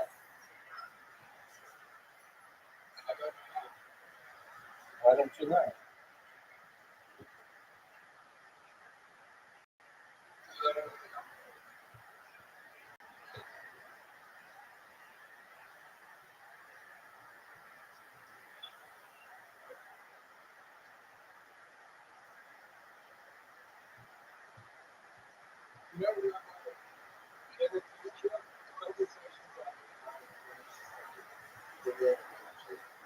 I say that every day, big dog. Perhaps. Dude, what's the name of this hole?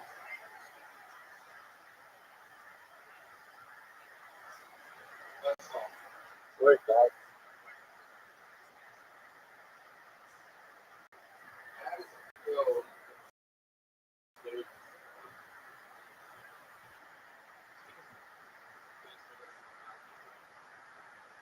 It stinks.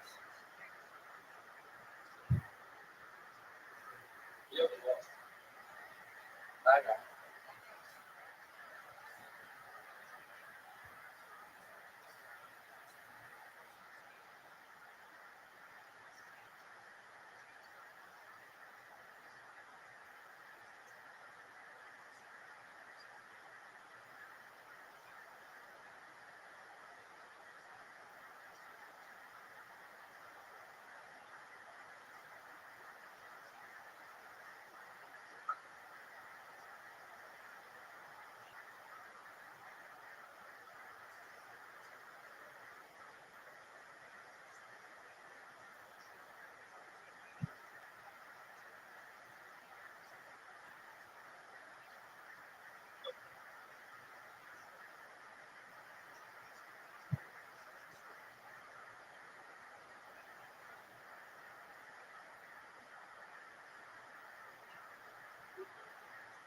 Oh,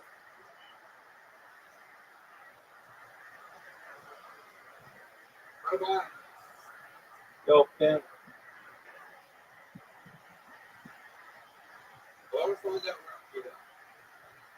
I'm in the car.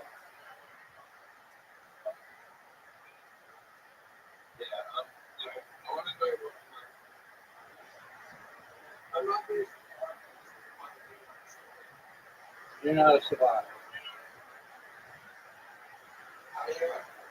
You're an average person.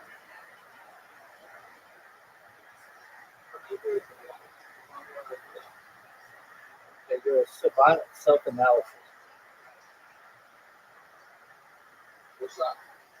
Where you just review what you do.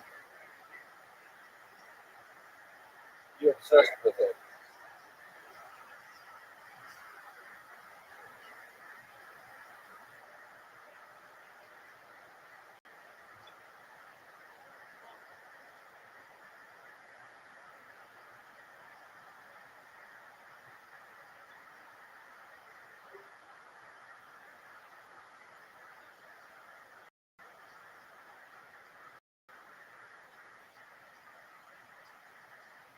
Oh,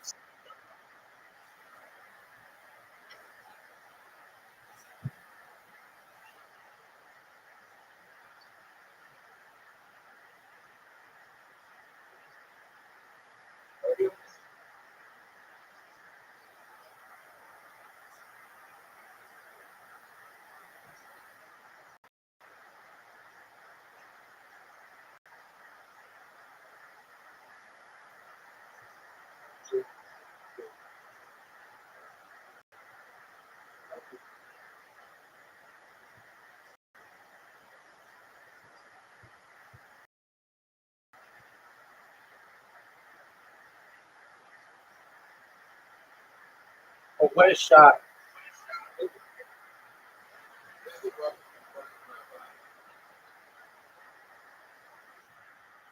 What's the problem?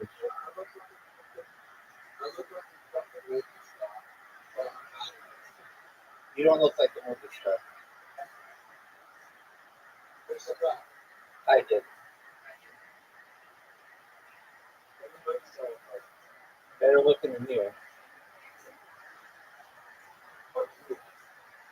If you look like a movie star, you'd have so many chicks right now. Never have women issues.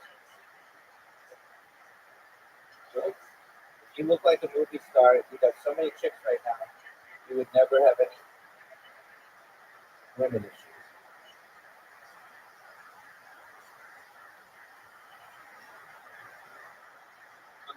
Oh, what a shot!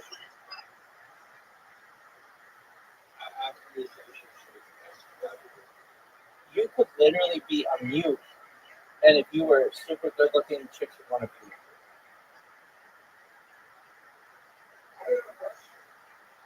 Dude, it's true.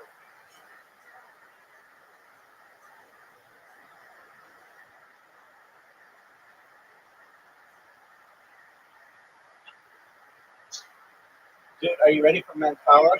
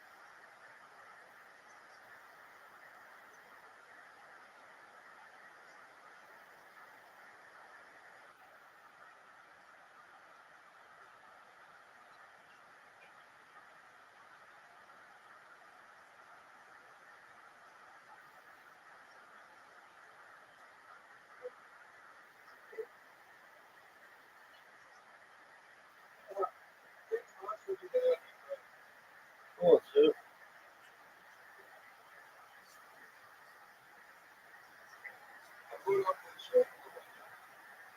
Okay.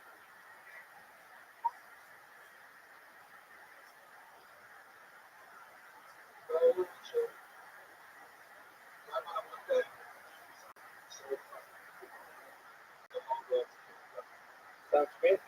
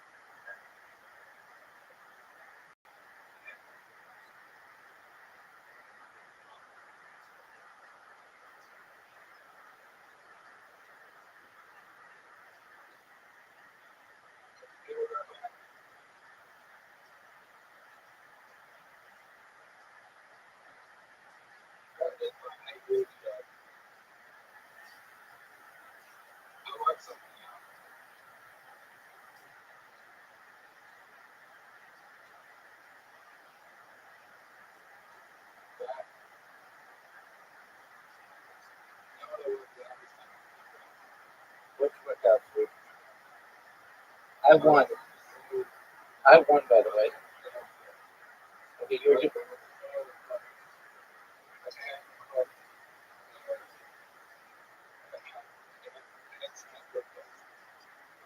Okay.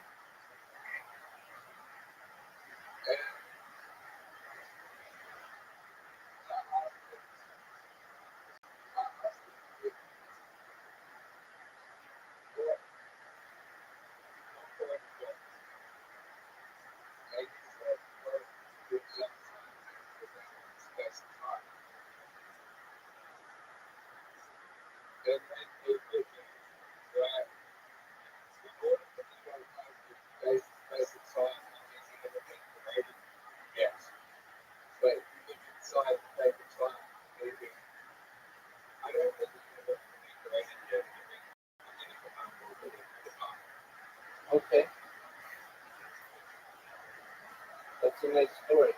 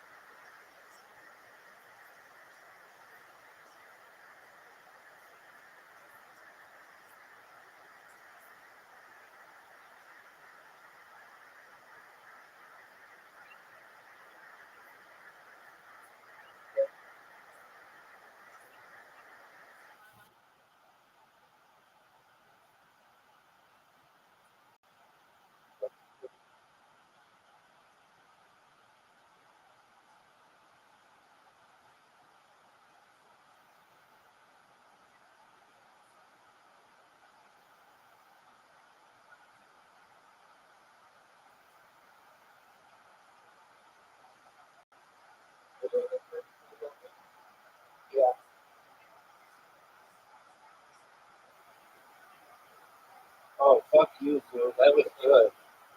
That was really good food. I was in Barstow, California when I was like 3 years old, and I, my parents, we went to Disneyland, and then like 30 years later, or not 30, 20 years later, I was there registering a car, and I went into the same place where I was. It was like this old train, and I was like, I feel like I've been here before. And I called my mom, and I'm like, Mom, we went to Disney World or Disneyland that time when I was little. Uh, yeah, with my aunt and uncle and stuff, um, who came in, who visited, or we visited. Did we go into that? Did we go into like a train? And she's like, yeah, there's like a place in Barstow that has that. And I was like, oh, I just had this weird feeling that I'd been there before, and I had been there before.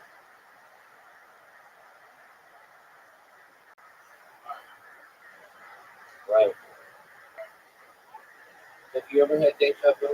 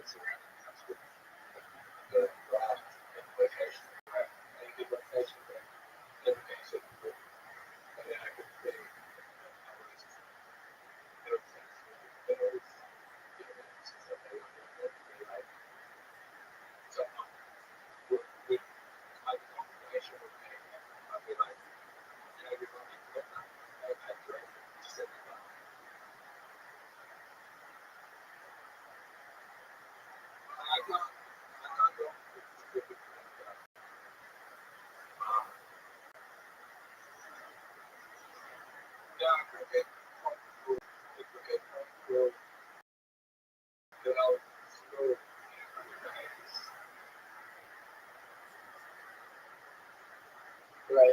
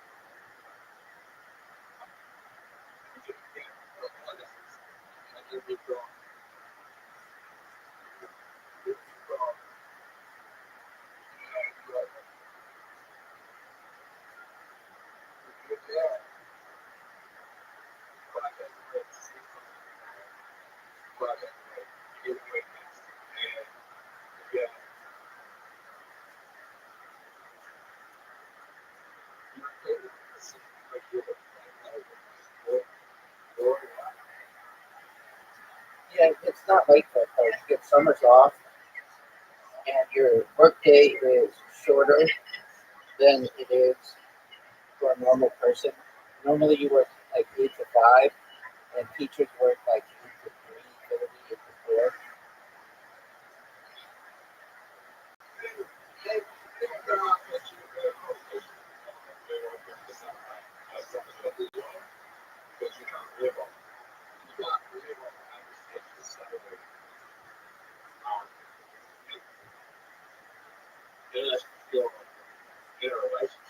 No, in the United States, teachers, at least in the public school system, do pretty well.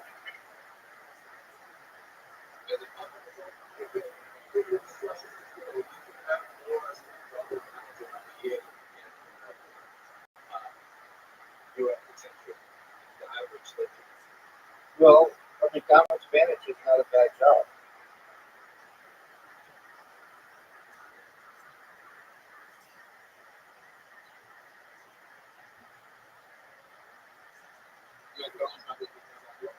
Correct.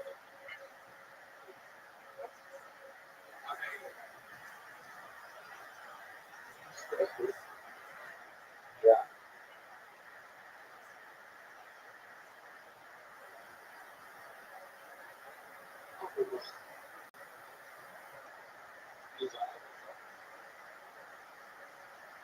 Some people desire it. Some people desire it.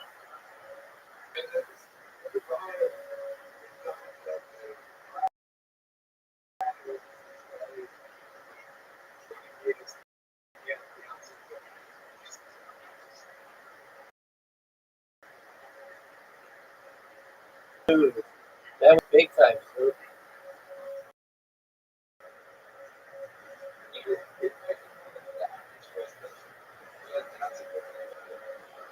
There you go.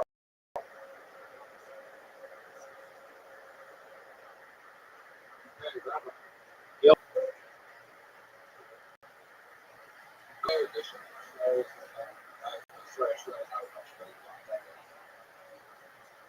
What did they say?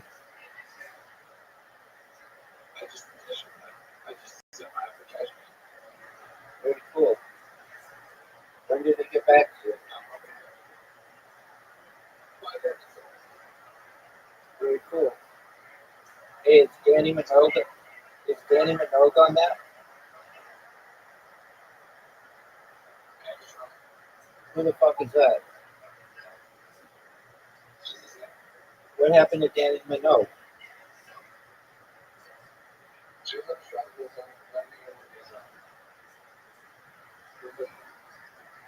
So she used to be on our show. Danny, I know. Danny Minogue used to be on our show. Got Talent, right?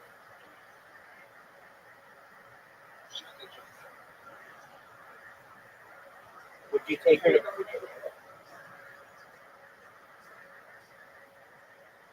Would you take Danny Minogue to Pound Town?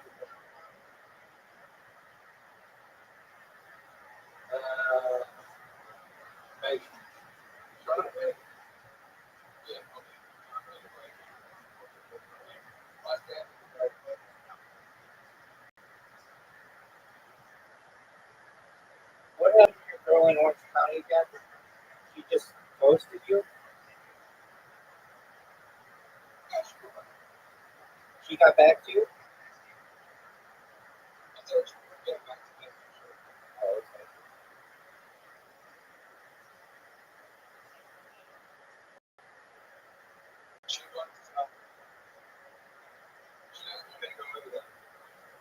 Okay. Probably because she's in a relationship. Probably because she's in a relationship.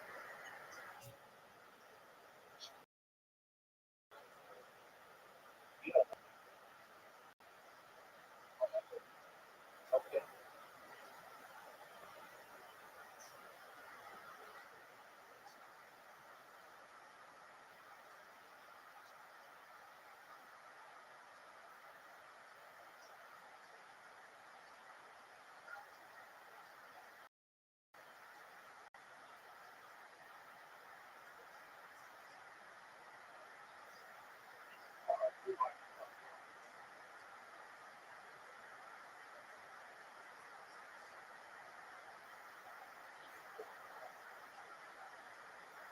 No, I won.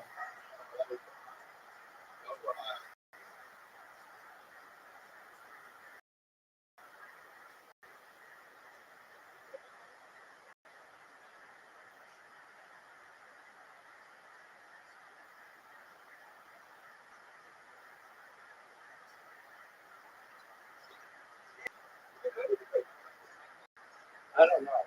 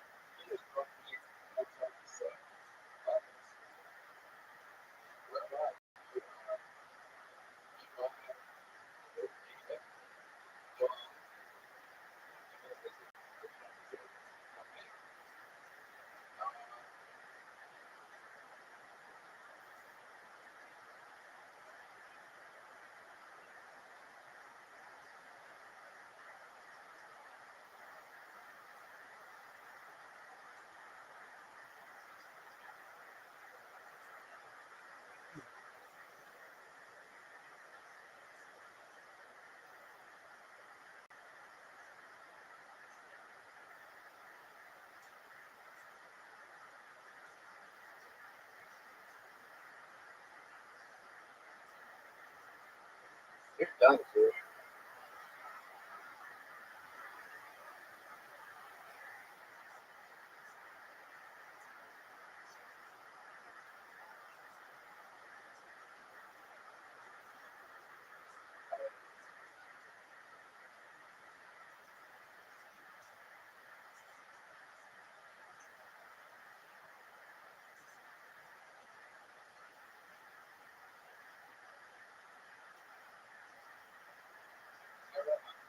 What up, Jeff?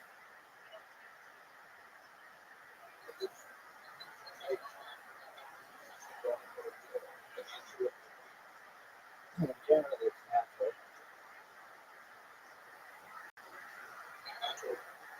Correct. It's almost in the definition.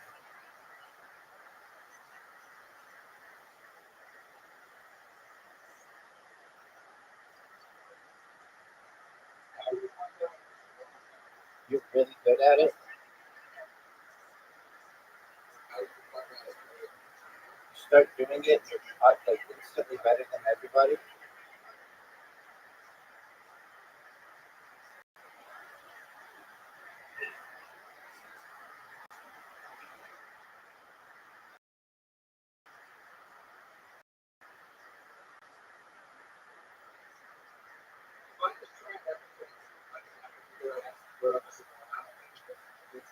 Yep.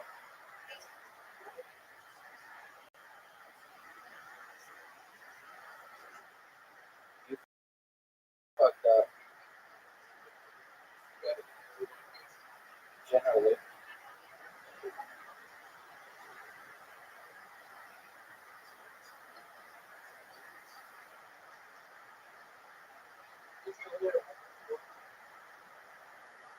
He's a very good lyricist.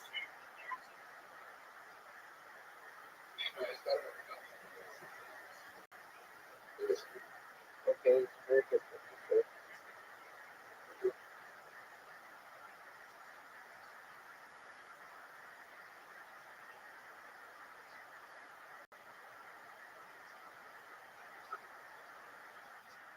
I want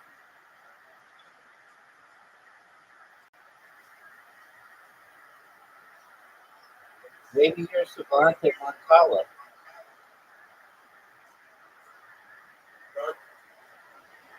What about darts?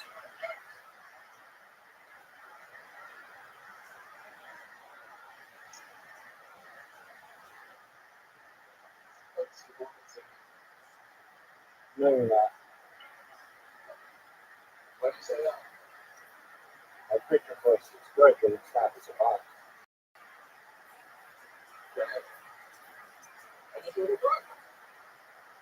But that's not Savant.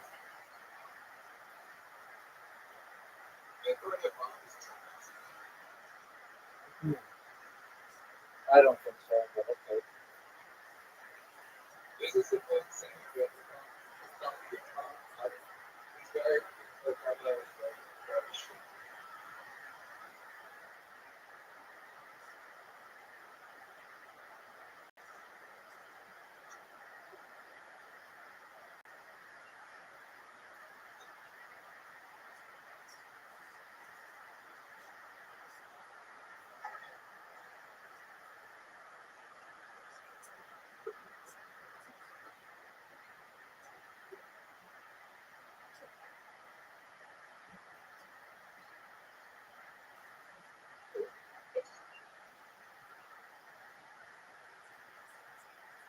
Oh, that was close.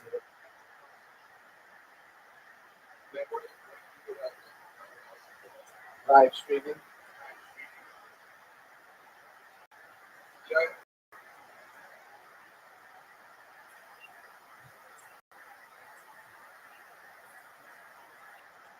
I'm better at live streaming than anyone in the world.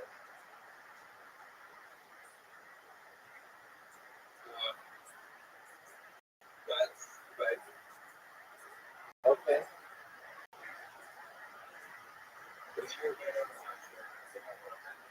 Not necessarily.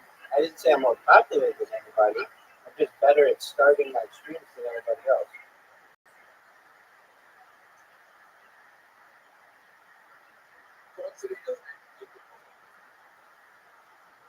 That's true. But quantity is understated in the streaming world. It's underestimated.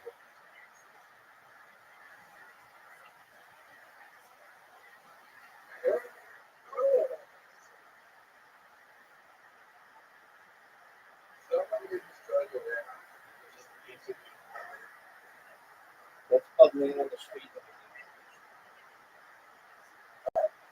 That's called man on the street interviewing. Yeah.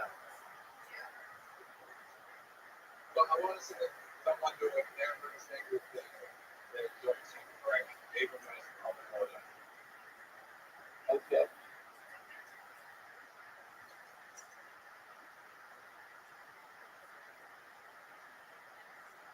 You fucked up. You fucked up nature.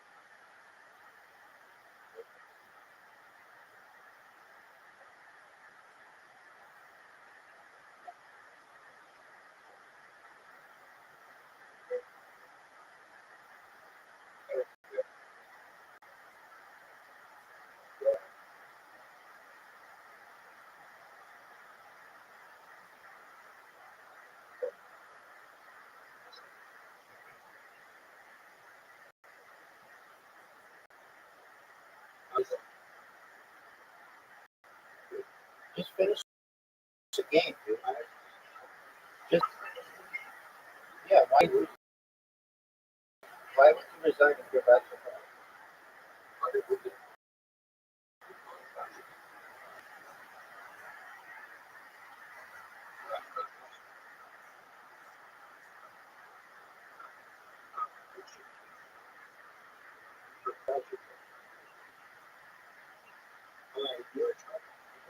You're fucked, dude.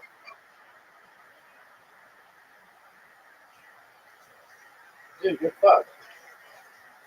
Dude, it's over for you. It's over for you, son.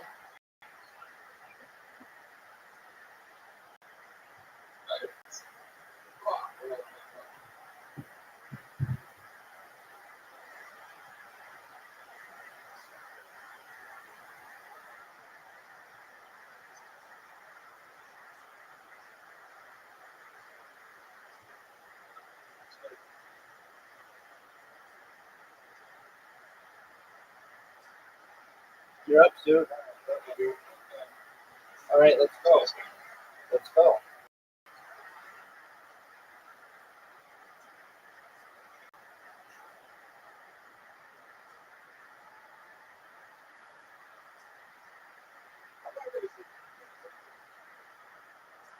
If you can afford to do that, you can get a power bank.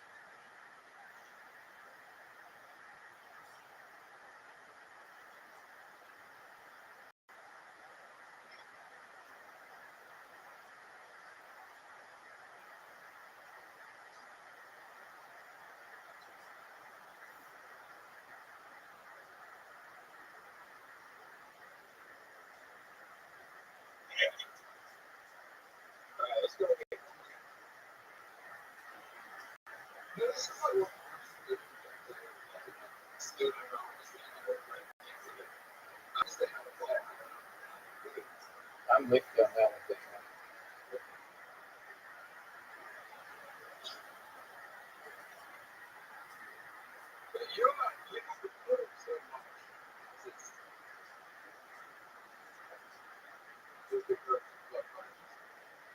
Word, dog.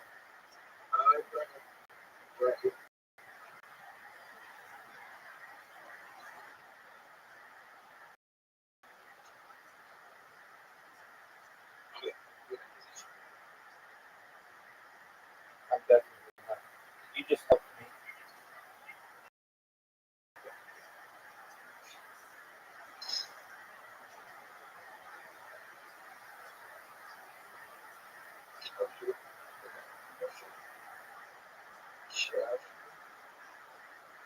I won.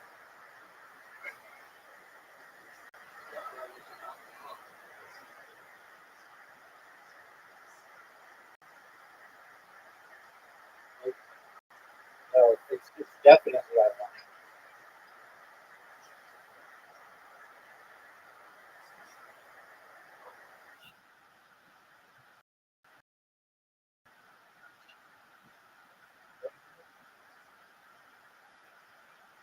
It's over.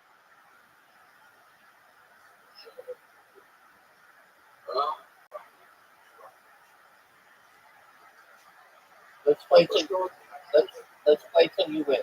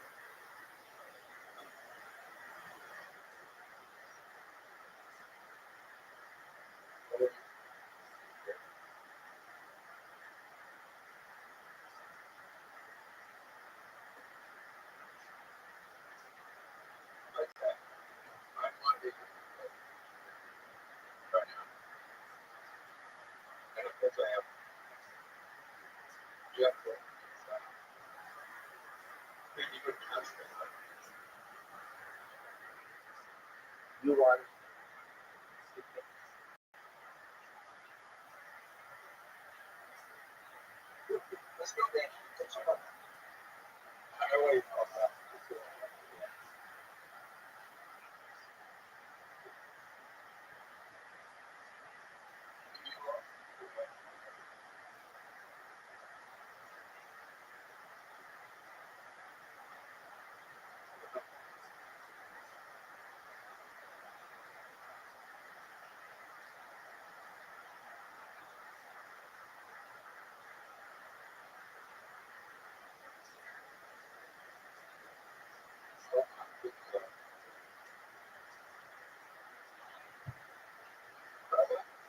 Yo, Pim, think about it, babe. Oh, for sure.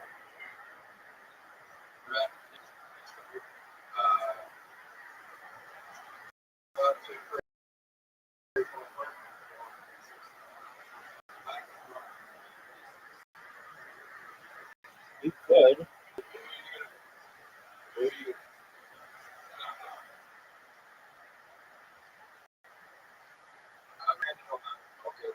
See you, baby.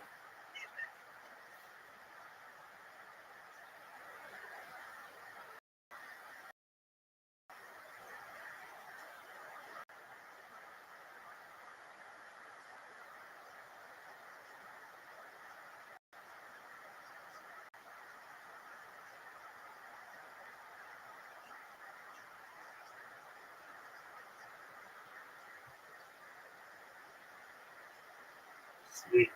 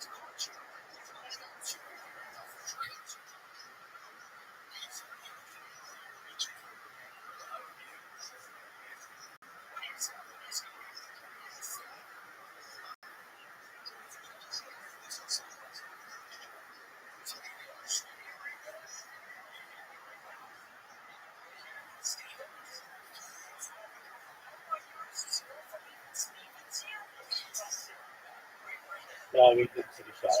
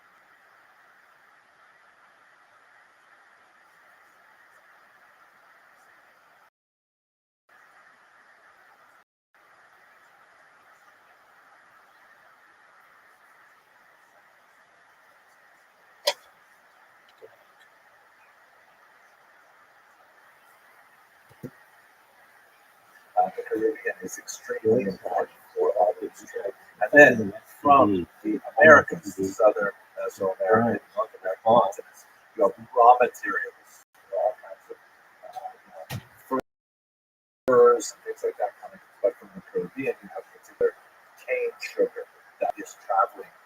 By the way, cane sugar requires heavy amounts of labor, and that's where the slaves come in. They are employed in these massive plantations to harvest the cane sugar and then ship it off. From the Americas, you have things like tobacco, for example, or cotton.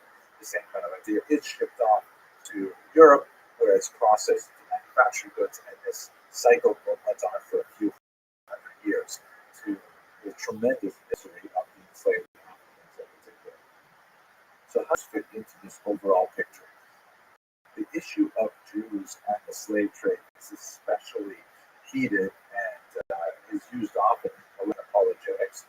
I'm going to return to it in just 1 second, but I do want to say that on the whole, the participation of Jews in the entire institution of slavery was largely unremarkable. What I mean by that was they were not especially distinguished by a high level of moral allergy to this institution, which caused so much pain, nor were they grossly overrepresented, particularly when we correct for not only the tiny size of their population, but their place in the overall socioeconomic structure.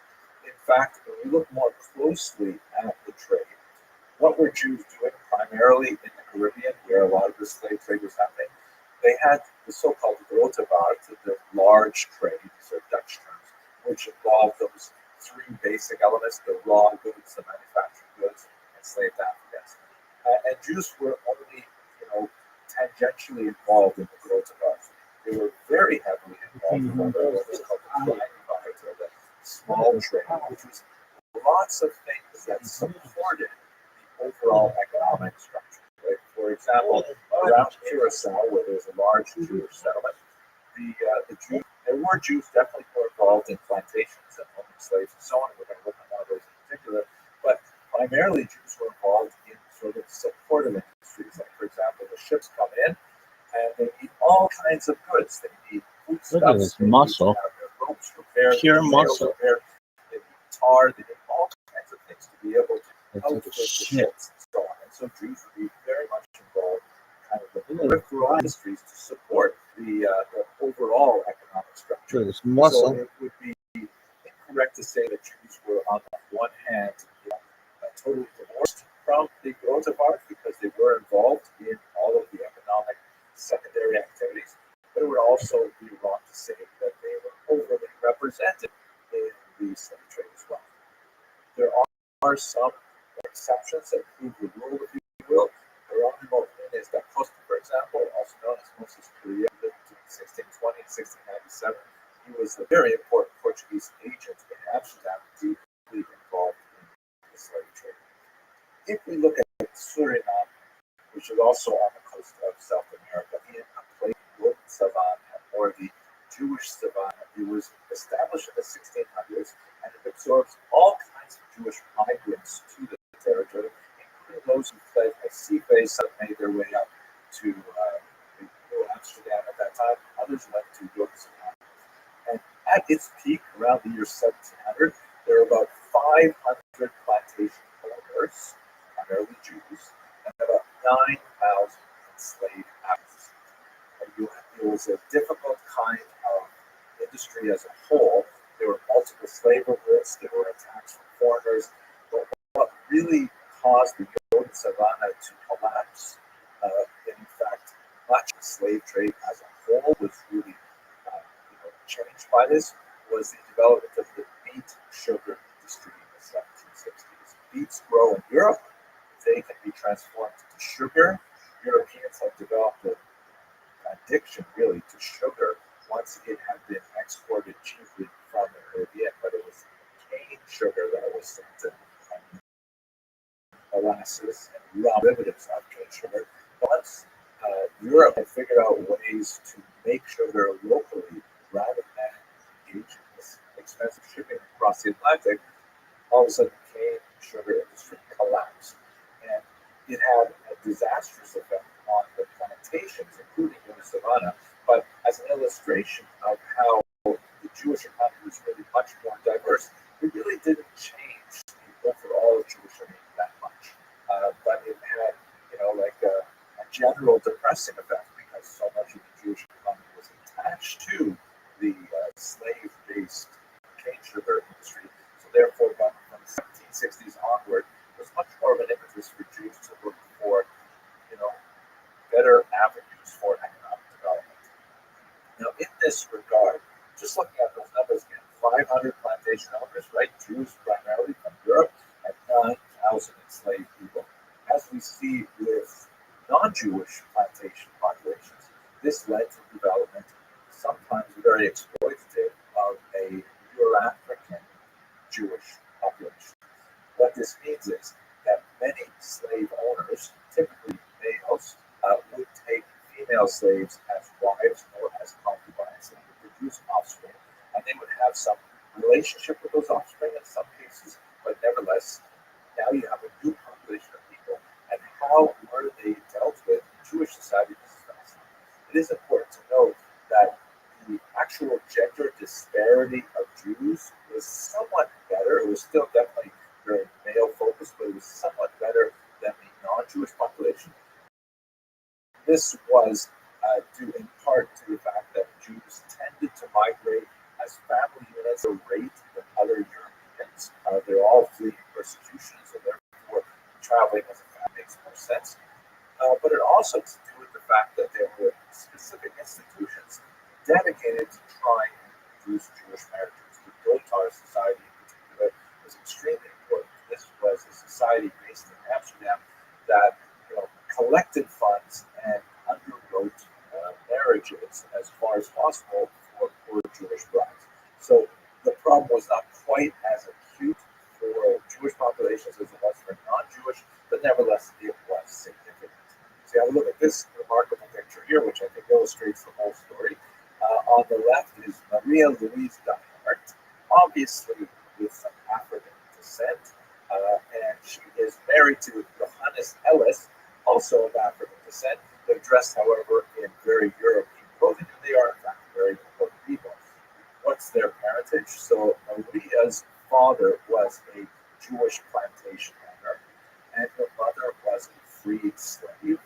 And Johannes Ellis's father was a non-Jewish Dutch governor of the region, and his mother was a woman from Ghana. This picture was taken, by the way, in 1846.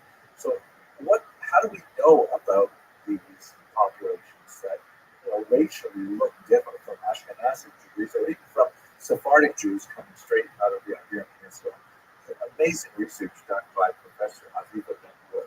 And basically, the kind of sources we have are slave manumission records. That is, when slaves are freed, this is something that had to be recorded because obviously, a person was a freed slave. They had to have paperwork to ensure that they could preserve their freedom.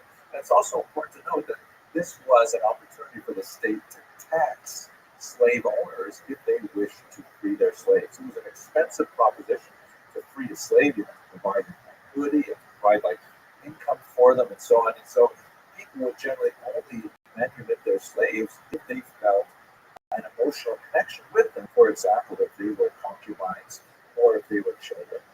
And we have significant numbers of these slave manumission records that give us a sense of why Jews would engage in this process. Related to this, by the way, is conversion, which we'll talk about in a second.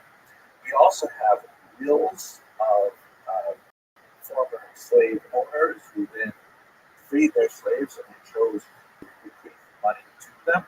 And finally, we have burial records, which indicate what happened to these freed slaves or their offspring once they had become Jewish. Were they buried in a Jewish cemetery, for example, and so on.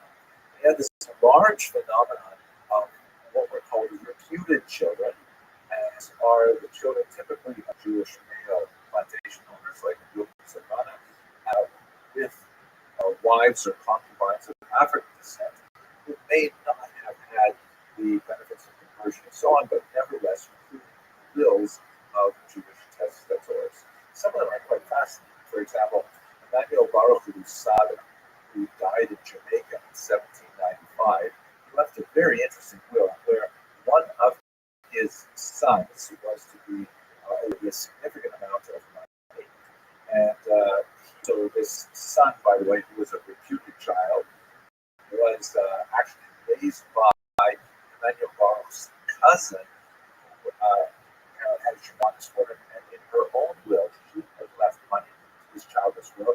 What is especially ironic is that Emmanuel Baruch was cognizant of the fact that his children, presumably from his European wife, it appears that his reputed child was the child of a mistress. He anticipated that his European wife and his offspring with his European wife would actually object to the allocation of funds to this reputed child, and so he actually put a codicil in his will that if any of them, his wife or his children by that wife, disputed the will or questioned the allocation of funds to their half brother, they would formally lose all of the money that had been allocated to them in the will. It gives you a sense of the range of emotional attachment that these Jewish testators had for their offspring, even though they weren't necessarily born by European mothers. Now, it is important to note, as Professor Van points out, that the records are spotty and inconsistent, and it's difficult to really project the overall picture based on these cases. They might entirely be something that reflects on individuals who have particularly close relationships, where otherwise we can imagine the horrific degree of abuse that could arise in these family relationships because of the intrinsically exploitative nature of the institution of slavery as a whole. We nevertheless do have lots of examples of the offspring of such relations being converted to Judaism upon manumission. We have examples of infant conversion. We have all kinds of things going on that are quite fascinating. This is, by the way, a picture of the mikveh of Suriname. It's now dry, but this would have been filled with water and would have been part of the conversion process. However, taking all of this together is a complicated picture. It's fascinating just to see little details here and there, but it's a complicated picture. It is important to note that one other set of records, and those are synagogue records, are especially telling as to how this society functioned in North Savannah. And the reality is that it appears that the offspring of Africans who were converted to Judaism were accepted within the Jewish community, but nevertheless, there was a layover of racial ideology within that acceptance. This is, again, not at all exceptional when you consider the complicated degrees of racial distinctions the overall society was making between Europeans and Africans, and half European, half Africans, and 1/4 Africans, 1/4 Europeans, 1/8, and so on. And they actually had a whole chart to describe what a person was, depending on how much European and how much ancestry they had.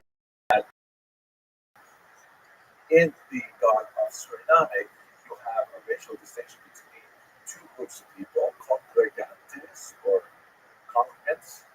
That would refer to these partially African Jews, nevertheless Jews, but there was a distinction of them, and there were certain restrictions placed upon them where they could sit buried at the side of the cemetery, things like that, and so-called yechidim, which is hard to translate exactly. It sort of means like literally means exceptional people, but it really means like unique people, and that's the purely European Jews who have more privileges, are married, buried in the main section of the synagogue, things like that. So to think that once they were converted to Jews and they were automatically socially accepted, I think that would be kind of Pollyannish to think that would happen.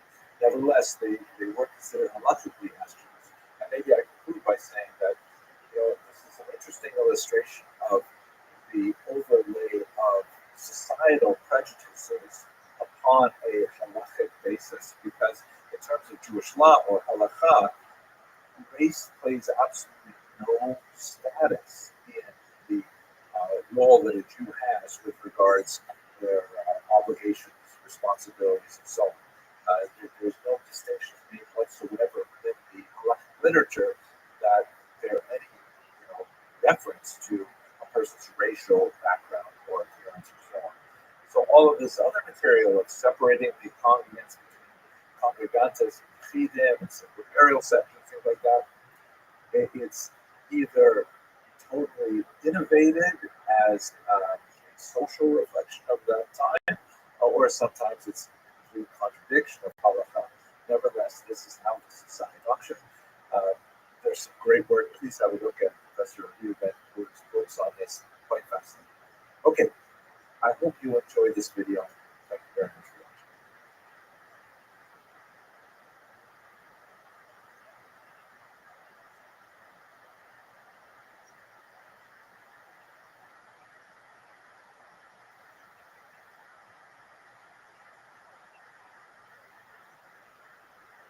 Hello, fellow students of Jewish history. I just got back from an amazing trip to the Lesser Antilles with Kosher Rico Cruises. It was so fascinating to see this very special part of the world that was very, very crucial for the development of other communities of Jews, particularly in North America, later on in the last millennium. I'm especially fascinated with how the Jewish step in the Caribbean was rather light. Really only about 100, 200 years where Jews were very active there, but it was a really important transitional place for Jews, fleeing the Inquisition and the expulsion of Spanish Jewry, and then, the emigration of Portuguese Jewry in particular, to this part of the world where they attempted to make a long-lasting civilization. As we shall see, it turned out that in the 18th century it was less viable economics, so Jews moved on, as many other peoples did. But this is really so important for understanding the development of North American Jewish society. So let's start this discussion by looking at the immigration patterns. So have a look at this map here. This map, which is kind of complicated, shows you basically the origins of the Caribbean Jewish community, which is primarily coming out of the Iberian Peninsula. You have two distinct phases. You have those Jews who were expelled in 1492, who did not make a tremendous amount of an impact in the early migration, because this is really just when the Americas were being discovered, right? The last decade of the 15th century and moving into the early 16th century, Jews were kicked out of Spain in 1492, although there were some crypto-Jews, meaning they had been forcibly converted or were the descendants of forcible converts, who accompanied even Columbus on his voyage. Columbus' story we explored elsewhere. It's quite likely that he was in fact descended from crypto Jews himself. At any rate, the Portuguese Jews, however, are far more significant. They are forcibly converted in 1497 to Christianity, and it takes them a while before they're really allowed to emigrate out of Portugal for reasons that we've explored in other videos. But then they make their way not only to centers that are more tolerant, such as Amsterdam, for example, which is hugely significant because the Dutch were very much involved in colonizing the Caribbean, but also making their way directly with Portuguese travel to the eastern Brazil, for example, to a place called Recife, is very important, and also to the northern regions of what we call today Colombia, places like Curacao. And then there's a secondary migration that I've indicated here with a kind of broken line that moves from the Caribbean up to North America. And that's very, very important. It really begins to gain a lot of steam in the 18th century as the economy in the Caribbean changes dramatically for reasons I'm going to discuss in just one second. But I would like to go ahead and talk a little bit about migration history before we get to that economic change. So this is kind of like where all these Jews are coming from. Portuguese Jews directly from Portugal, sometimes directly from Amsterdam. There is one really significant movement in 1654 of Jews from Brazil making their way out to New York City. That was not actually a continuous settlement. They sort of petered out after 1654, but it only took a decade or two before Jews began arriving in larger numbers. Now, when you look at the second major phase of migration to the Americas, not the Caribbean specifically, that would be the German Jewish migration that occurs in the 1840s through the 1870s. This is especially associated with the noxious practice that was lamented in Central Europe, the so-called familiars laws, that only would allow the oldest male child to marry. And that would mean that all of the other brothers could not marry. Jews are, of course, by this time, definitely monogamous in Ashkenazic lands. And so this was like essentially a really cool social form of population control that meant that so many Jews had to look for other places to live and hopefully other wives to marry them. And so you have, skipping the Caribbean entirely, you have this migration of German Jews coming to the northeast part of the United States, establishing themselves there, and eventually they'll be very able to a certain degree of wealth within a few decades, and that would be very significant for the next massive wave, which again also skips the Caribbean. This is the huge wave of migration of 2.5 million Jews making their way out of Eastern Europe after the pogroms in 1881. These are people coming from primarily the former Russian Empire, the former Austro-Hungarian Empire, but also skipping the Caribbean. They actually constitute the overwhelming bulk of American Jews. About 7 out of 10 American Jews trace their lineage to these Eastern European migrants who came at the turn of the 20th century. Now, there's one last Caribbean chapter. There is a surge of emigration from Germany and Austria out of fear of the Nazis and their rise. But by this time, America had adopted a much more nativist approach to these European migrants. They had largely closed their doors to Jewish immigrants. So therefore, many of them sought out Caribbean locales, often as a stepping stone before they could eventually make their way to Americans. So you have a significant, much smaller, but nevertheless a significant population of German and Austrian Jews making their way to Cuba in particular. And then after the Cuban Revolution, many of them flee to Florida, and then others go all the way up to New York. You also have Jews making their way to Puerto Rico at this time, and so on. So there are, once again, to encapsulate, there are two major Caribbean migrations to North America. The first is specifically in the 18th century. That's a kind of a secondary migration from the Caribbean as the economy changes. And the second one is the refugees from the Nazis, the so-called Cubans, Jews who made their way primarily to Cuba and then from Cuba to Florida.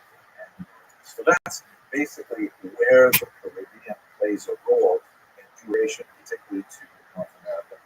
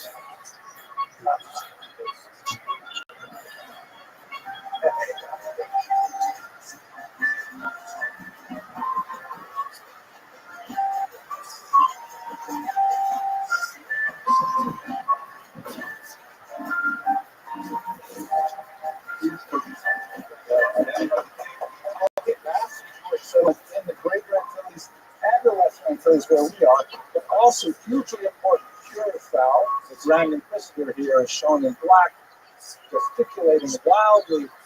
And then tomorrow we get the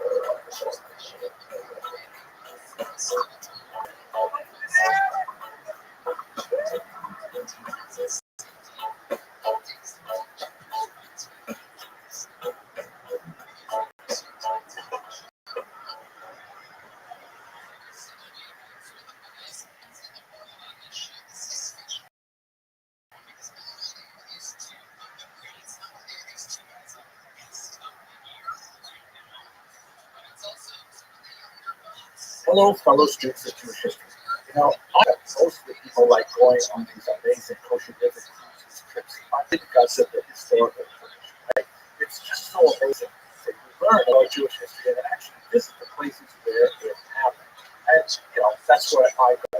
However, people tell me that they also go for the beautiful scenery, for the luxurious surroundings, these gorgeous boats, things like that. Okay, I understand that, and I even appreciate it a bit too. But a lot of people tell me they come for the food because Chef Malcolm, Chef Tobias are just geniuses with food. So I want to make this a public video of Malcolm and Chef Tobias. Would you please include some chocolate? Now, why? Because it is historical as well as delicious. The fact is that chocolate was only discovered by Europeans with the discovery of the New World in the 15th century. And it was imported back to Europe where it was consumed basically in the same way that it was consumed in the New World, that is, as a liquid. People would drink chocolate for decades and decades. They drank chocolate. Of course, it's not easy to export a liquid like that. It's very heavy and so on. And the beans, that's a possibility too. But Jews were very, very active in the cultivation of the sources of chocolate in the New World and in their export. But one thing in particular is especially connected with the Caribbean, and that is Benjamin da Costa de Andrade, who was one of these Portuguese Jewish traders who specifically invented a method to convert the chocolate into pellets, which could then be much more cheaply transported, thus lowering the cost of this otherwise high luxury items. The enjoyed by quite all kinds of people. And so as you enjoy your French chocolate, because you deal primarily with Cote d'Ivoire dough, and you think about how wonderful it tastes, think back to the fact that Jews were really at the basis of this chocolate trade, and in particular the Jews of the Caribbean. I hope you'll be able to join us on this cruise. It is promised to be absolutely amazing and so fascinating on a historical level. But if not, I'm looking forward to sharing with you some of my research in these videos. Thank you very much.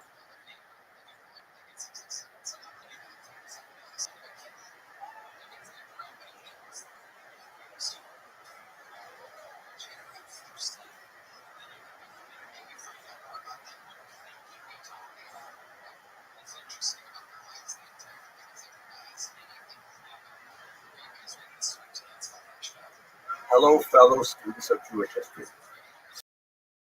So I'm sure you're familiar with the great American founding father, Alexander Hamilton's storied career that so popularized years with a very successful Broadway musical. But there has been new research that's been coming out recently that suggests very strongly that Alexander Hamilton was Jewish. Now, this Connect Caribbean and the upcoming Ocean River cruise there in January is because, he was educated in a Jewish school on the island of Lewis, right next to St. Kitts. And this is one of the small biographical details that so many historians have looked at and said, what a strange anomaly that he would go to a Jewish school as a child. So a new book came out last year, this book, The Jewish World of Alexander Hamilton, by Andrew Porlauncher, that is actually quite fascinating. And so I want to walk you through his main argument, suggest, I think convincingly, that yes, Alexander Hamilton was in fact Jewish. The book is, I can't tell you how fun it is. It reads like a detective novel.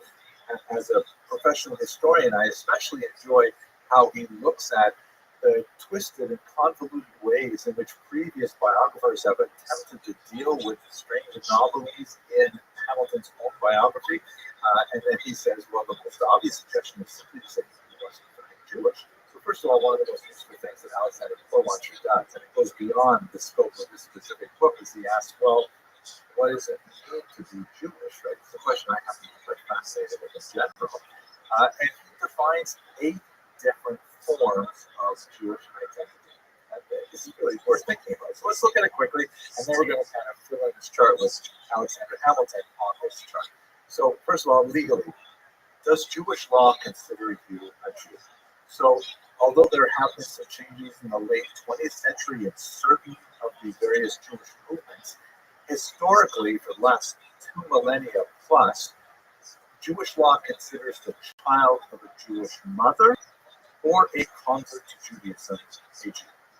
That's the definition of Jew. Either your mother was Jewish or you converted to Judaism.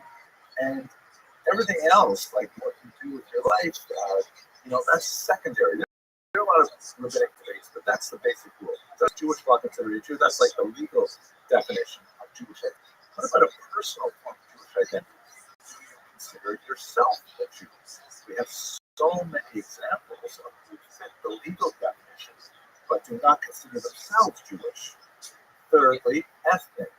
Did your ancestors consider themselves Jewish, right? Like Christopher Columbus a little while ago, is according to the DNA research that's come out, really peer review, things like that, but a lot of reasons to assume that it shouldn't have a problem with peer review. Let's just assume for the sake of argument it doesn't.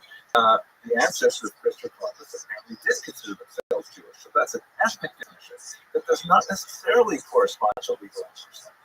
Communal. Do other Jews in your community consider you a Jew? You may consider yourself fully Jewish, and you may proclaim a legal definition as well, but if you consider yourself Jewish, that changes things too. Universal. Can you go anywhere to any Jewish community in the world and be considered Jewish? Also very relevant. Culture. Do you consider yourself a participant in Jewish culture, even if you may not meet some of the other markers of Jewish identity? Public. Does the non-Jewish community you live in consider you Jew? This is unfortunately a reality for much of Jewish history. There are a lot of people who want to escape the Jewish identity and who are unable to because the rest of the world still considers themselves a Jew. And finally, finally, religiously, do you consider yourself an adherent of Judaism? Meaning, do you consider yourself someone who holds with the basic tenets of Jewish religiosity and the behaviors that go along with it, and so on? There are people who can do that without necessarily meeting other forms. So Jewish identity is like a complicated thing. People might get some of these notes, not others. What is it? Okay, so now let's look at Alexander Hamilton himself and the arguments that Dr. Rothschild brings to suggest that he was not Jewish. So, legally, this is the simplest one. His mother, Rachel, converted to Judaism. There's no question about it. It's clear in the historical record. His mother, Rachel, converted to Judaism. She married a man named Johann Levine, whose identity is not entirely clear, but the certainly seems to suggest he was Jewish. That may have had something to do with the conversion. He has a whole discussion in his book. You can look at there. That marriage did not survive. Johann Levine was not Alexander Hamilton's father, but according to Jewish law, it doesn't matter. It's his mother that matters. A different man later was the father to Alexander. He would become her second husband. It was a messy and unfortunate situation, but at any rate, Alexander was born apparently out of wedlock to a Jewish mother who had converted to Judaism. So, on a legal definition, it's all over. Once Rachel converted to Judaism, they're Jewish. Any of her progeny are also Jewish. Okay. What about personal? This is where it gets a little more complicated, but fascinating as well. Alexander Hamilton never presented himself, at least in the historical record, as a Jew. On the contrary, on those few points where he had to sort of definitely indicate his religious identity, he declared himself, for example, as an Anglican, and he did that in a legal proceeding in order to testify as a witness. Now, the way things were set up then, only a Christian could testify, and so he declared himself an Anglican. But when they queried him, they felt the need to query him. He was still living in the Caribbean at the time. By the way, he was orphaned at this age, but he admitted that he had never taken communion, which is very strange. There's also no baptismal record for Alexander Hamilton at all, and he was, in fact, not allowed to testify. So, in other words, even though he said he was Anglican, the court was not prepared to believe that, to allow him to testify. Interesting. Okay, thirdly, ethnic identity. Did Alexander Hamilton's ancestors consider themselves as Jews? Well, obviously, on his father's side, on his mother's side, her parents did not consider themselves Jewish, but Rachel's the only one who counts. She clearly considered herself Jewish, and there's lots of evidence that even after leaving her husband, Rachel still considered herself Jewish. She did not, for example, baptize Alexander's older brother, Peter. He only was baptized as an adult. Again, very, very strange. And so there's every indication to suggest that when Alexander left her husband, she still considered herself fully Jewish. Thirdly, and this supports that it's more local Jewish community consider you a Jew, Rachel had her son Alexander educated in the Jewish school and ethics. Obviously, she considered him deserving within a Jewish educational environment, and the community considered him appropriate to be in that environment. That's not to say that we don't have Jewish parochial schools that have non-Jewish students as well. It's actually an interesting phenomenon. We see that, for example, sometimes the school has a really good reputation for academics, and so a lot of non-Jews will sign up because they want to study in that environment. That could be that what the simple answer is. He was Jewish. Universal. Would any Jewish community consider you a Jew? So in Alexander Hamilton's case, if her was considered valid, which is not so simple to argue it's true, especially in the 18th century like this, but if she had a Beit Din and she was converted, then yes, he would have been considered Jewish anywhere, especially if he presented himself as Jewish as the son of a convert. But this is still one of the stickiest things even in the first century. Cultural. Did he consider himself a participant in Jewish culture? One of the interesting things that Dr. Porlancher's book is that he compares Alexander Hamilton to a lot of his peers, and compared to many other founding fathers, Alexander Hamilton was universally positive towards Judaism and Jewish causes, and he recalled his affection, his education in Jewish school, speaking with great detail to his children about how he memorized the Ten Commandments in Hebrew and things like this, even as a child. So perhaps he did consider himself in some attenuated form of participating culture, but we don't have much data on that. Public, would the general community in the Caribbean islands, would they consider him Jewish? In his youth, we don't really know, although the preponderance of the evidence might suggest yes, because he was admitted to Jewish school.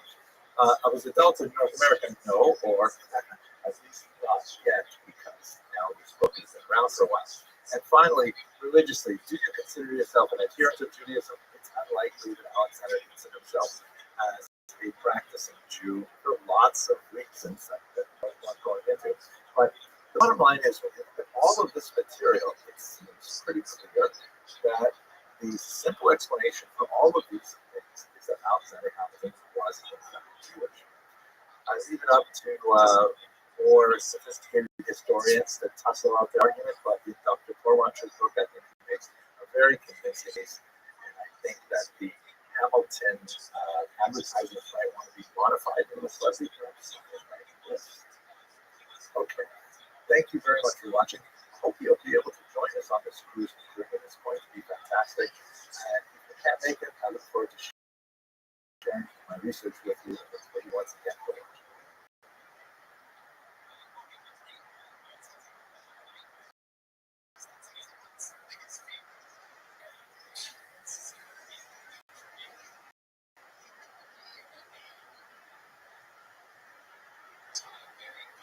Hello, fellow students of history. I am really excited about this upcoming cruise with Ocean River Cruises to the Caribbean, specifically the Lesser Antilles, and it's such a fascinating chapter in Jewish history. So first, there are the Lesser Antilles. Here's a map of the Caribbean.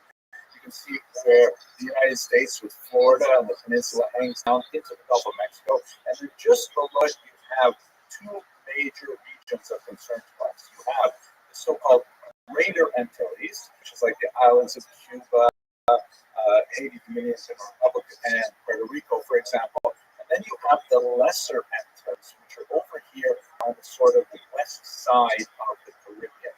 This is where we're going to be cruising, and it looks like just a tiny little place with these little archipelago of islands. It is such a fascinating chapter in Jewish history.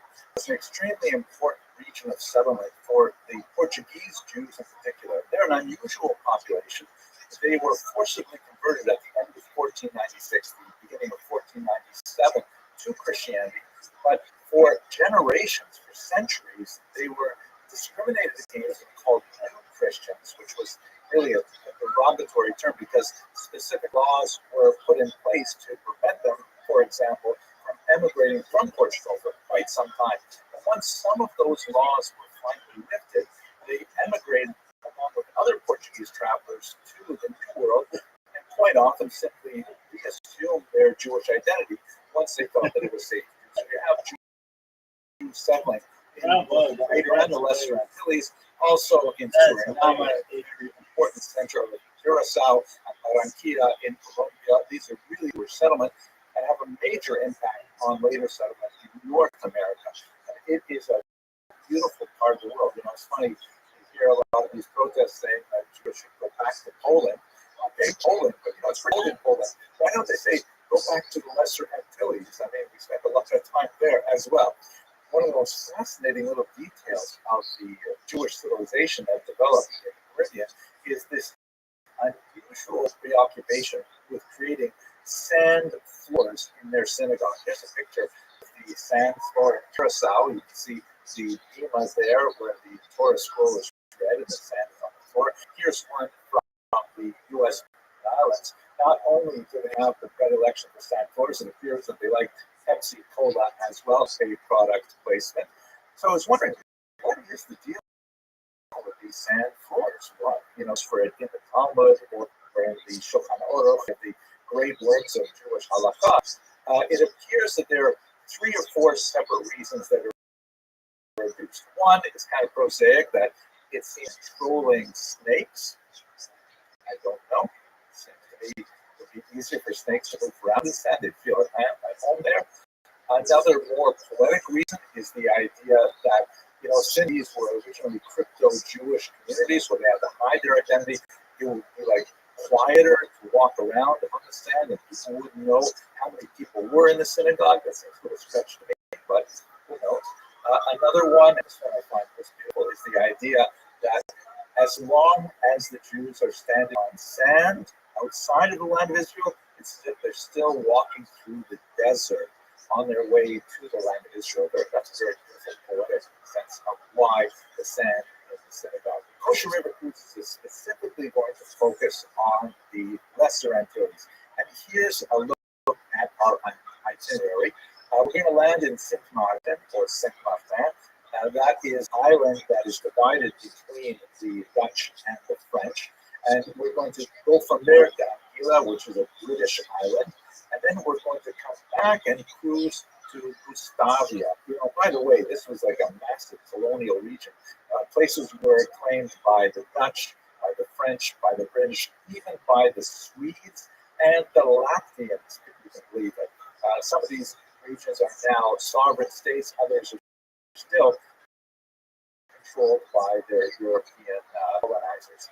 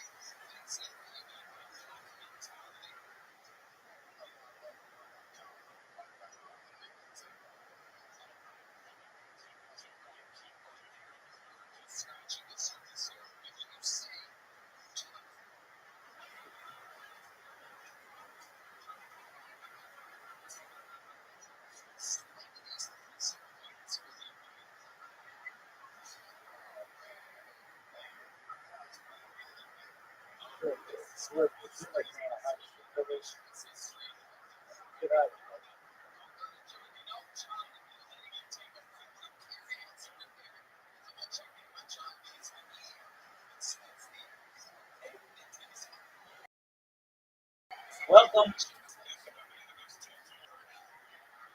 How are you?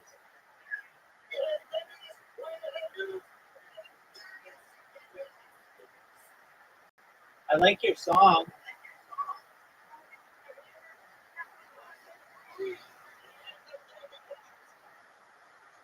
I like your song. Is it on Spotify?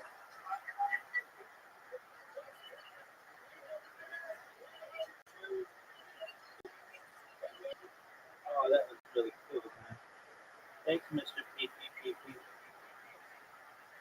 I like the song. It went like this.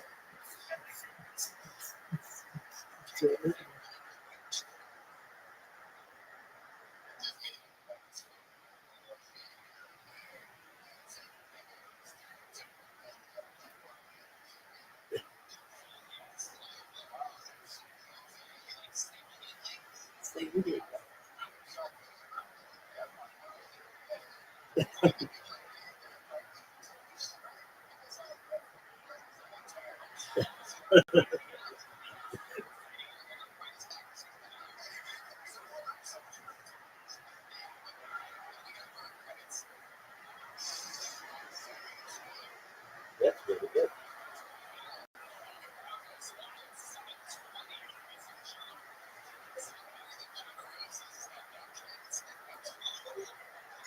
Welcome. How you living, Pam?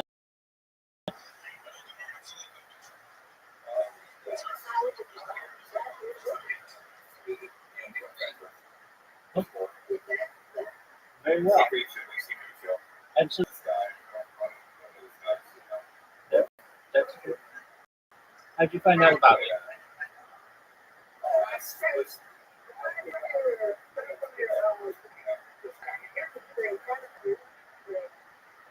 Oh, very cool. So one of you found me from YouTube, and the other person just from Twitch. No wait, and you guys don't know each other, or you just came at like the exact same time? Wow, that's wow. Okay. Okay. CCP Kirk Cobain. CCP Kirk Cobain, how old are you?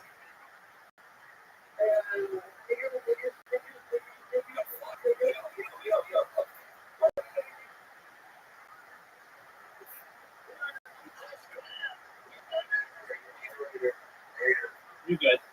No issue at all. So, Lil Killer, you found out about me from Twitch. Okay, great. Do you mind if I tell you about myself? Excellent. I'm Rabbi Rothschild. I stream my life 24 hours a day, 7 days a week, 365 days a year for world peace. I've been doing so since the pandemic, more than 3.5 years. I have more data archived on the internet than any person ever. Little Killer, have you ever seen the television show Big Brother or the movie The Truman Show? Okay, well, no big deal at all. It's just basically someone who's on camera all the time. You can follow my life going back to the pandemic. We've seen the death of the Queen, the birth of AI, the coronation of a king, and everything in between. I'm live on over 20 YouTube streams simultaneously right now at this moment, and I have created the largest database of human record in global history. Data is Earth's #1 resource. The 2018 data overtook petroleum, according to the Economist magazine, as Earth's #1 resource. More data archived than any person ever, which may make me a very influential person. And if that happens, I'm going to make you local, all your friends, your family, very wealthy. And when I mean that, or when I say that, I mean it. I mean that I want to make sure that you all become independently wealthy, financially stable if you're not already. I'm going to make sure that you are able to create generational wealth. And most of all, I want you to be able to start philanthropic organizations and charities of your own. How does that sound?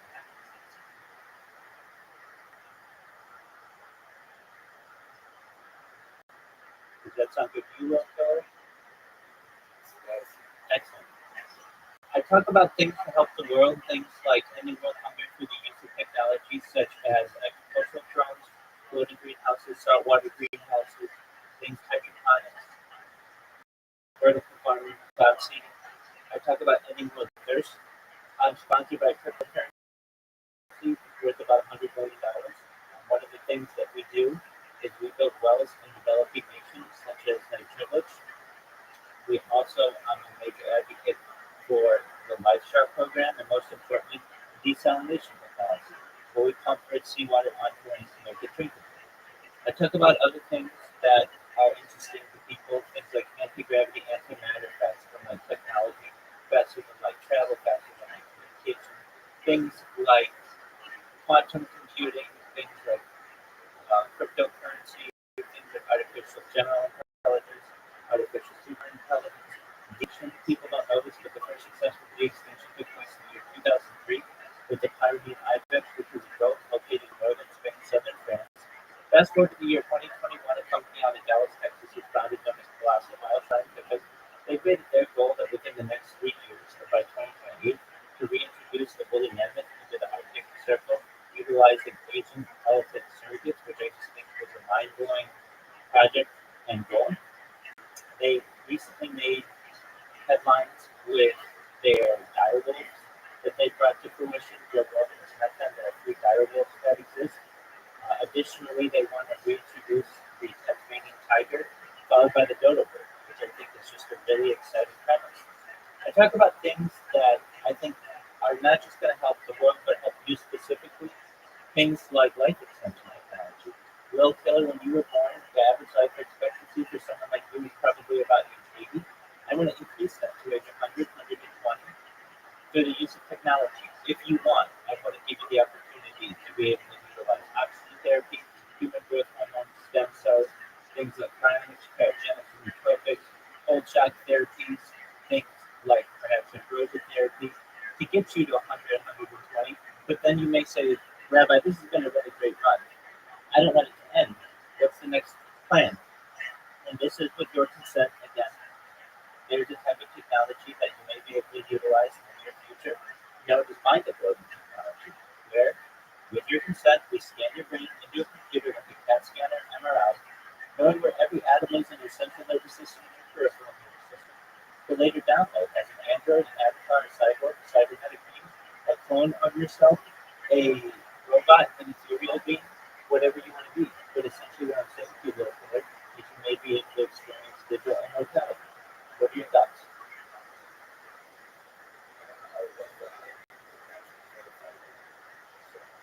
Well, there's a way to escape it.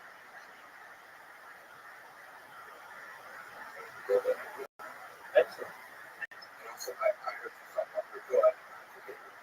Not very well. Well, you should know that Bitcoin is at an all-time high of $20,000, and it's going to hit $1 million probably in a decade. I know you don't probably have that much money to invest in it, but you can always buy smaller amounts of Bitcoin and then just hold on to it. That's okay. You don't need it. I'm going to take care of you. I'm going to take care of everyone you know. It's just a matter of time until I go viral. If you're like, okay, well, you're just sitting here. Like, how does that make you go viral? Well, firstly, if you would, in the left-hand side of this book, you're going to see something with red dots that says 24/7 YouTube links. Just take that, put it into YouTube, and you're going to see I've got more live streams going than any person you've ever seen in your entire life. And you can watch my live 24/7, 360 degrees. Additionally, you're going to see in front of me a bunch of computers.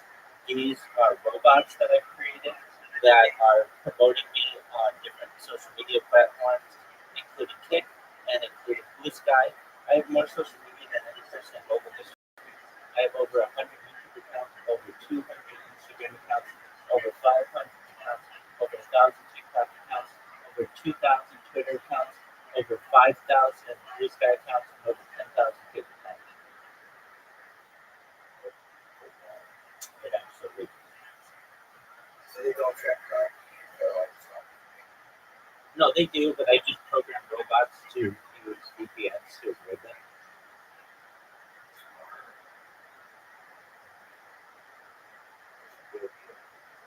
So that's a little about what I do. How about you? What are your hobbies and your favorite things to do?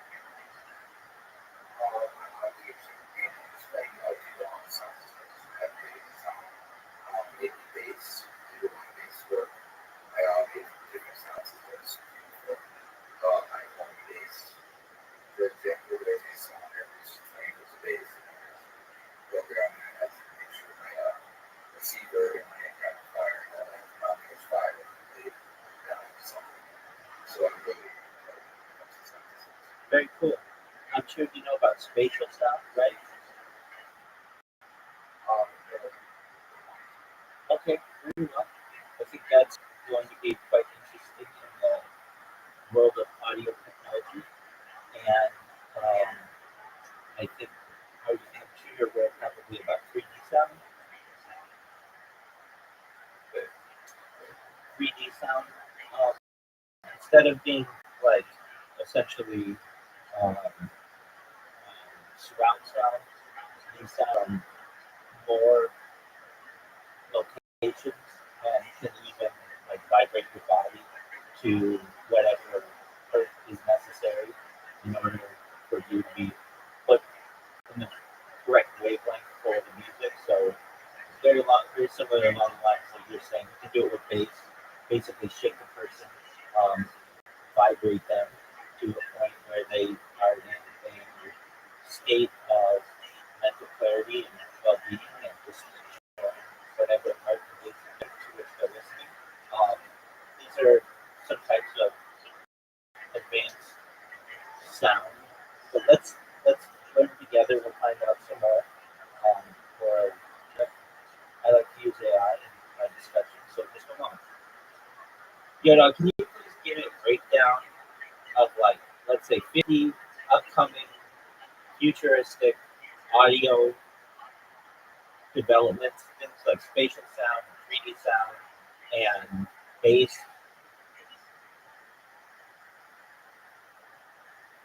All right, here we go. So we've got immersive and spatial audio. Spatial audio, Dolby Atmos, Apple Spatial Audio, surround sound that adapts with headroom. Then there's 3D audio mapping, full environmental audio rendering in real space. There's head track binaural audio, realistic left-right balance based on head position, room-aware audio rendering, system adjust output based on room acoustics, holographic sound fields, projected sound with location specified targeting, volumetric audio, layering sound by height, depth, and distance, 360-degree cinematic sound for VR AR, audio that rotates with your view, wave field synthesis simulates sound sources anywhere in 3D space, multi-zone 3D audio, different immersive sounds in different room zones, object-based audio, individual sounds rendered as separate objects in space. Then we have wearable and personal audio tech, AI-driven hearing enhancement earbuds adjust frequencies for your ears' needs, bone conduction and spatial audio, immersive sound without blocking ears. I've seen this for people who are deaf. They basically can use bone conduction to be able to hear things. In-ear sensor audio devices, tailor sound based on body feedback, heart rate, etc. Adaptive audio glasses, smart glasses with personalized sound zones. Neural and audio implants, direct brain audio interface. That's in the long-term future. Ultra-directional wearable speakers creates a private bubble of sound. Self-adjusting noise cancellation shifts dynamically based on environment. Emotion responsive headphones, audio, EQ adapts to mood. Head gesture control for audio, nods, tilts, etc. Change tracks and body. Personalized HRTF modeling, 3D audio tuned specifically to your ear shape. Then we have AI audio technologies, AI mastering tools, real-time pro-level audio mastering, voice cloning and style transfer to make your voice sound like anyone or anything. AI-powered audio cleanup, remove background noise, clicks and automatically. Real-time translation with voice tone replication. Hear a different language and speak your voice. Emotion-aware audio systems, audio responses match your mood. Generative ambient soundscapes, music or sounds created in real time. Voice to music AI generation. Hum a tune, get full illustration. AI-driven spatial mixing, eye test, music, auto-position voices or instruments in 3D, interactive voice soundtracks and games, AI audio that reacts to voice and gameplay, deepfake sound detection, eidetic and altered audio content, advanced playback and production, haptic bass integration, feel the bass through touch, not just hearing, modular soundbars with upward firing spatial channels, next-gen ambisonic microphones, 360 high-res sound capture, acoustic holography for sound mixing, visualize sound in 3D while mixing, immersive DAWs, digital audio workstations, 3D spatial mix environments, voice isolation and group calls, automatic focus on the dominant speaker, multi-source ambient noise recreation, simulate real-world locations, tactile feedback audio controllers, send sound through touch when mixing, AI audio co-producers suggest and build audio arrangements, quantum audio processors, experimental high-efficiency signal processing, environmental and ambient audio, context-aware ambient soundscapes, auto-generate based on location or activity, silent sound projection, hypersonic audio, targeted sound to a single person, smart sound masking, adaptive privacy audio in shared spaces, geolocated audio storytelling, audio changes based on where you are, time of day adaptive sound systems, different tones and vibes for north versus night, weather reactive soundscapes, audio shifts with live weather changes, smell integrated audio experiences, syncing scent and sound multisensory, drone audio systems for outdoor events, sound delivery from flying speakers, interactive museum exhibit audio layers, layered sound for user location, and urban sonic landscaping, city infrastructure with built-in sound modulation. So that's what we're looking at in the near future. Isn't that stuff cool?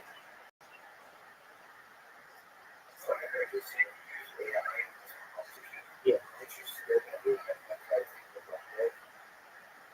Well, these are the fears of futurists, but I feel that I can perhaps, if I want, be able to get at the forefront of this by creating data and archiving it. So,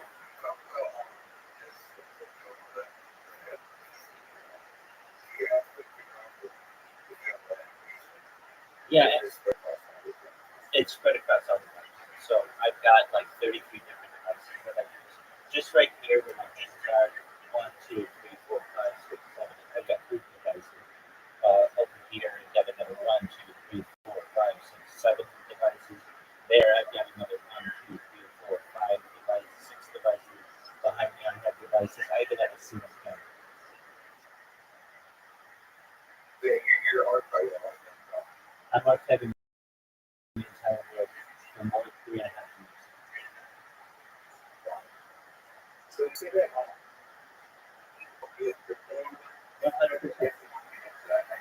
I've heard about it. It's like the best. That's correct. So, really, if you don't know anything about it, the best place to learn is Twitter Spaces. Do you know what Twitter is?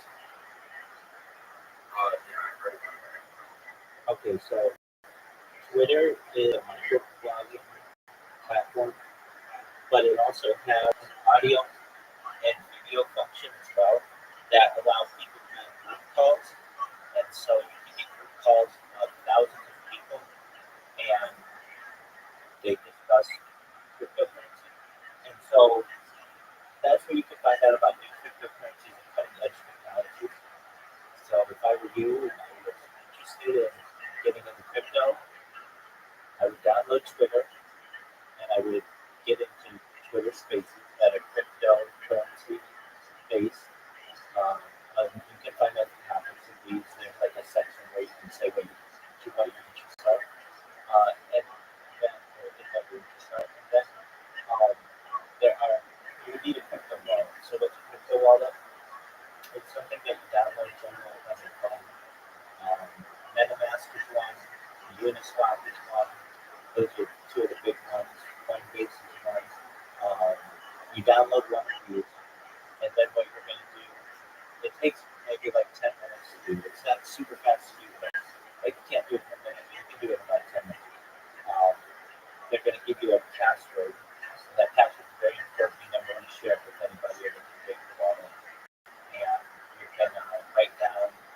called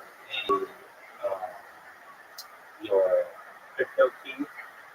Basically, it'll give you like 20 words or so. Words like dog, cat, olive, tree, bread, just like words. And you choosing your password like you normally would, like I don't know, read, which is really easy to hack. Your your your key is much more difficult to hack. And this down and you keep it in a safe place.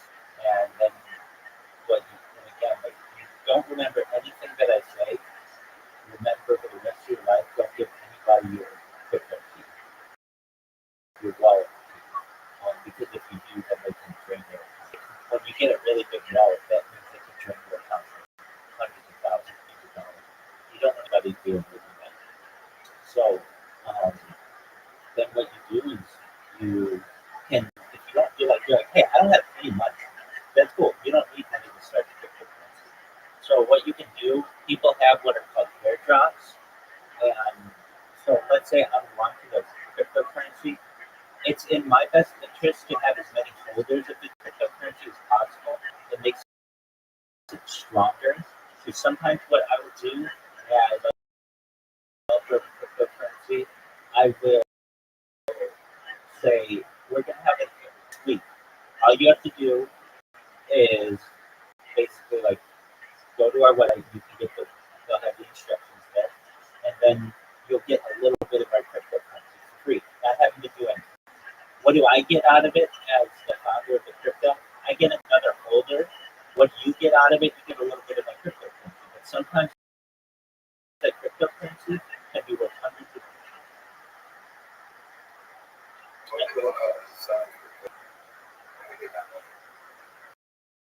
yeah, so that's where you get airdrops.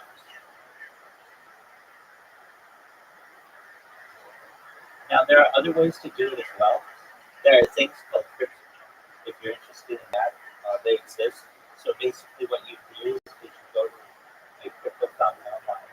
You can Google these things, but what you're going to want to do is click. It's basically like if you click this web page once an hour, you'll get free crypto. You can get free Bitcoin. So it's not a lot of Bitcoin. It's like a really, really, really small amount, but it's so like basically you're earning money by just clicking something on a page.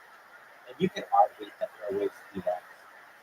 But basically, if you have absolutely no money, you don't want to invest on it. And I completely understand that.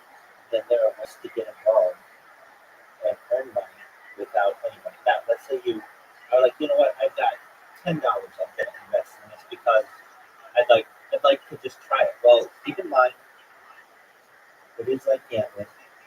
And when I say that, what I mean, like, there's a chance you're going to lose that $10, but there's a chance that $10 could become $1 million. So it's like gambling. So let's say you have $10.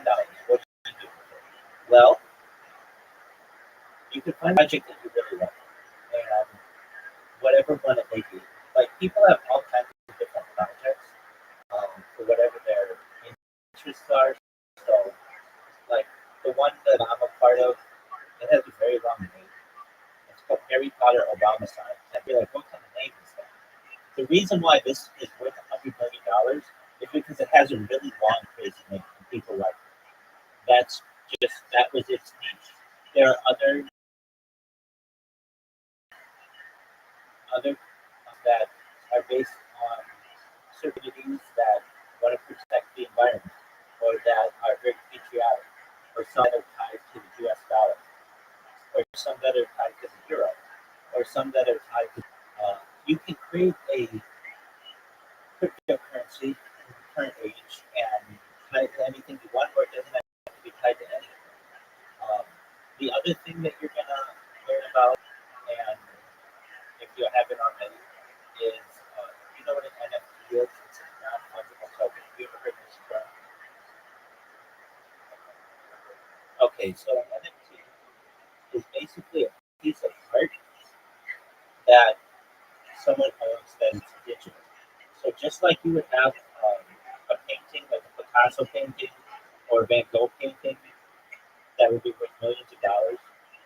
People instead buy and trade digital art. Now, why, you may ask, like, why would you want digital art? What's the benefit of digital art?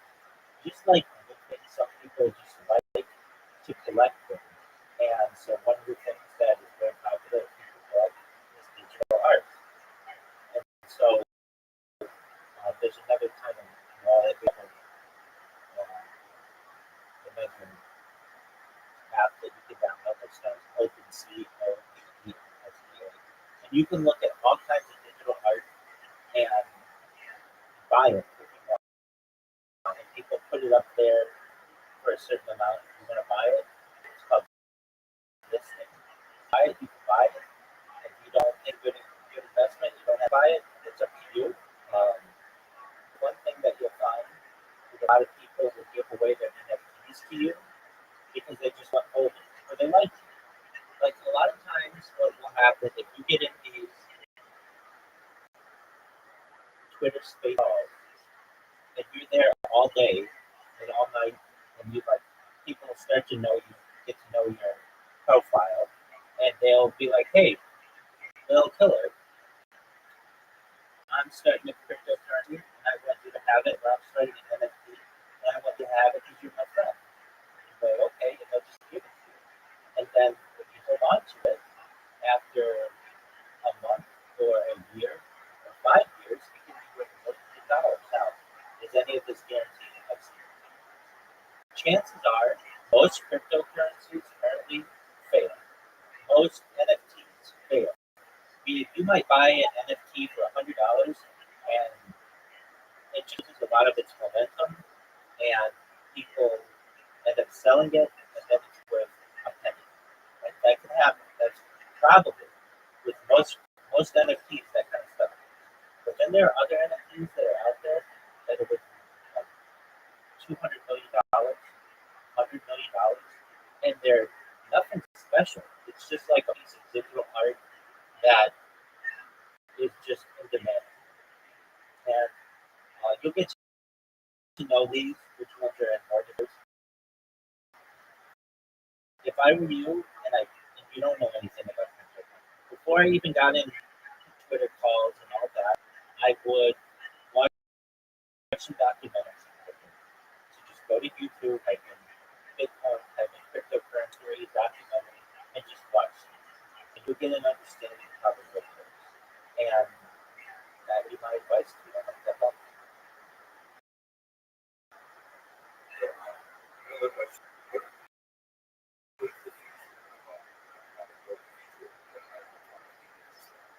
Yeah, I think we're going to see a massive criminalization, perhaps in the future.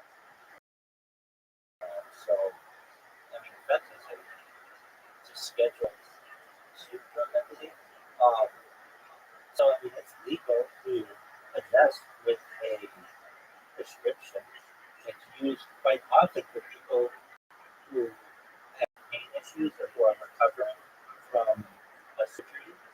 So, from that aspect, it's very common. Um, we've already seen marijuana move from Schedule 1, which is the most serious, to Schedule 3 now, the Biden administration.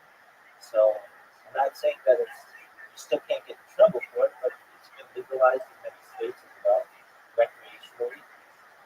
In terms of cocaine, still has been seen as a very addictive substance, but some places are moving to decriminalize stronger types of drugs and also to make the laws fairer. So there was during the 1980s, 1990s, and 1970s, many white people would snort cocaine, many black people would uh, many white people would snort cocaine, many black people would smoke it. And so they made the punishment for smoking cocaine much stricter than it was for snorting. And this cup,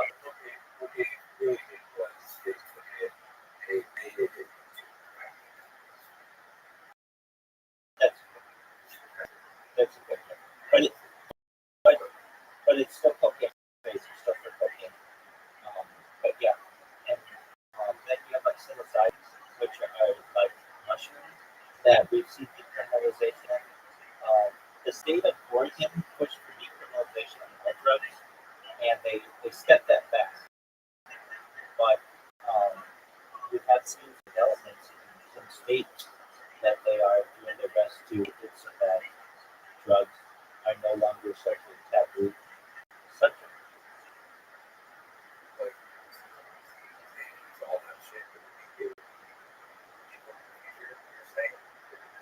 Well, so decriminalization is different than legalization. Decriminalization means if you're caught with this stuff, you don't get any kind of criminal time or criminal penalties, but it still doesn't necessarily mean that it's legal to sell.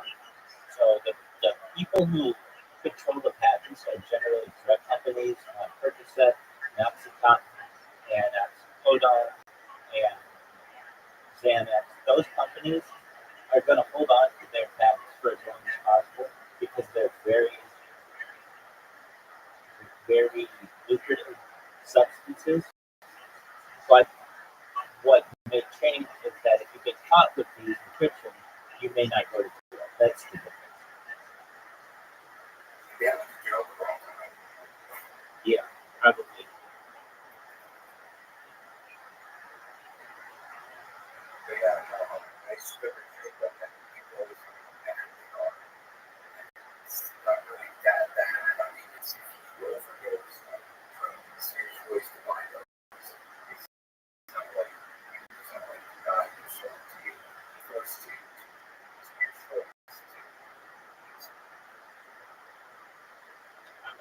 You know, a lot of states or at least jurisdictions have really harsh penalties for drug dealers, and I think that's unfair. Um, just like, yeah, no, definitely. So if you are selling, let's just say, cocaine, and you may or may not know it's laced with something, with fentanyl or something. You don't know. You're not a chemist. You don't. You got a little pile of cocaine. You don't know all the stuff that's in it, and you don't have access. You just bought it from your dealer, who bought it from their dealer, who bought it from. But then you give it to somebody, and that person overdoses after you. They don't just come after you for drug dealing. They come after you for murder, and I think that's unfair.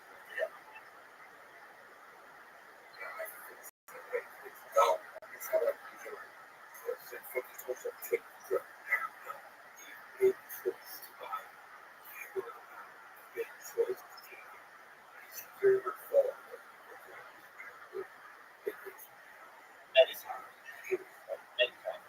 And I have a friend of mine, very wealthy individual. He was in Las Vegas and got in with the wrong crowd, got in with a hooker. And now this man was very wealthy, multi-million-dollar person, had houses all over California, all kinds of cars, had his partner, and he liked cocaine. And he asked the hooker to give him cocaine. She called up some people, and they got cocaine, and they killed him.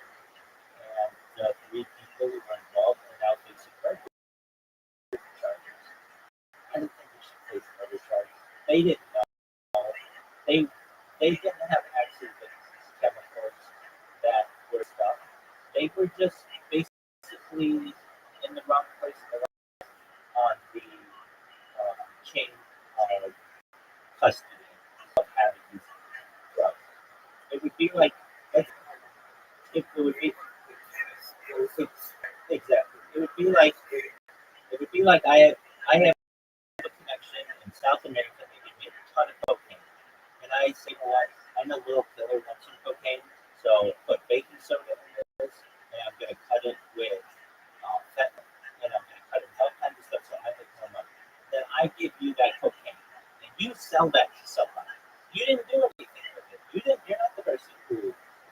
cut it with anything. You just sold it to someone, but now you're facing murder charges. That's unfair.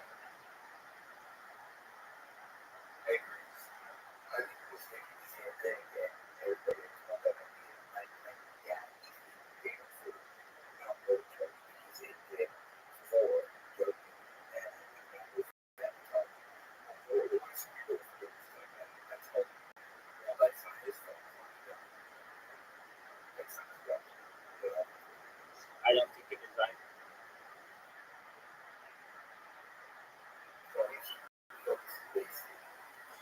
I'm 100%.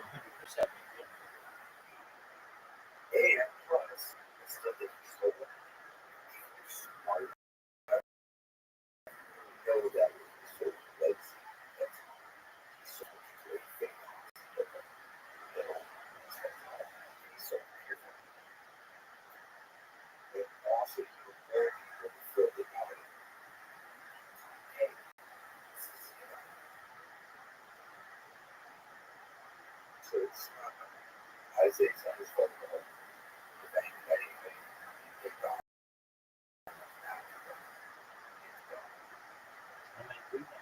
And you had to grow up without a father in your life, or have this person different? Okay, but I mean a significant period of your life. Yeah, your life. So he's 2 years, but still. Oh, little killer, little killer. I've had you. Gotta be. You know, and I know that's okay. I give you all the advice that you need, and feel free to come back in 3 years or whatever. And that's you, okay?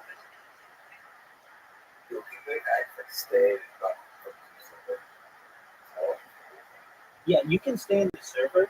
Just don't come into this VC.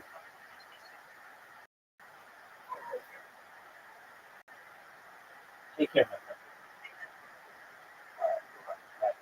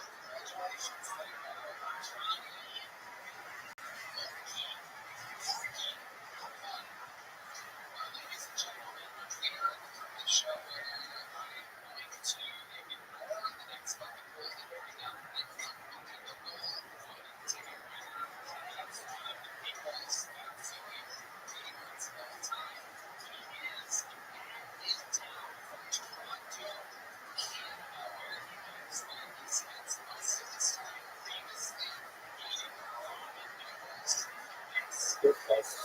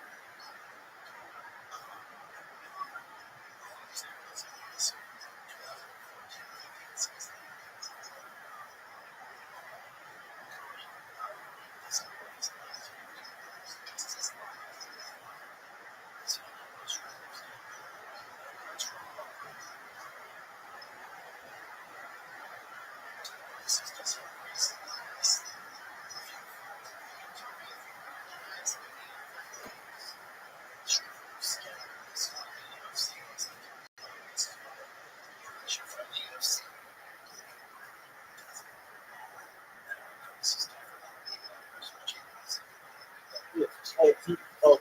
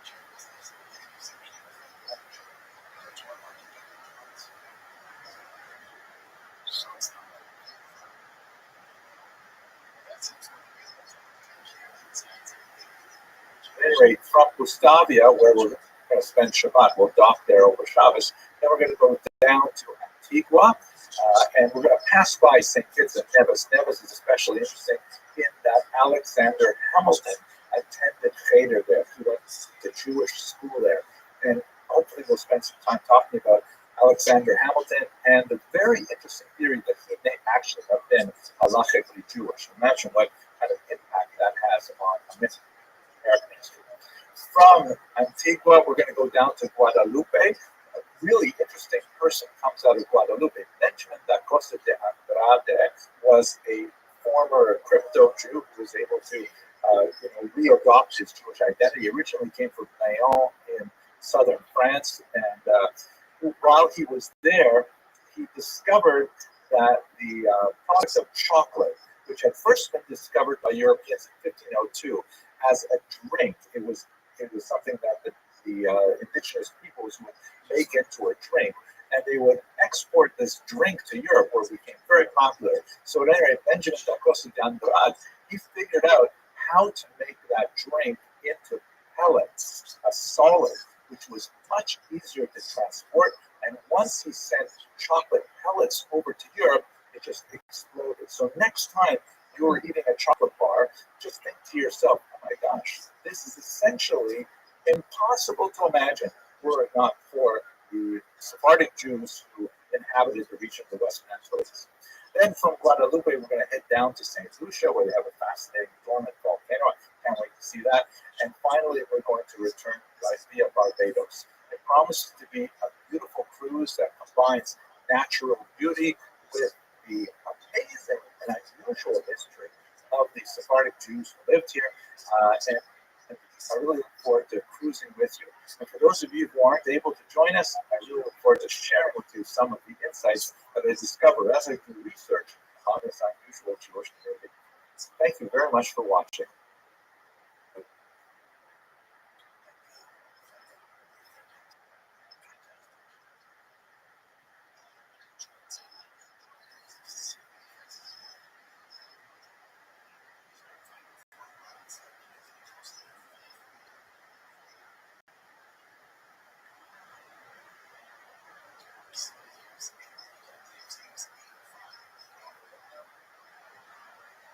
Hello, fellow students of Jewish history. First of all, I want to say thank you to all of you who are saying, hey, did you see that Christopher Columbus was actually Jewish? Thank you very much. My email box is absolutely stuffed. Please stop sending the messages. I got it. I was a little bit missed by the news because in 2017, I gave a lecture on this topic in which I said that he probably was Jewish. And now I am once again proven wrong. I hope my wife does not see this video. But what I'd like to do today is talk a little bit about what has been discovered. And I'd like to play you the material that I said back in 2017 that still is quite relevant, and then come back and say, well, what does this all mean for our understanding of, right? Okay, so here we go. First of all, the new genetic testing that has been conducted was done on remains that are believed to be those of Columbus and also those of his son. And the DNA research indicates that there are features both on the Y chromosomes and in the mitochondrial DNA, which is associated with the mother, that are consistent with patterns found in Sephardic Jews. Now, we should mention here a very important caveat that according to traditional Judaism, DNA is not in itself sufficient definition of Jewish status. Mitochondrial DNA through the mother is much more significant, but in general, DNA is not used as a definition of Jewish status. What the study actually indicates is that Christopher Columbus had DNA that was comparable to DNA that many Jewish people had, and that's something that a lot of people have, especially in the Iberian Peninsula, especially in Portugal, and actually in America. There are quite a few people who don't identify as Jewish and nevertheless have some Jewish DNA.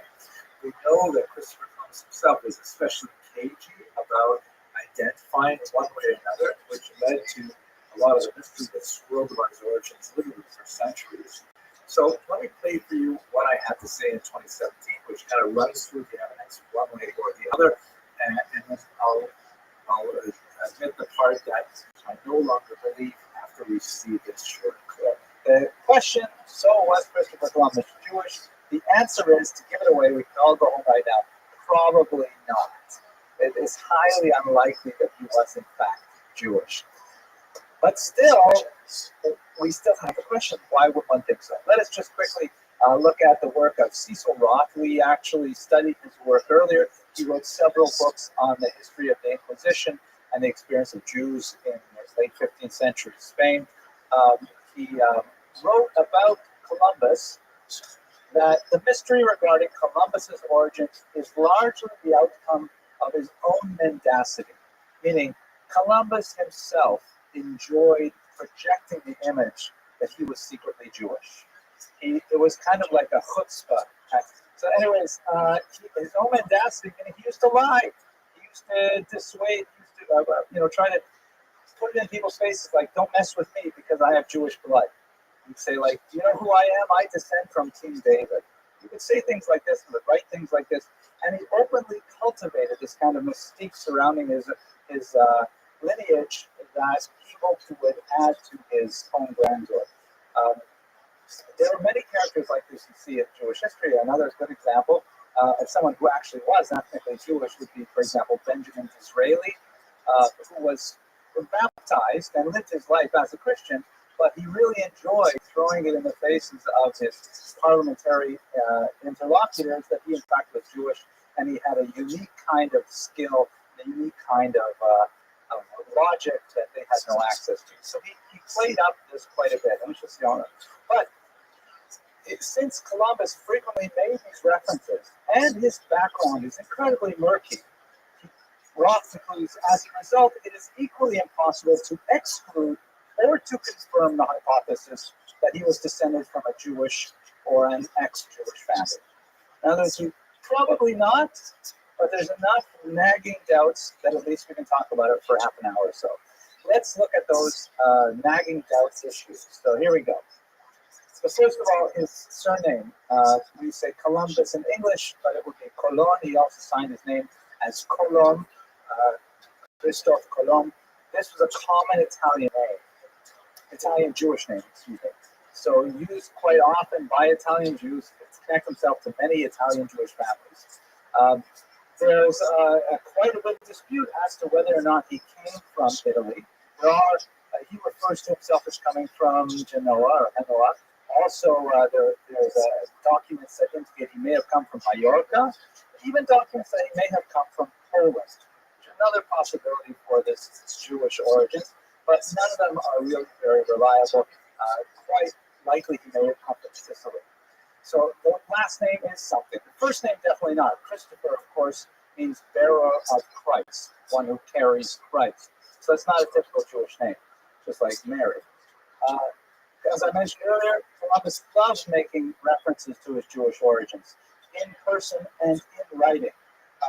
This is kind of like a dangerous thing to do because we're living in a period when the conversos are being actively persecuted, and at the same time, he was kind of like that transitional liminal figure that was moving in and out of many royal courts from Portugal and Spain, Italy, elsewhere, trying to gain support for his venture. And whatever he thought would make himself look more exotic and more appealing in his quest, he would not hesitate to use. But nonetheless, that's part of it. Third, we know he had a lot of Jewish friends. He has tremendous amount of associations with Jews.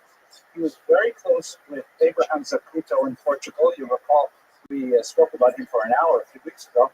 And he relies very heavily on Zacuto's astronomical research. The astrolabe that Zacuto had refined by making it out of metal was incredibly important to Columbus, as was the Alphonsine tables that were translated through Hebrew into Latin for him. He had many Jews on his ship.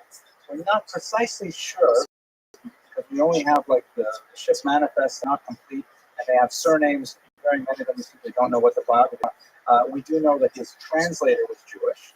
This is, by the way, a typical kind of Jewish profession. Jews in medicine, Jews in law, Jews in finance, and Jews in linguistics are very big. Jews, the exception of a Jew, it's a very unusual exception, 20th century American Jewry, very monolingual, but for the most part, Jews typically are polyglots in several languages and very valuable to their host societies as a result. I have a feeling that might be because Jews tend to exist on the outsides of mainstream society. In America, where we were accepted so well and so deeply, especially in the second half of the 20th century, we lost a lot of our linguistic skill because it was not necessary. But in the first half of the 20th century and earlier, perhaps in the later 21st century, we will develop that again. He was also very close to conversos, that is, Jews who had converted to Christianity during the course of the Inquisition. in particular de Santa Gel, who was one of his main economic backers, a very important person in the royal court of Isabel and Ferdinand, who supported him and made crucial recommendations to allow the king and queen to promote his work. And a man named Sanchez as well, another major backer. And in fact, when he actually discovered the New World and he returned back and landed in the coast of Africa, he immediately sent letters describing his discovery to the king and queen.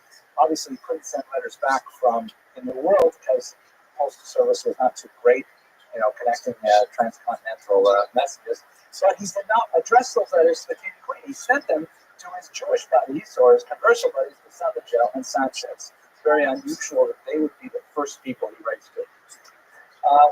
There are some really tantalizing things, like, for example, he was the ships. By the way, you should recall that he spent about a decade petitioning wealthy kingdoms to back his enterprise, pushing for his idea, bouncing from state to state. Spent a lot of time in Portugal, no luck there. Eventually ended up in Spain and got a positive yes from Isabel and Ferdinand.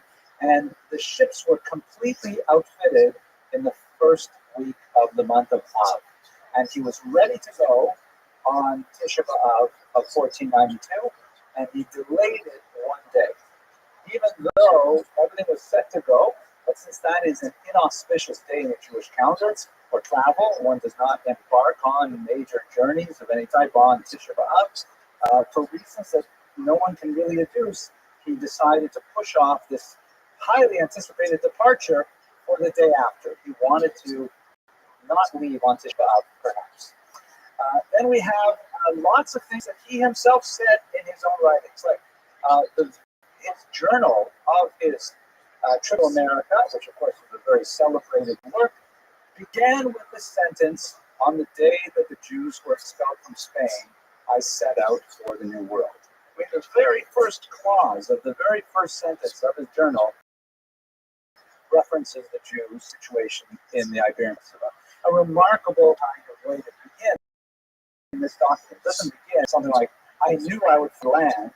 He begins with, "The Jews were expelled from Spain." Let's have a look at some of his personal correspondence. Here's one of the few letters that we have in his own hand. He wrote to his son Diego.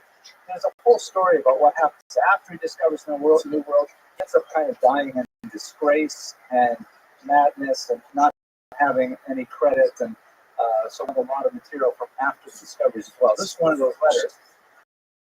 And just in the top left corner, there's this funny little squiggle right where the arrow is, for the cursor I see over here, that is not part of the letter text itself. It looks a little bit like he's testing out the ballpoint on his pen, but of course this is about 400 years before they invented ballpoints. So what exactly is that? Some scholars have opined that it looks something like traditional invocation at the beginning of a letter. The letter is Beit A. I did have my computer easy access to handwritten letters. Like, they look a little different if you wrote them by script rather than the Assyrian block script like this. But in fact, you can see what we see. You've got the Beit on the right and the Hey on the left in a cursive script, which is an abbreviation for the term Baruch Hashem, or blessed is the name, which reminds me of a joke that I will try to tell you right after this. So the signing the beginning of his letters with this strange little squiggle, and by the way, he only did it in his letters to his sons. He didn't write it to other people, just as a family thing, perhaps that is Baruch Hashem. And you may be asking, but it's on the wrong side of the page. What do you want from him? He's pretending anyways. I don't know, it's the truth. Normally you would write this on the right-hand side of the page, but it's not at all uncommon to see it at the center top as well. So it would be terrible if it goes on the left. It doesn't even look very neat, but neither does his Castilian there too. One last detail from this same letter, he developed this rather unusual signature that he was very particular about. You can just see it here. I have another copy that shows in a little bit greater contrast here. No one has yet been able to decipher this strange signature that not only did he use in the latter years of his life, but he insisted that his children also use this signature, which is a strange kind of thing to do. I want you to sign my name like I signed this name, not on checks or something like that. This part we can sort of figure out. The X is, of course, the Greek chi letter, as in Christos, and this is the Greek R and the Greek O. So Christo, this is the short form for Christopher, let's say, or just for Christo at any rate. And then Ferenc, the Latinized version of the fur part in Christopher, meaning the one who bears Christ, right? Christos, Ferenc, Christopher. So that part is easy. But what's the business with this? Either the Latin letter X or the Greek letter chi, an M and a Y, which could be an U, and the SAS with those two dots around the S's, which he insisted on being written exactly like this, in this shape, and so on. Cecil Roth, the major historian who saw a little while ago, he argued, not specifically, not really convincingly, but nevertheless it's worth noting that this is kind of like a secret symbol to his sons that they should say Kaddish for him after he died. The Conversos did definitely use a lot of secret messages that they handed down in all kinds of coded forms to their children. When you do this behavior to remind you of a particular mitzvah that we have to keep and so on. So it's not at all possible, but it's difficult to see this in his signature. Nevertheless, you take all of these things together, and you can add it up for yourself. It's hard to believe that he was actually Jewish. I think it's more likely that he liked the image of Jewish, and he actively coped with his population. And that's about it. So what I have to take back from what I said 7 or 9 years ago is that whereas I believed at that point that Columbus probably was not Jewish, now I have to say that probably he was in fact Jewish. And I'm just kind of bummed out by this because I was wish we had this DNA evidence like a half century ago when Columbus was still favorably regarded in the Western world. Now it's just like another reason why people don't like Jews. What are you going to do? Figures. But let's just clarify what we're talking about here. What we're saying is that Christopher Columbus, he himself, we know, did not identify exclusively as a Jew. In fact, that would have been virtually suicidal. This would have been a career killer at the time he lived. He identified as a faithful Catholic, perhaps for pragmatic reasons. But as I said before, we watched the 2017 clip, his ancestors were quite likely Jews.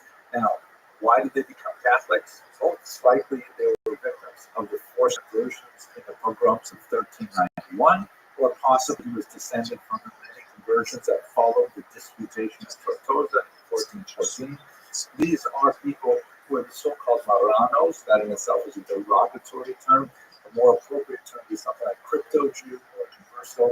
And that population, which is quite significant in the Iberian Peninsula leading up to the year 1492, it actually constituted a very major element in the migration to the New World from the Iberian Peninsula, 16th and 17th centuries in particular, and from Portugal especially.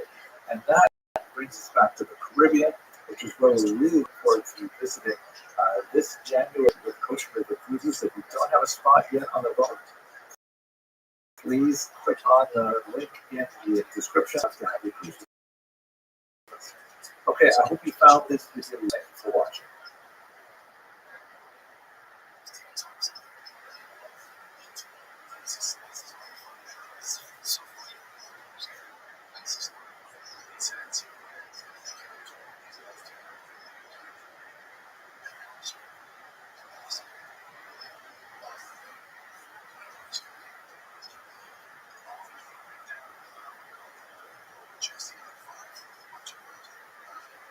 Hello, fellow students of Jewish history. I'd like to take 3 lectures to go over the entire course of history of the land of Israel, with emphasis on the Jewish population that lived there and some of the other populations with which they interact. I'm going to break this up into 3 short videos to look at that. they're based on a series of lectures I gave earlier about Hoover and got very large disease. The first lecture was all the way back to the Greek people up to the Rothschild in the second century of the common era. Then we're going to look at a kind of a straight period starting from late antiquity with the end of the Rothschild right up until the 19th century. This is an extremely important period because of the entry of Muslim people to Israel, to Islam, to around Israel. And then in the last lecture, we looked at contemporary period, focusing specifically on the land of Israel during the period of the rise of Zionism and the state of Israel, and take it up to the situation that we are today. First thing I want to say is let's have a look at the geography. Right? Here's Israel right in the middle of three major continents: Africa, Asia, and Europe. And just as you would imagine, Israel constitutes a sort of economic center because it is an exclusive land between these three areas. It's also a major meeting place for ideas. It's not a coincidence that it is in the land of Israel that we have the birthplace of two of the three great Abrahamic religions. That is, of course, Judaism and Christianity. And Islam is not too far away in the western part of Saudi Arabia. And of course, it's not but another way to look at Israel, that's one of my favorites, is the greatest map picture I put who was a very unsuccessful Protestant in the 16th century, but a very gifted cartographer, represented Israel, specifically the city of Jerusalem, as the center of a clover leaf of Europe, Asia, and Africa. And I think this is the way a lot of Jews tend to view the world, as Israel as both as Europe, capital, and homeland of the Jewish people, and of course it occupies a great deal of Jewish thought to people in their prayers for millennia, even when the majority of Jewish population is outside. So let's focus on where we talk about this today and get a better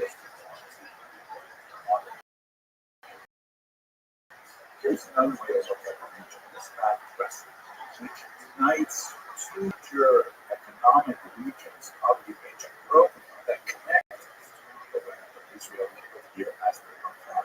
The two major economic regions, of course, are Egypt, which is nourished by the Nile River, a consistent source of irrigation for the farmland that spread throughout the entire Nile, especially in the Delta region as it happens in the Mediterranean, and also in the two rivers, Tigris and Euphrates. All three of these rivers in Genesis.